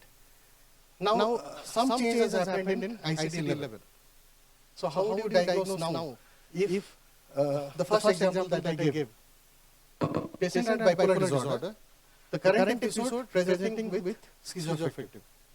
What would be the final diagnosis? It has to be schizoaffective, because they don't talk about prior diagnosis, prior episodes. It's a cross-sectional diagnosis. So that is a major change that has happened from ICD-10 to 11. So we would rely on longitudinal diagnosis there. Now in ICD-11 it is cross-sectional diagnosis. So what is the problem with that? Every other time when patient gets admitted, you change the diagnosis. So this episode schizophrenia, next episode schizoaffective, next episode will be mania. Isn't it? So that's how it will be. So you rely on only cross-sectional diagnosis. So actually if you see, this is one condition where the reliability of diagnosis, reliability will be good, but the validity will be pretty bad. Isn't it? So anyway, we don't understand much about these border conditions. So this is a very poor diagnosis in ICD-11 also. Now, what is ATPD in ICD-10? Yeah, it is presenting for, let's say you asked about it is not 1 month. What will be the diagnosis? Duration criteria is not fulfilled. It will be acute psychosis, isn't it? Will not diagnose schizophrenia, will diagnose ATPD. Once the duration goes beyond 1 month, will change the diagnosis, isn't it? Now in ICD-11 there is some change that has happened. Okay, so ATPD in ICD-10 includes which conditions? Yeah, polymorphic syndrome. Yeah, and acute schizophrenia-like psychosis, acute delusional like disorder. There are so many different subtypes which are there, isn't it? Now what has happened is in ICD-11, only polymorphic syndrome is retained as ATPD. Rest all others are out of this ATPD.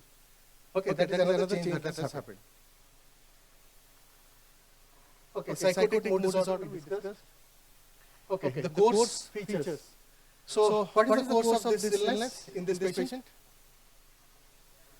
Episodic. Right? Yeah. In between there are negative symptoms which are there. So is it a continuous illness or episodic illness? In this particular case. So in ICD-10 we had course specifiers.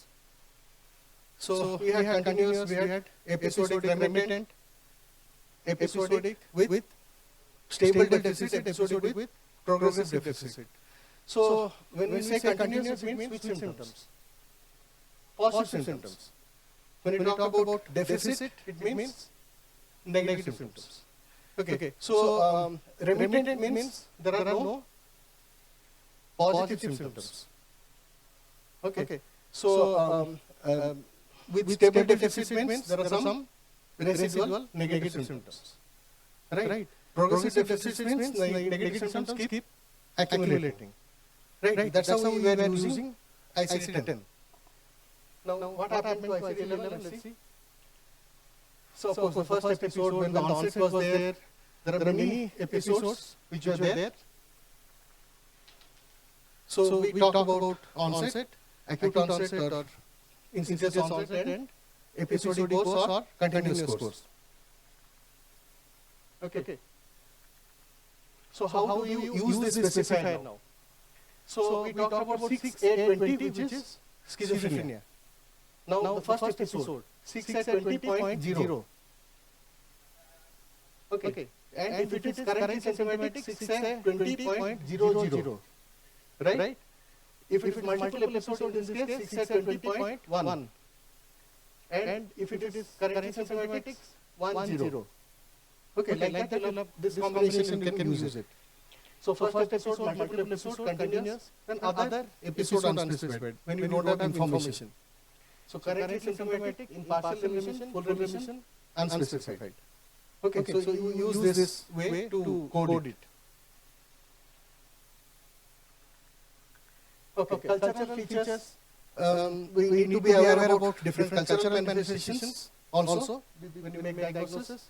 So there are some black magic and other things which could be culturally acceptable to the. So we may not make a diagnosis of a delusion. You don't. Okay, so you have to be aware about those. There are certain other situations where this can be misperceived. Like if you don't understand the language, maybe patient is coming from some other place, you don't understand the language. Their body language also. If they are a minority group, they are going to a different place, they could feel persecuted, isn't it? So those things we could misinterpret sometimes. So we need to be aware about all those cultural aspects. Right? So migrants and those kind of population. Okay. Now, some of the developmental presentations, how would they present in childhood? There can be some variations in childhood also. So let's say the child has some experience of bullying, and that could manifest as let's say fearfulness and avoidance, and with the child is withdrawn. So those things could be misinterpreted. So you have to be careful about those developmental presentations. We know about imaginary friends, isn't it? So children, they do have imaginary friends. Okay, so we need to be aware about those changes. Okay, so these are the different categories which are there. We discussed about that. Now, so once you make the diagnosis based on all these criteria, there is one additional thing. So it's not just enough to say patient has schizophrenia. So we also have some dimensional approaches here. So there are symptom domain specifiers also we need to tell. So which symptom domains are there in schizophrenia? Positive, negative, isn't it? Yes. So in this case, which symptom domains are there? Positive symptoms are there, negative symptoms are there, catatonic symptoms are there, anything else? Affective, depressive symptoms are there, manic symptoms? No. So can patients have manic symptoms also in schizophrenia? They can have. So positive symptoms, yes, we have all the things. Depressive symptoms, we call depressive mood symptoms. Catatonic symptoms, psychomotor symptoms, right? Negative symptoms are not coded in this one for a reason. I don't know whether these are primary negative symptoms or secondary negative symptoms. Patient has positive symptoms, so I am not very sure about whether it is primary or secondary.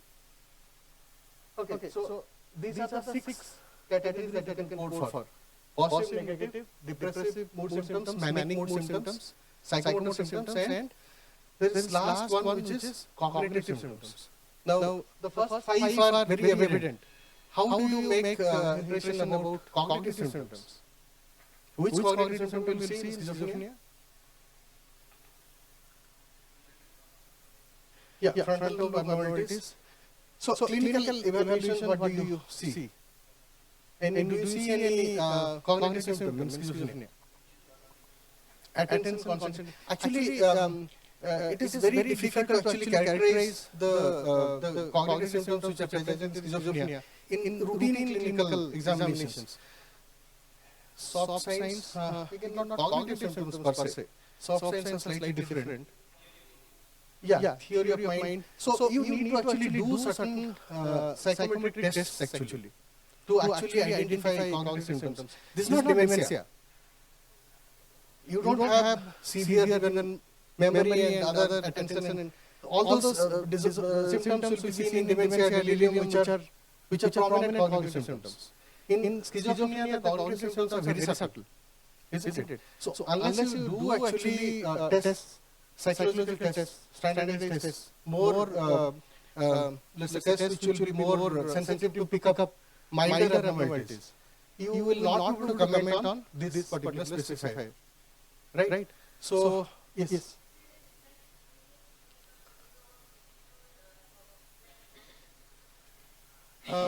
Yeah, it will be difficult actually, isn't it? Yeah. So the idea is basically this is documenting all different kind of possibility interface you can do when you are not able to do actually cognitive testing that way. There's no point doing it also. So maybe when patient is more amenable, possibly we could do that. But we should not actually comment on this particular domain unless we do specific testing. Yes.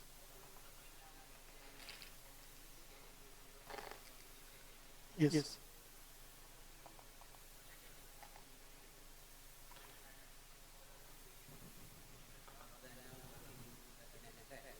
Yeah.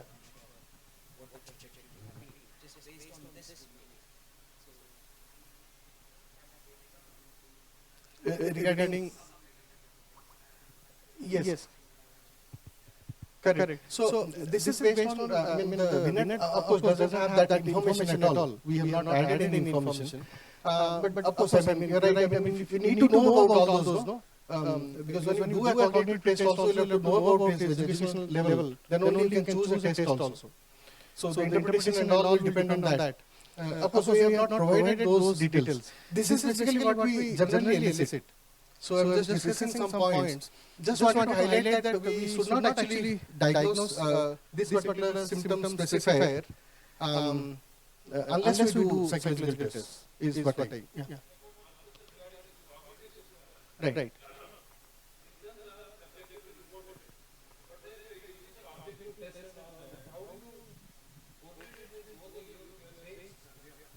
You're saying symptoms here, which are subjective, basically. But here you are saying you are going to use some standardized objective tests, like response cards or something like that, whatever it may be.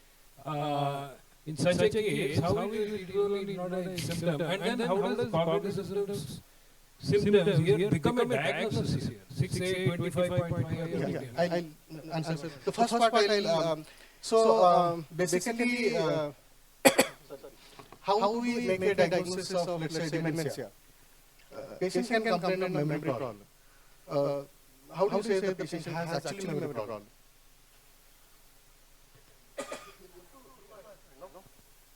So it will be objective assessment. So subjective complaint, based on subjective complaints, we never make any diagnosis. The symptom, we need to clarify that the patient actually has a memory problem. By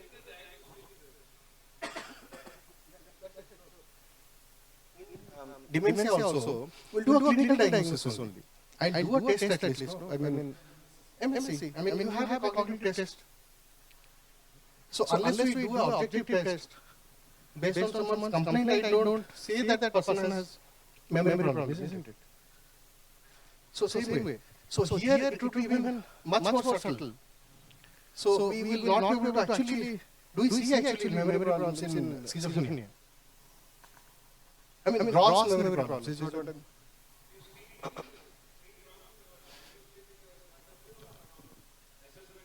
From assessment. Some cognitive tests you do, and then you can pick up that. If you do still further more neurocognitive tests, you can pick more subtle signs and all. So what is been advocated according to ICD-11? What tests are what we use, and the other thing is all these tests are not standardized to India. Correct. That's right. So it is. So we'll have to look for standardized tests which are actually standardized in Indian population to use it. So that will be.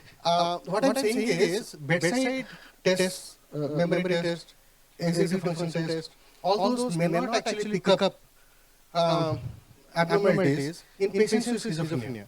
We need to use little bit more standardized test. Is what they recommend. Clearly, I mean, in dementia, the symptoms should be more obvious. That's right. So this is a very subtle kind of neuropsychological dysfunction. So we will not have something which is clinically you can assess reliably. Exactly. Yes. Yes.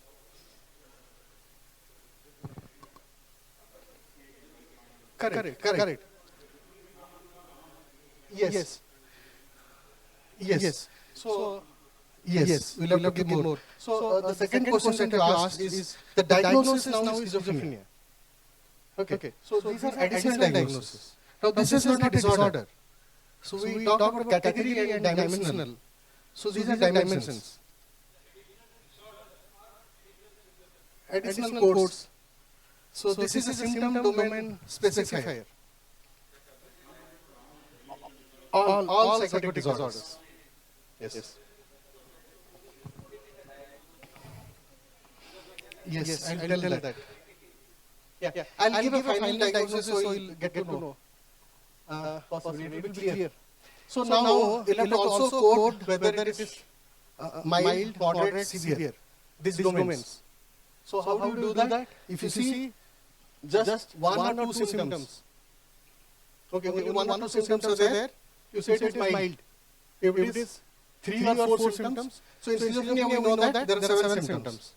So 1 2 symptoms mild, 3 4 symptoms it should be moderate, most symptoms you say it is. So now you have to see in different domains. So positive symptoms, negative symptoms. Okay, so that way. Categorical symptoms, all different domains. Mood symptoms. So and these are the code numbers. And this is assessed for past 1 week. Okay, only the recent one. Right? Okay. There is a problem with this one because the functioning can be, let's say person can have just one symptom, but the functioning can be very impaired. Person has just one delusion or hallucination, one or two symptoms. So you can categorize as mild, but the functioning can be impaired. So that is the drawback of this particular system. Okay, now what would be the diagnosis for this patient? Anyone?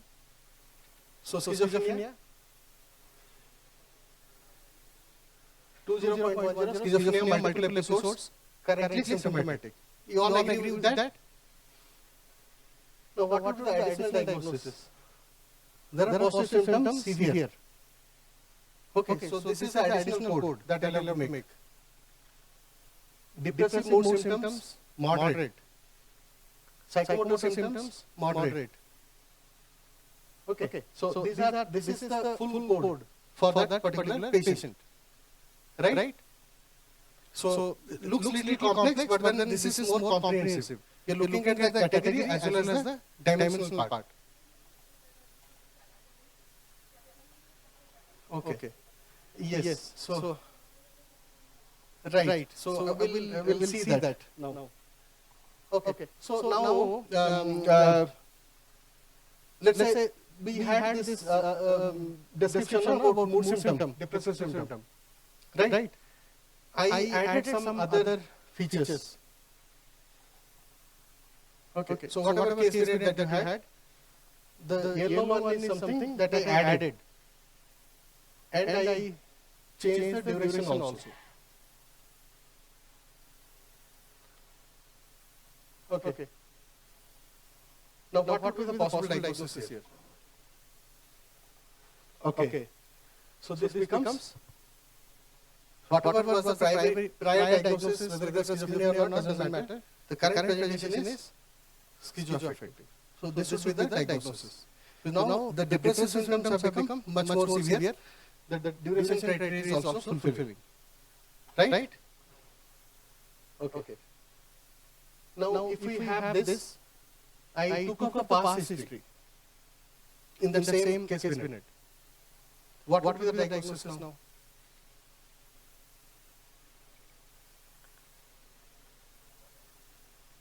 Yes, other specified. Why this is not acute transient psychosis? Someone said acute transient psychosis. This is not polymorphic syndrome. So anything which is not polymorphic syndrome is not ATPD in the ICD level. Okay, so this will be other specified primary psychotic disorder. Now I added some more symptoms.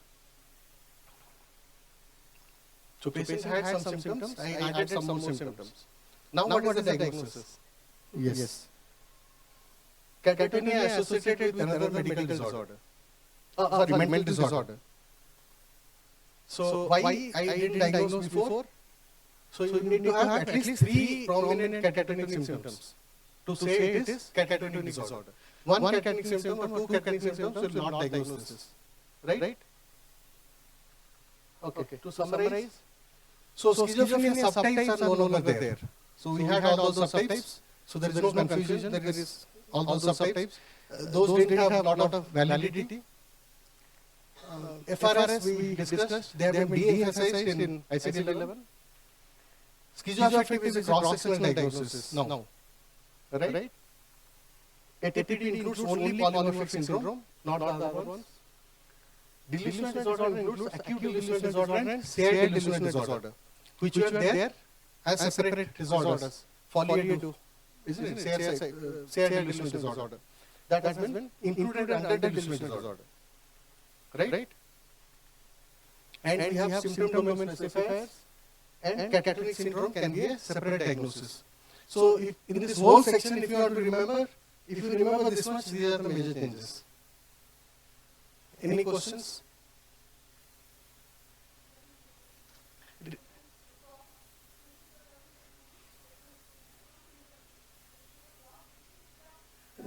It is irrespective of treatment now. This diagnosis will be irrespective of treatment. Yes.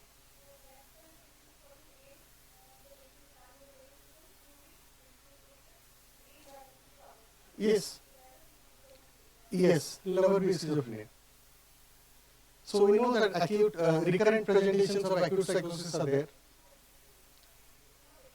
Not ADPD, but this is acute psychosis in the older one. No? I mean, if you go into the literature, it would be NARP, isn't it? There is something called NARP, no? Non-affective. It will not be schizophrenia. It will be other psychosis. Duration criteria is not fulfilled. 1 month criteria.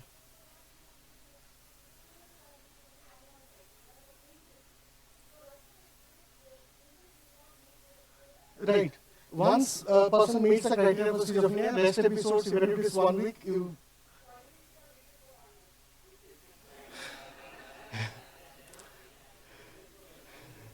Okay. No, who knows? I mean, it could be a spontaneous resolution, not because of the medications. No. I know. What I'm saying is, you presume that your medications actually helped in psychosis remission. I would say it is a spontaneous remission. Correct, but it is a spontaneous remission after 2 weeks. Yes, it can be possible, no? Yes.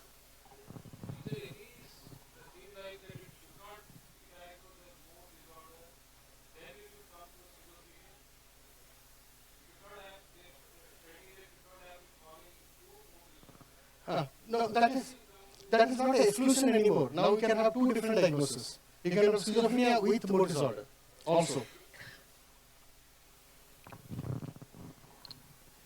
Regarding that question.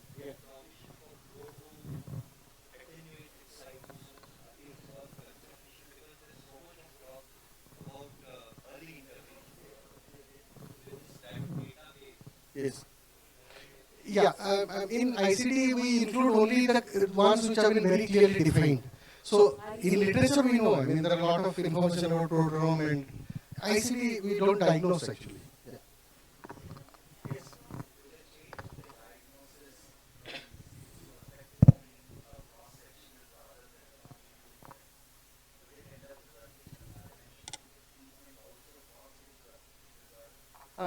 I don't think there will be much difference in treatment. I mean, whatever way we are managing schizoaffective treatment also varies, no? I mean, depending on how you are seeing the whole, we'll still take into account the longitudinal course and schizodepressive versus schizomania, which symptoms are prominent.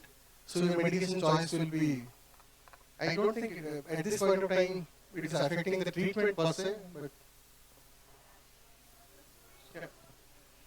Just 1 minute, huh?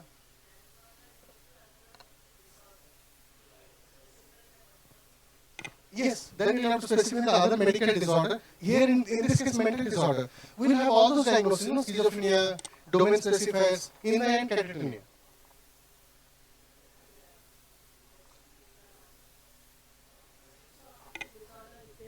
That as a diagnosis for a single episode, they could very well have made it a specifier for that episode. That would have been easier. Yeah, possibly. If you read the paper based on which this schizoaffective disorder has been, it is basically to make the life easy for people. So yes, that's it. And apparently what they say is that reliability of diagnosis goes up, but at the cost of, because the problem what happened is, if you read that study, getting the prior history may not always be, it may not be available, isn't it? Many times you don't know the previous episode. Very difficult to characterize the longitudinal course. So to simplify, they said, okay, you just base your diagnosis on cross-sectional. That's it. No, because I think the treatment and all will depend on many other things, no? Correct. Right, but we'll take into account actually the longitudinal, isn't it? So we are discussing just about diagnosis, nothing about treatment. Treatment, I don't think we are going to change our practice so easily. Whatever we have learned over the years. But it is important, no? We know that it is important. That's right, that's right. So our management and other things will not get affected by just change in this.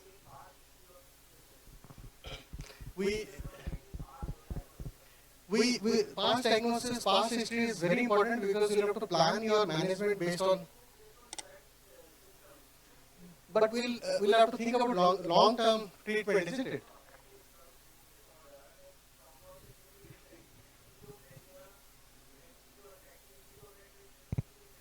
Yes. No, I said no, this is just to increase the reliability. I am not saying it's a good thing. Actually, one of the worst things that happened to schizoaffective is making it cross-sectional, because it increased the reliability at the cost of whatever we have learned about schizoaffective till now, isn't it? Yeah, you're right. What you're saying is right. Excuse me. Yeah. 3 weeks, yeah. That's right. So if the prior episodes were longer, if the diagnosis is already schizophrenia, the current duration doesn't matter, no? Yes. But the treatment vary if this is schizophrenia episode and the next episode is only psychotic symptoms. What if we add the mood stabilizer in this episode and the next episode has only psychotic symptoms? No. The treatment we are not going to change. I mean, whatever we have been practicing, we will practice. So that is not, we are discussing about what changes have happened in ICD level. We are not going to change our practice. It becomes a big question in the mind when we are discussing these things. Yeah, no. I mean, the treatment actually, whatever we are following, no? So can you repeat again? Sir, if this episode is schizoaffective with both mood and psychotic symptoms, right, and the next episode has only psychotic symptoms without any mood symptoms, so does this previous episode influence the current only psychotic episode? Right. Is it only 2 episodes you are talking about? Or are I'm there not many sure. episodes? Many episodes. No, I need to, because my entire decision will depend on all those information. Okay, this plays the past history plays an important role. No, it is, what I'm saying is the medication choice, if it is just 1 or 2 episodes and current episodes are current presentation is psychosis, I treat only with antipsychotic. But if I know that there are multiple episodes, so many episodes have happened, I'll maybe choose a mood stabilizer. Isn't it? Maybe antiepileptic. Do you choose mood stabilizer with the antipsychotic? The same one, no? I mean, we follow the, anything, 2-3 episodes, you will think about preventing episodes, no? Sir, one more scenario. Yeah. I think we'll restrict this one to, we'll not discuss treatment.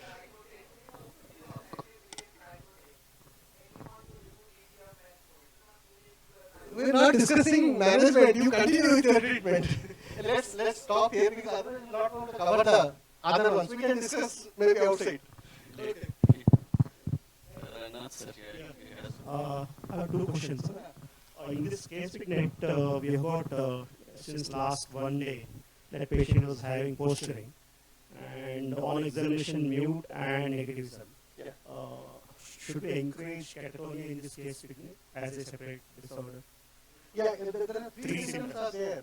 So three symptoms are there. Then we can make it. Yes. Second one, when we say multiple episodes, is there anything where we can describe inter-episode here, as in DSM-5 where you use inter-episode partial remission, full remission? We have that, no?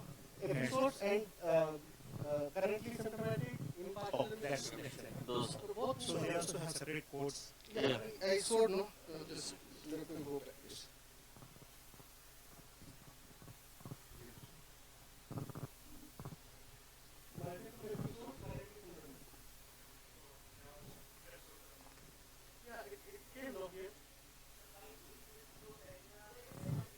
But yeah, multiple episode. Let's say 682120 here you can come and so multiple episode it can go in full remission, partial remission. Yes, that's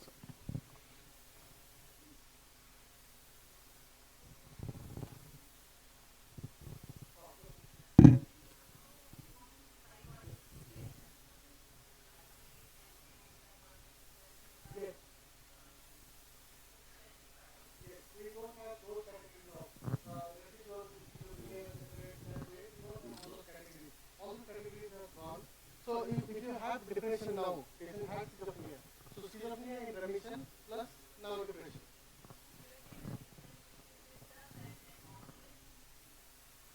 No, this is symptom specifier. Is different than a diagnosis. About diagnosis of depression, Ravindra is going to tell about the diagnosis, the syndrome and diagnosis. These symptom specifiers are for psychosis.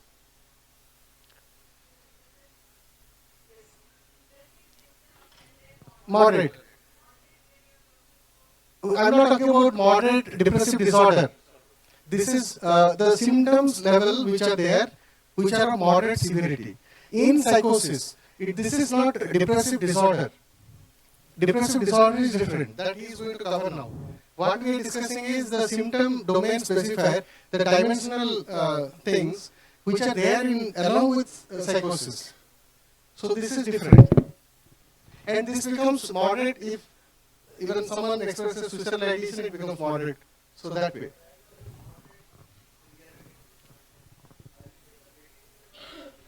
it will come next. Yeah. Now here it's just a specifier number of symptoms. Moderate is based on the number No, symptoms. Mild. Moderate. Yes. We will quickly move on to the next case we need to. So the outline will remain the same. What we are looking at is the essential features, additional features, boundaries with normality, boundaries with other conditions. Then we'll go to severity specifiers. So before we move on to case we need to essential features, we just have a brief outlook, look at the how mood disorders have been. Now this is a superordinate grouping of depressive disorders and bipolar disorders. Okay. So primary types of mood episodes, please remember mood episodes, depressive episode, manic episode, mixed episode, hypomanic episode. And these are not independently diagnosable entities. Okay. So we don't have any specific code, just mixed episode, depressive episode. Okay. Rather, these episodes are components of bipolar or related disorders and depressive disorders. That means we have two broader headings. Bipolar or related disorders, which will include type 1 bipolar, bipolar type 2, cyclothenic, other specified bipolar or related disorders.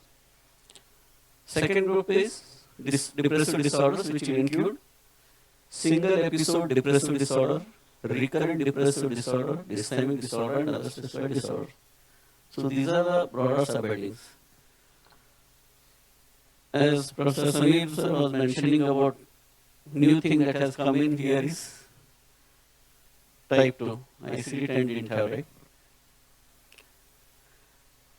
Then other things are mixed depressive and anxiety disorder. Okay. we had this premenstrual dysphoric disorder. It is a disease of genitourinary system. It has been cross-referenced here. If you look at the ICD-10 portal and you click on this, cross-reference has been mentioned about that. Now, we had the second case vignette. You can read for a few minutes. Then we'll come to the essential features.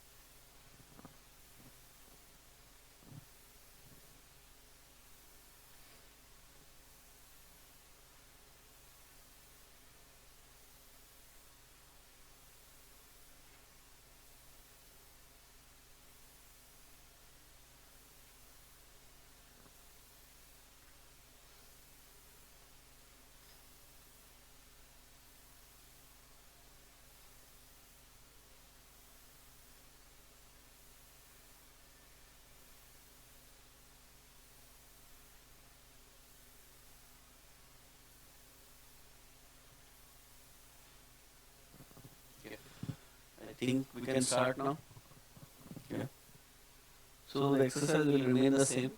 We need to identify some of the statements in this case vignette which will indicate, okay, probably these are the features which will fit in this criteria or with which will make it a depressive disorder, right? So what did ICD-10 want? Right? They wanted these three must be there to diagnose depression. Okay. So now you may tell, okay, feeling tired after minimal work since 6 weeks. Okay, that may fit in anergia. Since 4 weeks, she started feeling sad all the time and in all situations. Since 2 weeks, she not only lost interest to work, but also she was not able to enjoy work or company of her colleagues, which she used to enjoy in past. Okay. So now in ICD-11, okay, like in ICD-10 we tell like, okay, these three features, irrespective of anything else, if you feel like, okay, there is a pervasive sad mood, there is anhedonia, anergia, those have to be there to diagnose depression, right? But there is some change in ICD-11 now, that will come to that, but you recollect these things, so, I mean, remember these things that we are telling. Here, difficult to concentrate in household chores, but was able to manage by pushing herself.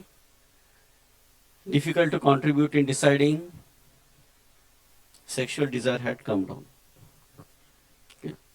So these are some more essential criteria. We'll come to those, what they are. Third, repeatedly she thought of dying and planned to die by consumption of pesticide and finally wrote a suicide note. Her food intake had gone down and she had lost around 4 kgs. There are some additional information about 2 such episodes in the past. Right? Okay. So now,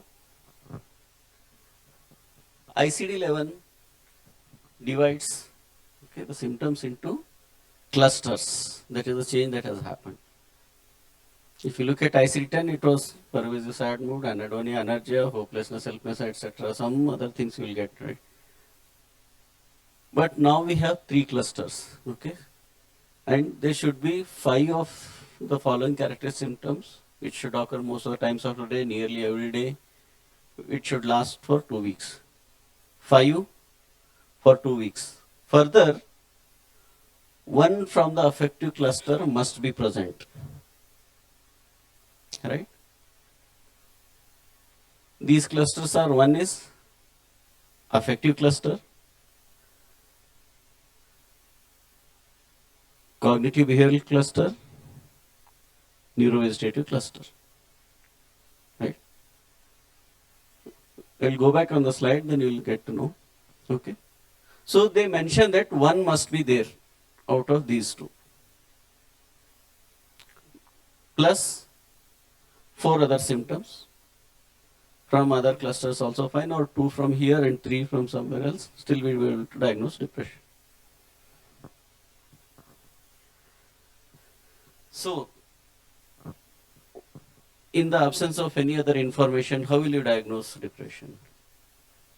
If you look at the person, then what is the one symptom that will tell that, okay, person has depression? Depressed mood, right? Now, in the absence of depressed mood, can we diagnose depression? So that is the change that has happened here now. Right? We just want 1.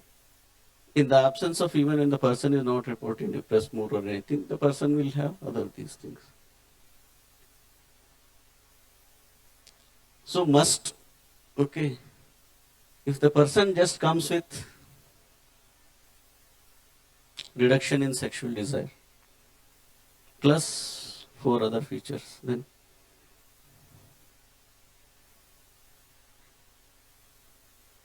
okay, was it there in ICD-10? ICD-10 we have sad mood, anhedonia, anergia, right? We give a lot of importance to that. Where is anergia? Is it a must now? But Where was this decreased libido? Remember? So this is what has changed. Okay. Must thing is one of these. Cognitive behavior cluster. You saw in the case vignette where she was unable to concentrate. Okay, she was pushing herself. She was unable to make decisions also. Other features are low self-worth or excessive and inappropriate goals. Hopelessness about the future. Was it there in ICD-10?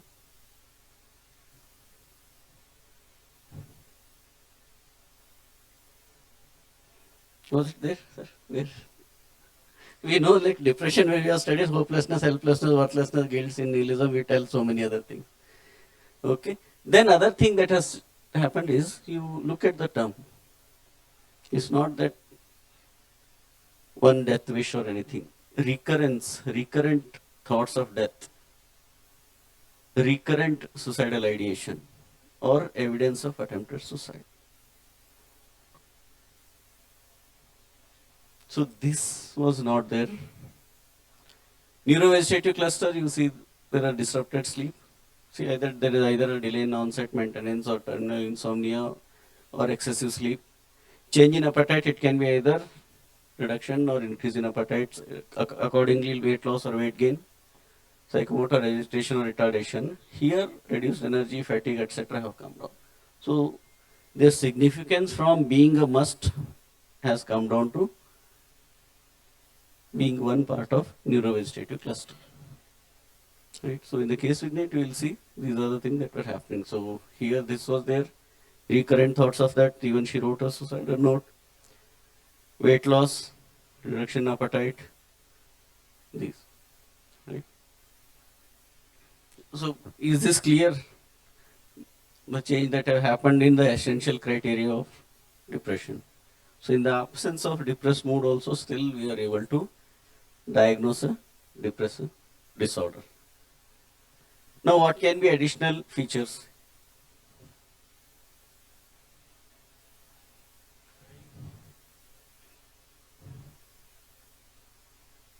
In the case vignette, biological, then okay. If you go through the ICD-11 document, yeah, essentials. And the other features. So additional features are those which are not part of the No. ICD. We had core symptoms. Core symptoms. And additional symptoms of depression. But So the core symptoms out of that, the most symptom was depressed mood. And with that only you can make diagnosis. Okay. That should be there. Other core symptoms could also be there. Here, the core symptoms have been reduced to 2. And the other symptoms have been there. Okay. These are all part of essential features here. all these three clusters, affective, cognitive affective, neuro. Additional features are the ones which you may use when you don't have features information sufficient enough to make the diagnosis. So atypical presentation. Then you look at other features which will help you in diagnosis.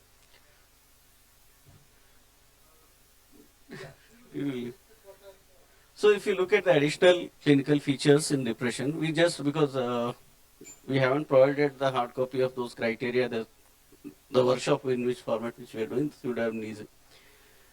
So additional clinical features, okay, so may be expressed as irritability, and this is something new which has come. You get to see these patients, usually the student population that we see, they come with emptiness. So where was emptiness in ICD-10 if you can recall? Then why it had come here?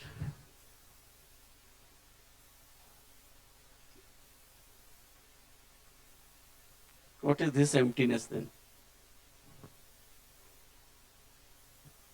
So it's more like inability to experience or absence of any emotional experience. Okay, it has completely drained out sort of thing. There's nothing like you give any stimulus that's not giving me any response on. So that emptiness, but it needs some more clarity. Okay, so this is a new thing which has come in as part of depression as an additional feature. We are seeing patients who come with like, okay, only this emptiness thing. Then we evaluate towards personality and mood. In some individuals, there may be some things like reluctance to describe certain experiences or inability to do so in detail, whereas their behaviors may indicate, or clinical observation may indicate probably the person has features which may be of psychosis, part of depression only. Then additional clinical feature, there may be increased consumption of alcohol or other substances. In this case, Vignet, we had put the word where the nasha consumption, snuff what we call. So that consumption had gone up when she is in the episode. Okay, so these are additional features. Okay. So let us be very clear. Essential features have 3 clusters, plus these are additional features. Now, are there any statements in the case vignette which may indicate probably this is just a normal thing and we need not worry much about?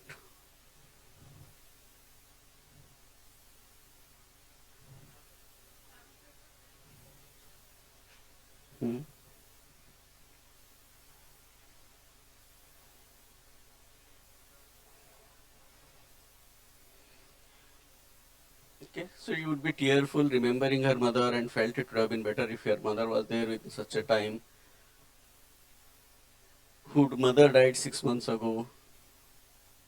Can it be a normal grief or is it a part of depression? Okay. So bereavement which is there, boundary with normality or there may be some adverse life event. Right. So as a response to that, the person may express some of these features. Those are norms. We will not ascribe any diagnosis or anything to those. Okay. Then in the field trial, this is the one common question that used to come. They will give a case vignette, okay, about whether to diagnose it as a pathological grief or the normal grief or depression. If we click on anything or if we write explanation, other questions will pop up, other 10 questions. Why depression? Why grief? Why pathological grief, etc. Okay. Please remember a depressive episode can be superimposed on the grief. Okay. So this is suggested by persistence of constant depressive symptoms a month or more following the loss. In between, there are no periods of positive mood or enjoyment. Severe depressive symptoms such as extreme beliefs of low self-worth, guilt, but these are not in context of the loved ones. Whatever symptoms they are expressing or telling, but these are not in context of, let's say my mother is not there. No, it is not there, so I am feeling sad, suicidal ideas, etc. There may be prolonged grief disorder. How we can differentiate it is, all the symptoms, everything will be ascribed to that particular person. We quickly move on to this. Okay. We may have to differentiate it from mixed episode at ADHD. Will not go much detail into that, but remember this bereavement is one thing which will create little confusion in the diagnosis. So we exclude the presence of bereavement if the following are there. Okay, depressive symptoms which will last for more than one following the loss without any periods of positive mood or enjoyment. Extreme beliefs of low self-worth or guilt and which are not related to loss. Psychotic symptoms during bereavement will go for depression. Suicidal ideas, depression. Psychomotor retardation, depression. Right. So bereavement, when we are going to call it as depression. Okay. Any questions in this part? Okay. It's not visible. Okay. So, symptom severity component, severity and psychosis. So she was telling, right? Okay, so black magic was done, etc. So how to take it as now? Psychotic symptom, not psychotic symptoms, or culturally accepted, not accepted.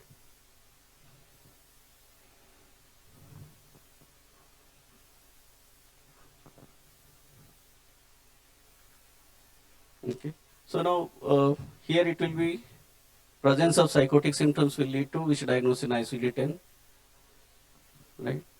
ICD-11. We'll see. So how we are going to divide the depression severity into mild, moderate, and severe. How is it in ICD-10 now? Number of symptoms, right? 2 plus 2, 2 plus 3, 3. So we all have that permutation combination 4, 7, 9 symptoms. Mild depressive episode, we rarely diagnose. So they mention none of the symptoms should be present at an intense degree. Okay? Mild depressive. Moderate, change that has happened as you can diagnose psychotic symptoms in moderate depressive episode also. Whereas presence of any psychotic symptoms would automatically make it severe depression in ICD-10. So now we have a diagnosis of moderate depressive episode without psychotic symptoms and with psychotic symptoms. Is there a number count now? So what they mention?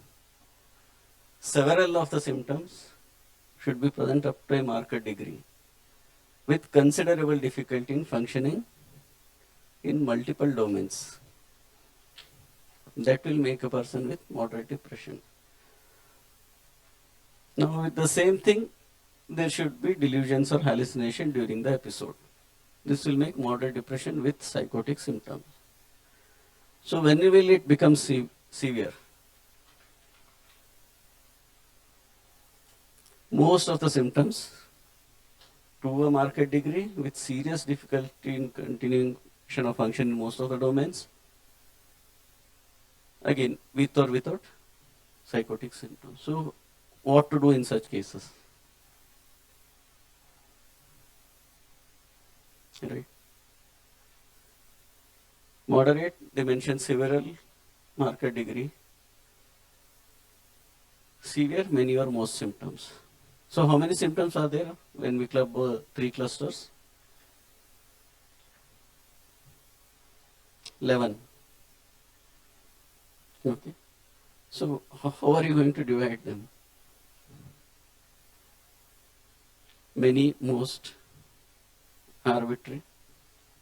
Okay, here this is where the subjectivity comes in depressive disorder. Okay. But approximately you may have some cutoffs to reach to a diagnosis. Let's say 9 to 11 symptoms, 9, 10, 11. If there are more than 9 symptoms or so, you may think of, okay, severe. Otherwise, it will come. Right. But that arbitrary cutoff is not there. They mention many or most of the symptoms to a severe degree. Okay. So, any questions here in this aspect?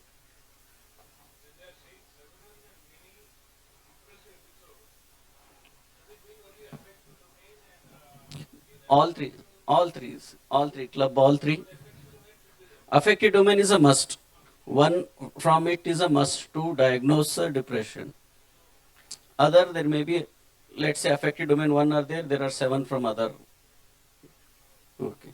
There is 1, or if there are 2 plus there are 3 from others. Any of the combination, but from first affected domain, there 1 is a must. That will come, sir.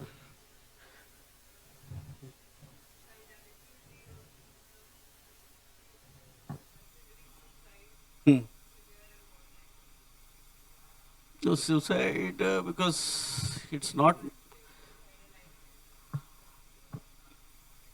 it may not indicate that the person has severe depression or moderate depression, mild depression. Even without depression, some other issues, impulsively person will also harm self, right? So here in that context, depending, I mean, deciding severity on that will not be okay. So that's why not much importance has been given. So they devised this strategy.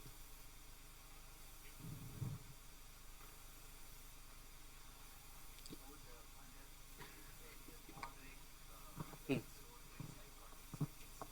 Hmm.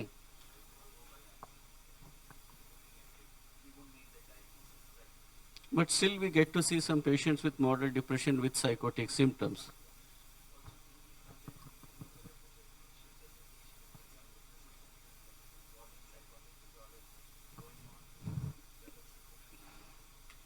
It will come later, sir. If we are meeting the criteria of schizophrenia, as we'll make the diagnosis of schizophrenia, if we have those criteria.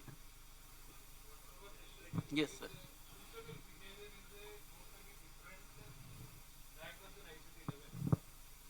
No, sir. No, there's no separate. No, no, no. That's not. No, no, no. That they are not put anywhere. It's just where the specifiers, not the primary diagnosis, but add-on things. Let's say like contextual factors that we mentioned. So those will come there. I said an axis 1, 2, 3. Third will be like there is a financial stressors, this and all that we used to put. So no, no, no. Yes, sir. It will come, sir, because I will cover mania and that will come. So what the other sir has mentioned about somatic and other things. Yeah, we'll quickly move on. So now, as you all know, there are some other features in which the lady had 2 episodes where she was happy all the time. The mood was changing rapidly and she was working more. She was doing 2, 3 people's work all alone and also this will indicate straight away mania, right? Okay. So in the mania, they mentioned both should be present at least for 1 week. An extreme mood state characterized by euphoria, irritability, expansiveness. Individuals commonly exhibit rapid changes among the mood state. Then increased activity or subject to an experience of increased energy. Then several of the following features representing significant change may increase: increased talkativeness, flight of ideas, increased self-esteem, grandiosity, decreased need for sleep, distractibility, impulsive reckless behavior, then increased libido. Then there are additional features of mania. I'm just quickly going through the features. Okay. So now this we have put, she has gained the power of God and can control world also. This is not coming in the essential feature. Okay, so ICD-11 mentions somewhere like all these features as additional features. Manic episode may or may not include psychotic symptoms. A wide variety of psychotic symptoms may occur in mania. Among them are grandiose delusions, persecutory, etc. Okay.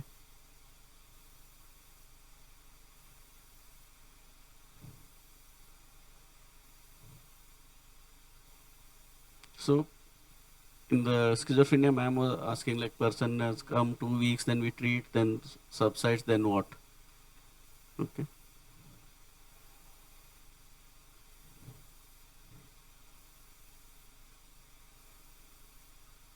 Here they differ, right? Severe symptoms I treat, but still I diagnose as mania. I won't wait for 1 week.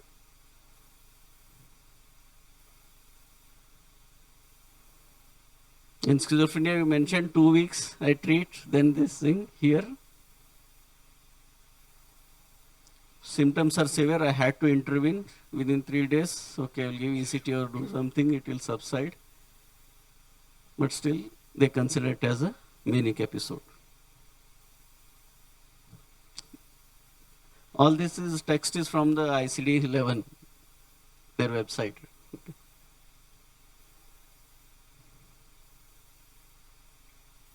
Then, as Samir sir was mentioning, the ICD-11 mentions various presentation during childhood, adolescence. The manifestation may be different. In the child, it may be when she was in a school, started interrupting others, teachers, she will take class.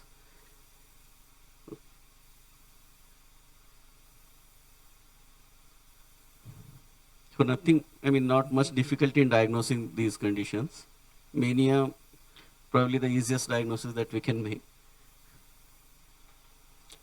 Depending on the developmental age, there may be increased distractibility, etc., overestimation of the person's abilities, impulsive behavior. But the problem that comes is how we are going to differentiate it from ADHD when they present during childhood or adolescence. Okay. In ADHD, onset is usually before 12 years, okay, and are not episodic. That we need to remember. Here the presentation was episodic. And they are not temporarily tied to changes in mood or energy. When mood is there, then you are seeing other features. Then only we'll go for this diagnosis. Hypomania, lesser severity, we all know. Mixed. We have, in the case Vignet, we had one episode where she would be angry and irritable and would be sad also. This lasted for 2 months. We'll skip that one. Also symptomatic and core, and here they mention about specifiers are not mutually exclusive, and as many as we want to add, we can add, which Dr. Rangnath sir was mentioning about episode specifiers. Okay, mentioned about anxious symptoms. So when we have a diagnosis like, okay, moderate depressive episode with psychotic symptoms, like in schizophrenia, then we have other specifiers here also with prominent anxious symptoms. If we have anxiety, in this case where she had, okay, with panic attacks, not panic disorder. These are in context of depression. If both are there, we can write both with anxious symptoms, with panic attacks. Somatic symptoms, somebody has asked. Okay, the overall, we are going back to the old term of melancholia, which we felt like that was a core depression, right? Where we included some other features. Diurnal variation, not enjoying anhedonia, weight loss, food intake, all those came as with melancholia. Pervasive anhedonia, terminal insomnia, diurnal variation, psychomotor, retardation, agitation, weight loss, appetite loss. If this is also there, we'll add this also as specifier. So you can add as many as there are. So in the current case Vignet, we may diagnose bipolar type 1 disorder, current episode depressive, moderate with psychotic symptoms. We may add additional specifiers. Okay. In depression, we may just have like current episode, prominent anxiety symptoms in mood episode, panic episodes in mood episode, current depressive episode persistent. These are some additional things which you have come up. Okay. Current episode persistent is a time frame which they have mentioned. Okay. The episode should have lasted for 2 years or so. Then we are going to label it as current episode persistent. Dysthymic disorder, at any point of time, the person should not have met the syndromal diagnostic criteria for depression. This is a separate entity now completely. So I'll just summarize what we have done. Okay, mood episodes are not independently diagnosable condition, but patterns over the time and disorders. They are divided into depressive disorders, bipolar disorders,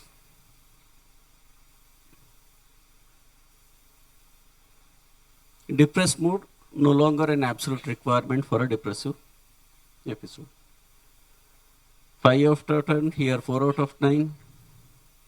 Clusters have come here, affective, cognitive, neurovegetative. I mentioned where sad mood and other things have come up. Sexual anhedonia has given elevated status now, which was not given much of importance. Additional feature, something has come up like emptiness, which you used to see in borderline personality. Psychotic symptoms can be seen in moderate depression. Then here it mentioned, document clearly mentions normal boundary, grief, okay, prolonged grief and depression when we are going to diagnose each one of them.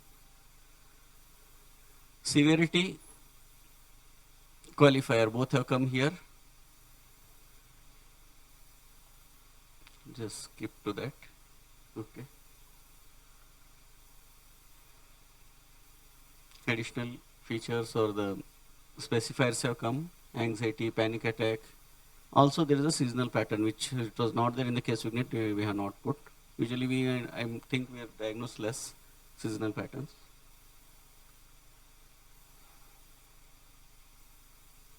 So mixed depression and anxiety also has been mentioned here. So we'll stop here. We have one more thing to cover, I think, sir. Any question? Yes, yes, sir.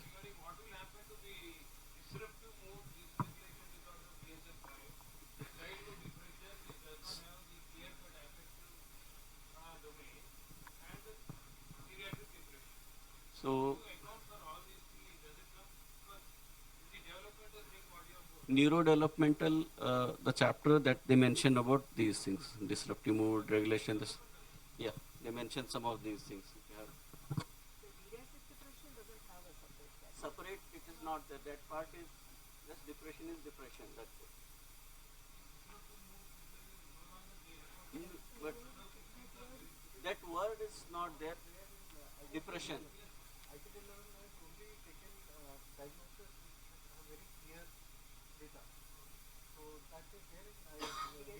Yes, sir. So genetic depression also, the age manifestations are there. The criteria of different age, different presentations can be there. But and the terminology. But there are some explanations for that, how they may manifest. Let's say, no, the developmental presentations, no, I said, so it is all clearly written. Like in childhood, instead of the kind of manifestations that you see in adults, it will be different. Same in geriatric, it can have other presentations. Isn't it? Cognitive presentation. Yes. But the criteria is development.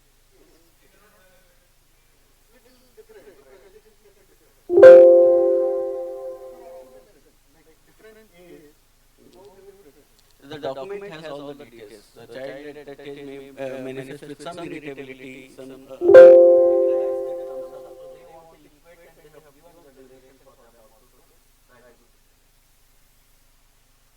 Okay. I have just around 15 minutes left. So, can you all quickly go through the case unit 3?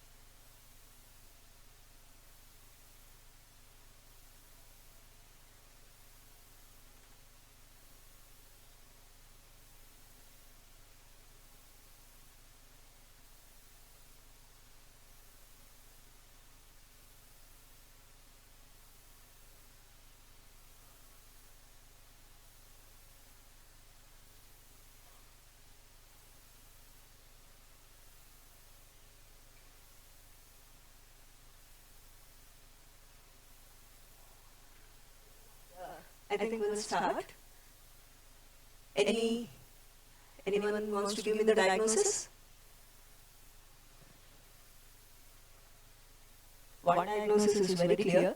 It's the same in ICD-10 also, OCD, yes?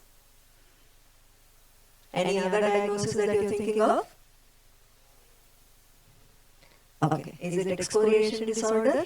Anyone wants to disagree with this and think of anything else? Body dysmorphic disorder? Okay. Okay. Yes. Holding disorder? Okay, good. I'm getting all my differential diagnoses here. Okay, we'll start with this.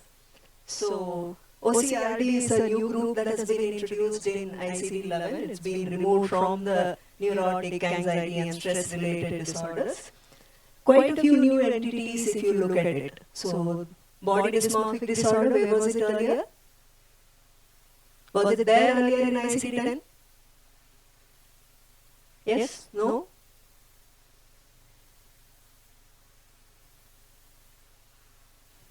Used it any time? Yeah, it was part of hypochondriasis, which was again a part of somatoform disorder. Okay? So now even hypochondriasis has a separate diagnosis under OCRD. Olfactory reference syndrome, again a new entity which wasn't there earlier. Hoarding disorder, and these two, the body-focused repetitive behavior disorders, the two entities. Where was trichotillomania earlier? Was it there? Not there? Impulse control disorder, yes. And excoriation? Was it there? Not there? Yeah, it wasn't there actually. It's again a new entity. So there are quite a few new entities if you look at it in OCRD. So in this OCD, what are the features that are here to make the diagnosis of OCD? Obsessions, compulsions, washing compulsions, yes. So, obsessions, compulsions, time spent has been specified. What was the time spent? More than 6 hours. Was time mentioned in ICD-10? No. Okay. So, again, the time was not specified in ICD-10. So, here, what is extra here? I have highlighted it again. What is that? Mental compulsions. So again, was mental compulsion there in ICD-10? No. Okay, so mental compulsions again was not mentioned in ICD-10, which has been included here. So these are all the essential features for OCD. So obsessions, it's the same. Compulsions, two new things that they have added. One is the mental compulsions and the other one is to achieve a sense of completeness. So that's again something extra that they have added. And earlier it was just time consuming, whereas here they have specified it as it should be more than 1 hour. Okay, so those are the subtle changes that have been made in OCD. Okay, so next, what is the diagnosis? BDD or excoriation? It's actually body dysmorphic disorder, sorry. Okay, so too many moles in the body, ugly looking, because of which she was trying to pick on it to actually mask the ugly looking lesions. And of course wearing all full sleeve pants and shirts.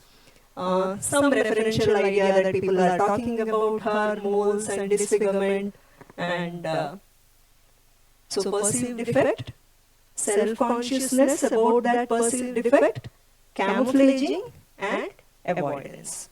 So body dysmorphic disorder, if you look at it, the criteria is first is the persistent preoccupation with the perceived defect. Next comes the self-consciousness or the self-referential ideas.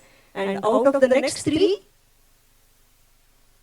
at least one of the following should be there. So that includes, again, any excessive behaviors that are seen, which can be checking, checking in the mirror or any of those, excessive attempts to camouflage and avoidance. So these are the three other features out of which one should be there.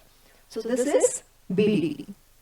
What about the classification of OCD which was there earlier? Predominantly obsessions, predominantly compulsions. So all that has been done away with. How was it in DSM-5? OCD. How is it classified there?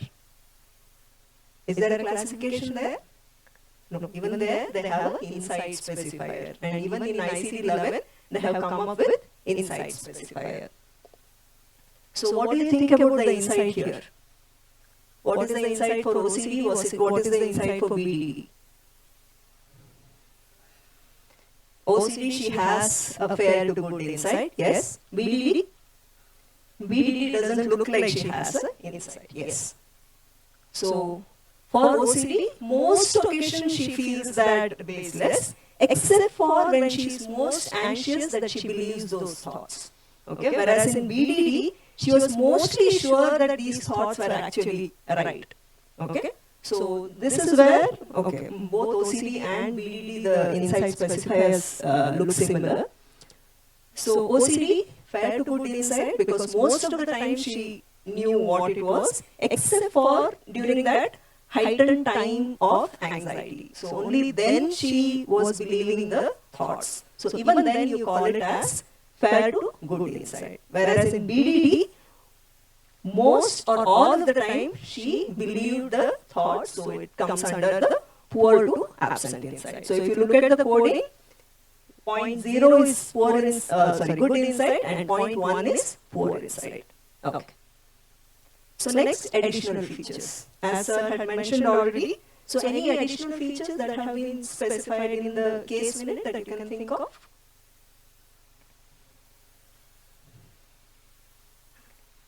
So, one, the focus has changed from earlier. If you look at the mood component, or in OCD, they spoke of distress.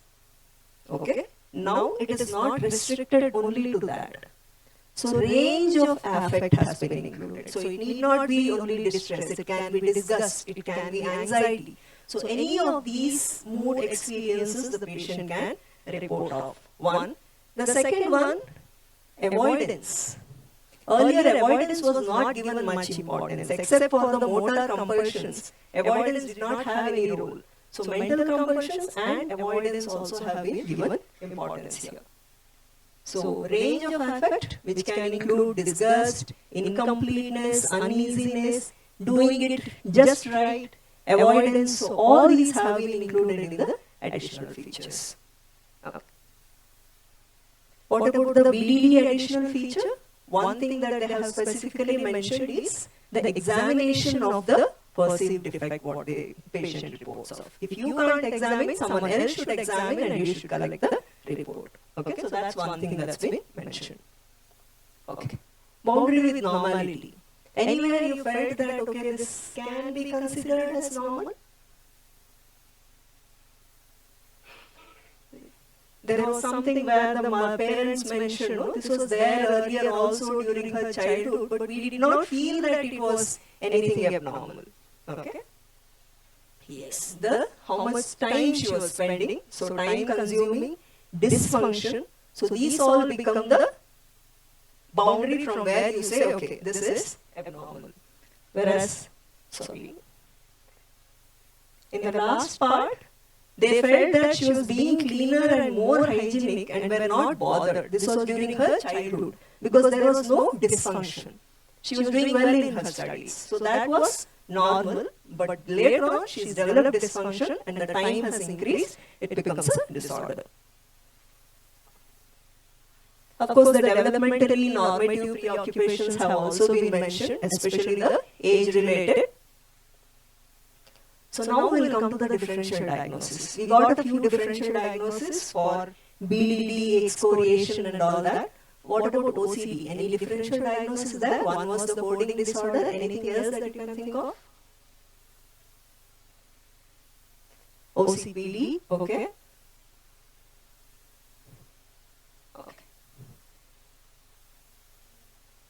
Exactly. So, illness anxiety, that is the term that is used in DSM. Here it is health anxiety or hypochondriasis. So, how do you differentiate it? So, hypochondriasis or health anxiety, again as I mentioned, is a new entity that has been included. So, here it is focuses on one particular disease. So, one or more progressive life-threatening illness, and behavior can either be health-seeking behavior or it can be avoidance. So either of it can be seen. So that's for hypochondriasis. Next, what is this? Hoarding disorder. Someone said hoarding disorder. So do you think it is hoarding disorder? Or is it just a part of OCD? Can say part of. How can you say it's part of hoarding? OCD. Yes. So there is explanation for it. Okay. So hoarding behavior can be symptom of OCD and undertaken with the goal of neutralizing the distress or whatever they are experiencing with obsession. So what is hoarding disorder? So accumulation should be there. The space should be cluttered to a point that it becomes unsafe to the person. And the accumulation can be both. One is where they actively or passively collect, and second is where they don't throw. Okay, so both are needed to say it is hoarding disorder. Okay. What is this? Can this be a panic disorder?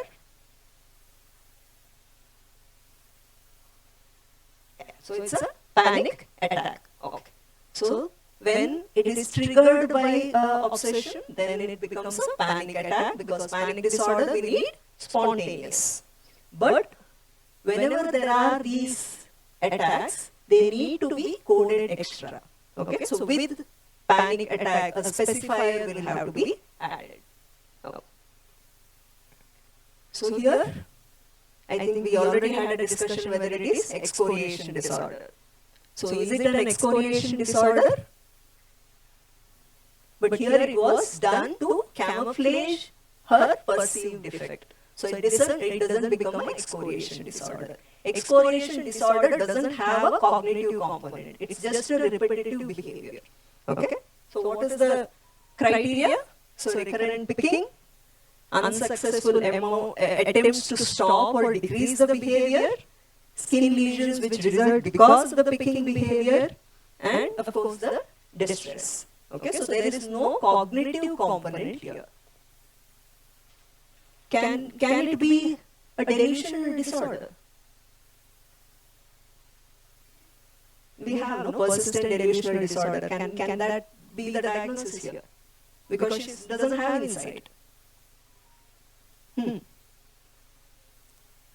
So even that, if the belief is restricted to one particular thing, then it is considered as BD. It is not considered as delusional disorder.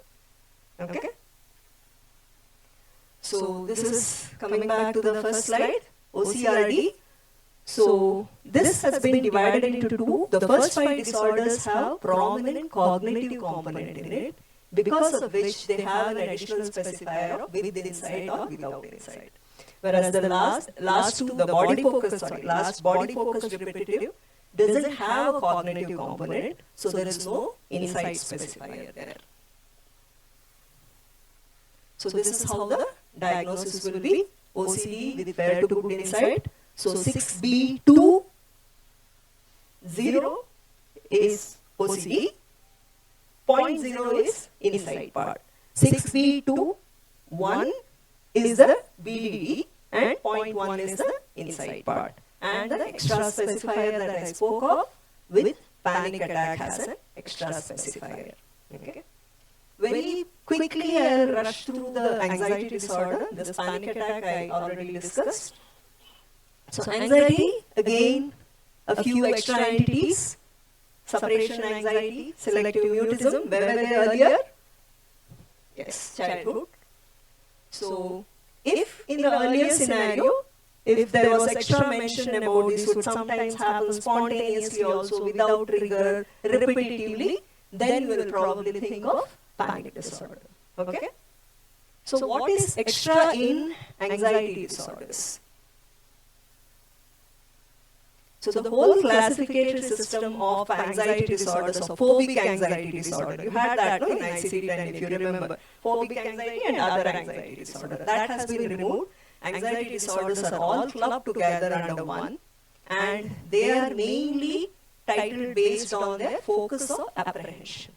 In panic disorder, panic attack itself is the focus of apprehension. Social anxiety disorder, social situations are the focus of apprehension. So that is how it has been divided. Okay? Okay, so to conclude, so no neurotic, stress-related and somatoform disorders grouping. Where did the somatoform go, by the way? Any idea where it's gone in ICD-11? Very good. It's gone under a bodily distress disorder group. It's a completely different group. It has only this somatization disorder and body dysmorphia. No, sorry, muscle dysmorphia. Okay, so that's been included there. Okay. OCRD, the changes that have happened are separate group, lot of new entities, mental compulsions have been added and the range of affect have been spoken of, insight specifiers have been added, whereas the earlier classification system has been removed. And in anxiety disorders, lifespan approach, that's why the two childhood disorders have been included in the anxiety disorders. Additional diagnostic entities. Focus of apprehension is what is important to make the diagnosis in anxiety disorder. Earlier, avoidance was the only thing that was included, whereas now they say that if someone is going through the situation with extreme distress, even that can be included as an anxiety disorder. So panic attack can be used as a specifier for all the anxiety disorder diagnosis except for panic disorder. So generalized anxiety disorder with panic attack as specifier. Specific phobia with panic attack as specifier. So if there are any panic attacks that are seen which are triggered as part of the disorder, they can be coded extra. Okay? So ICD-11 is focusing on the comorbidities. So make as many diagnoses as you can is the goal of ICD-11. Yeah, that's it. Any questions?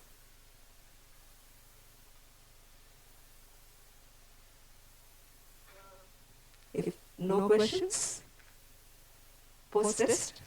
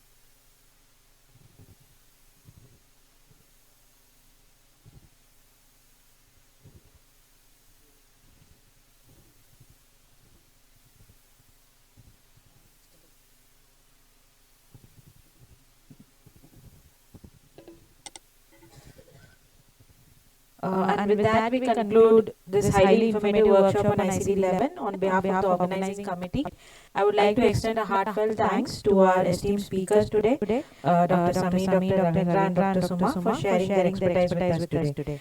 We hope that you all leave with a deeper understanding of ICD-11 and feel confident in applying it in your clinical practice. Thank you, sir. Thank you, ma'am.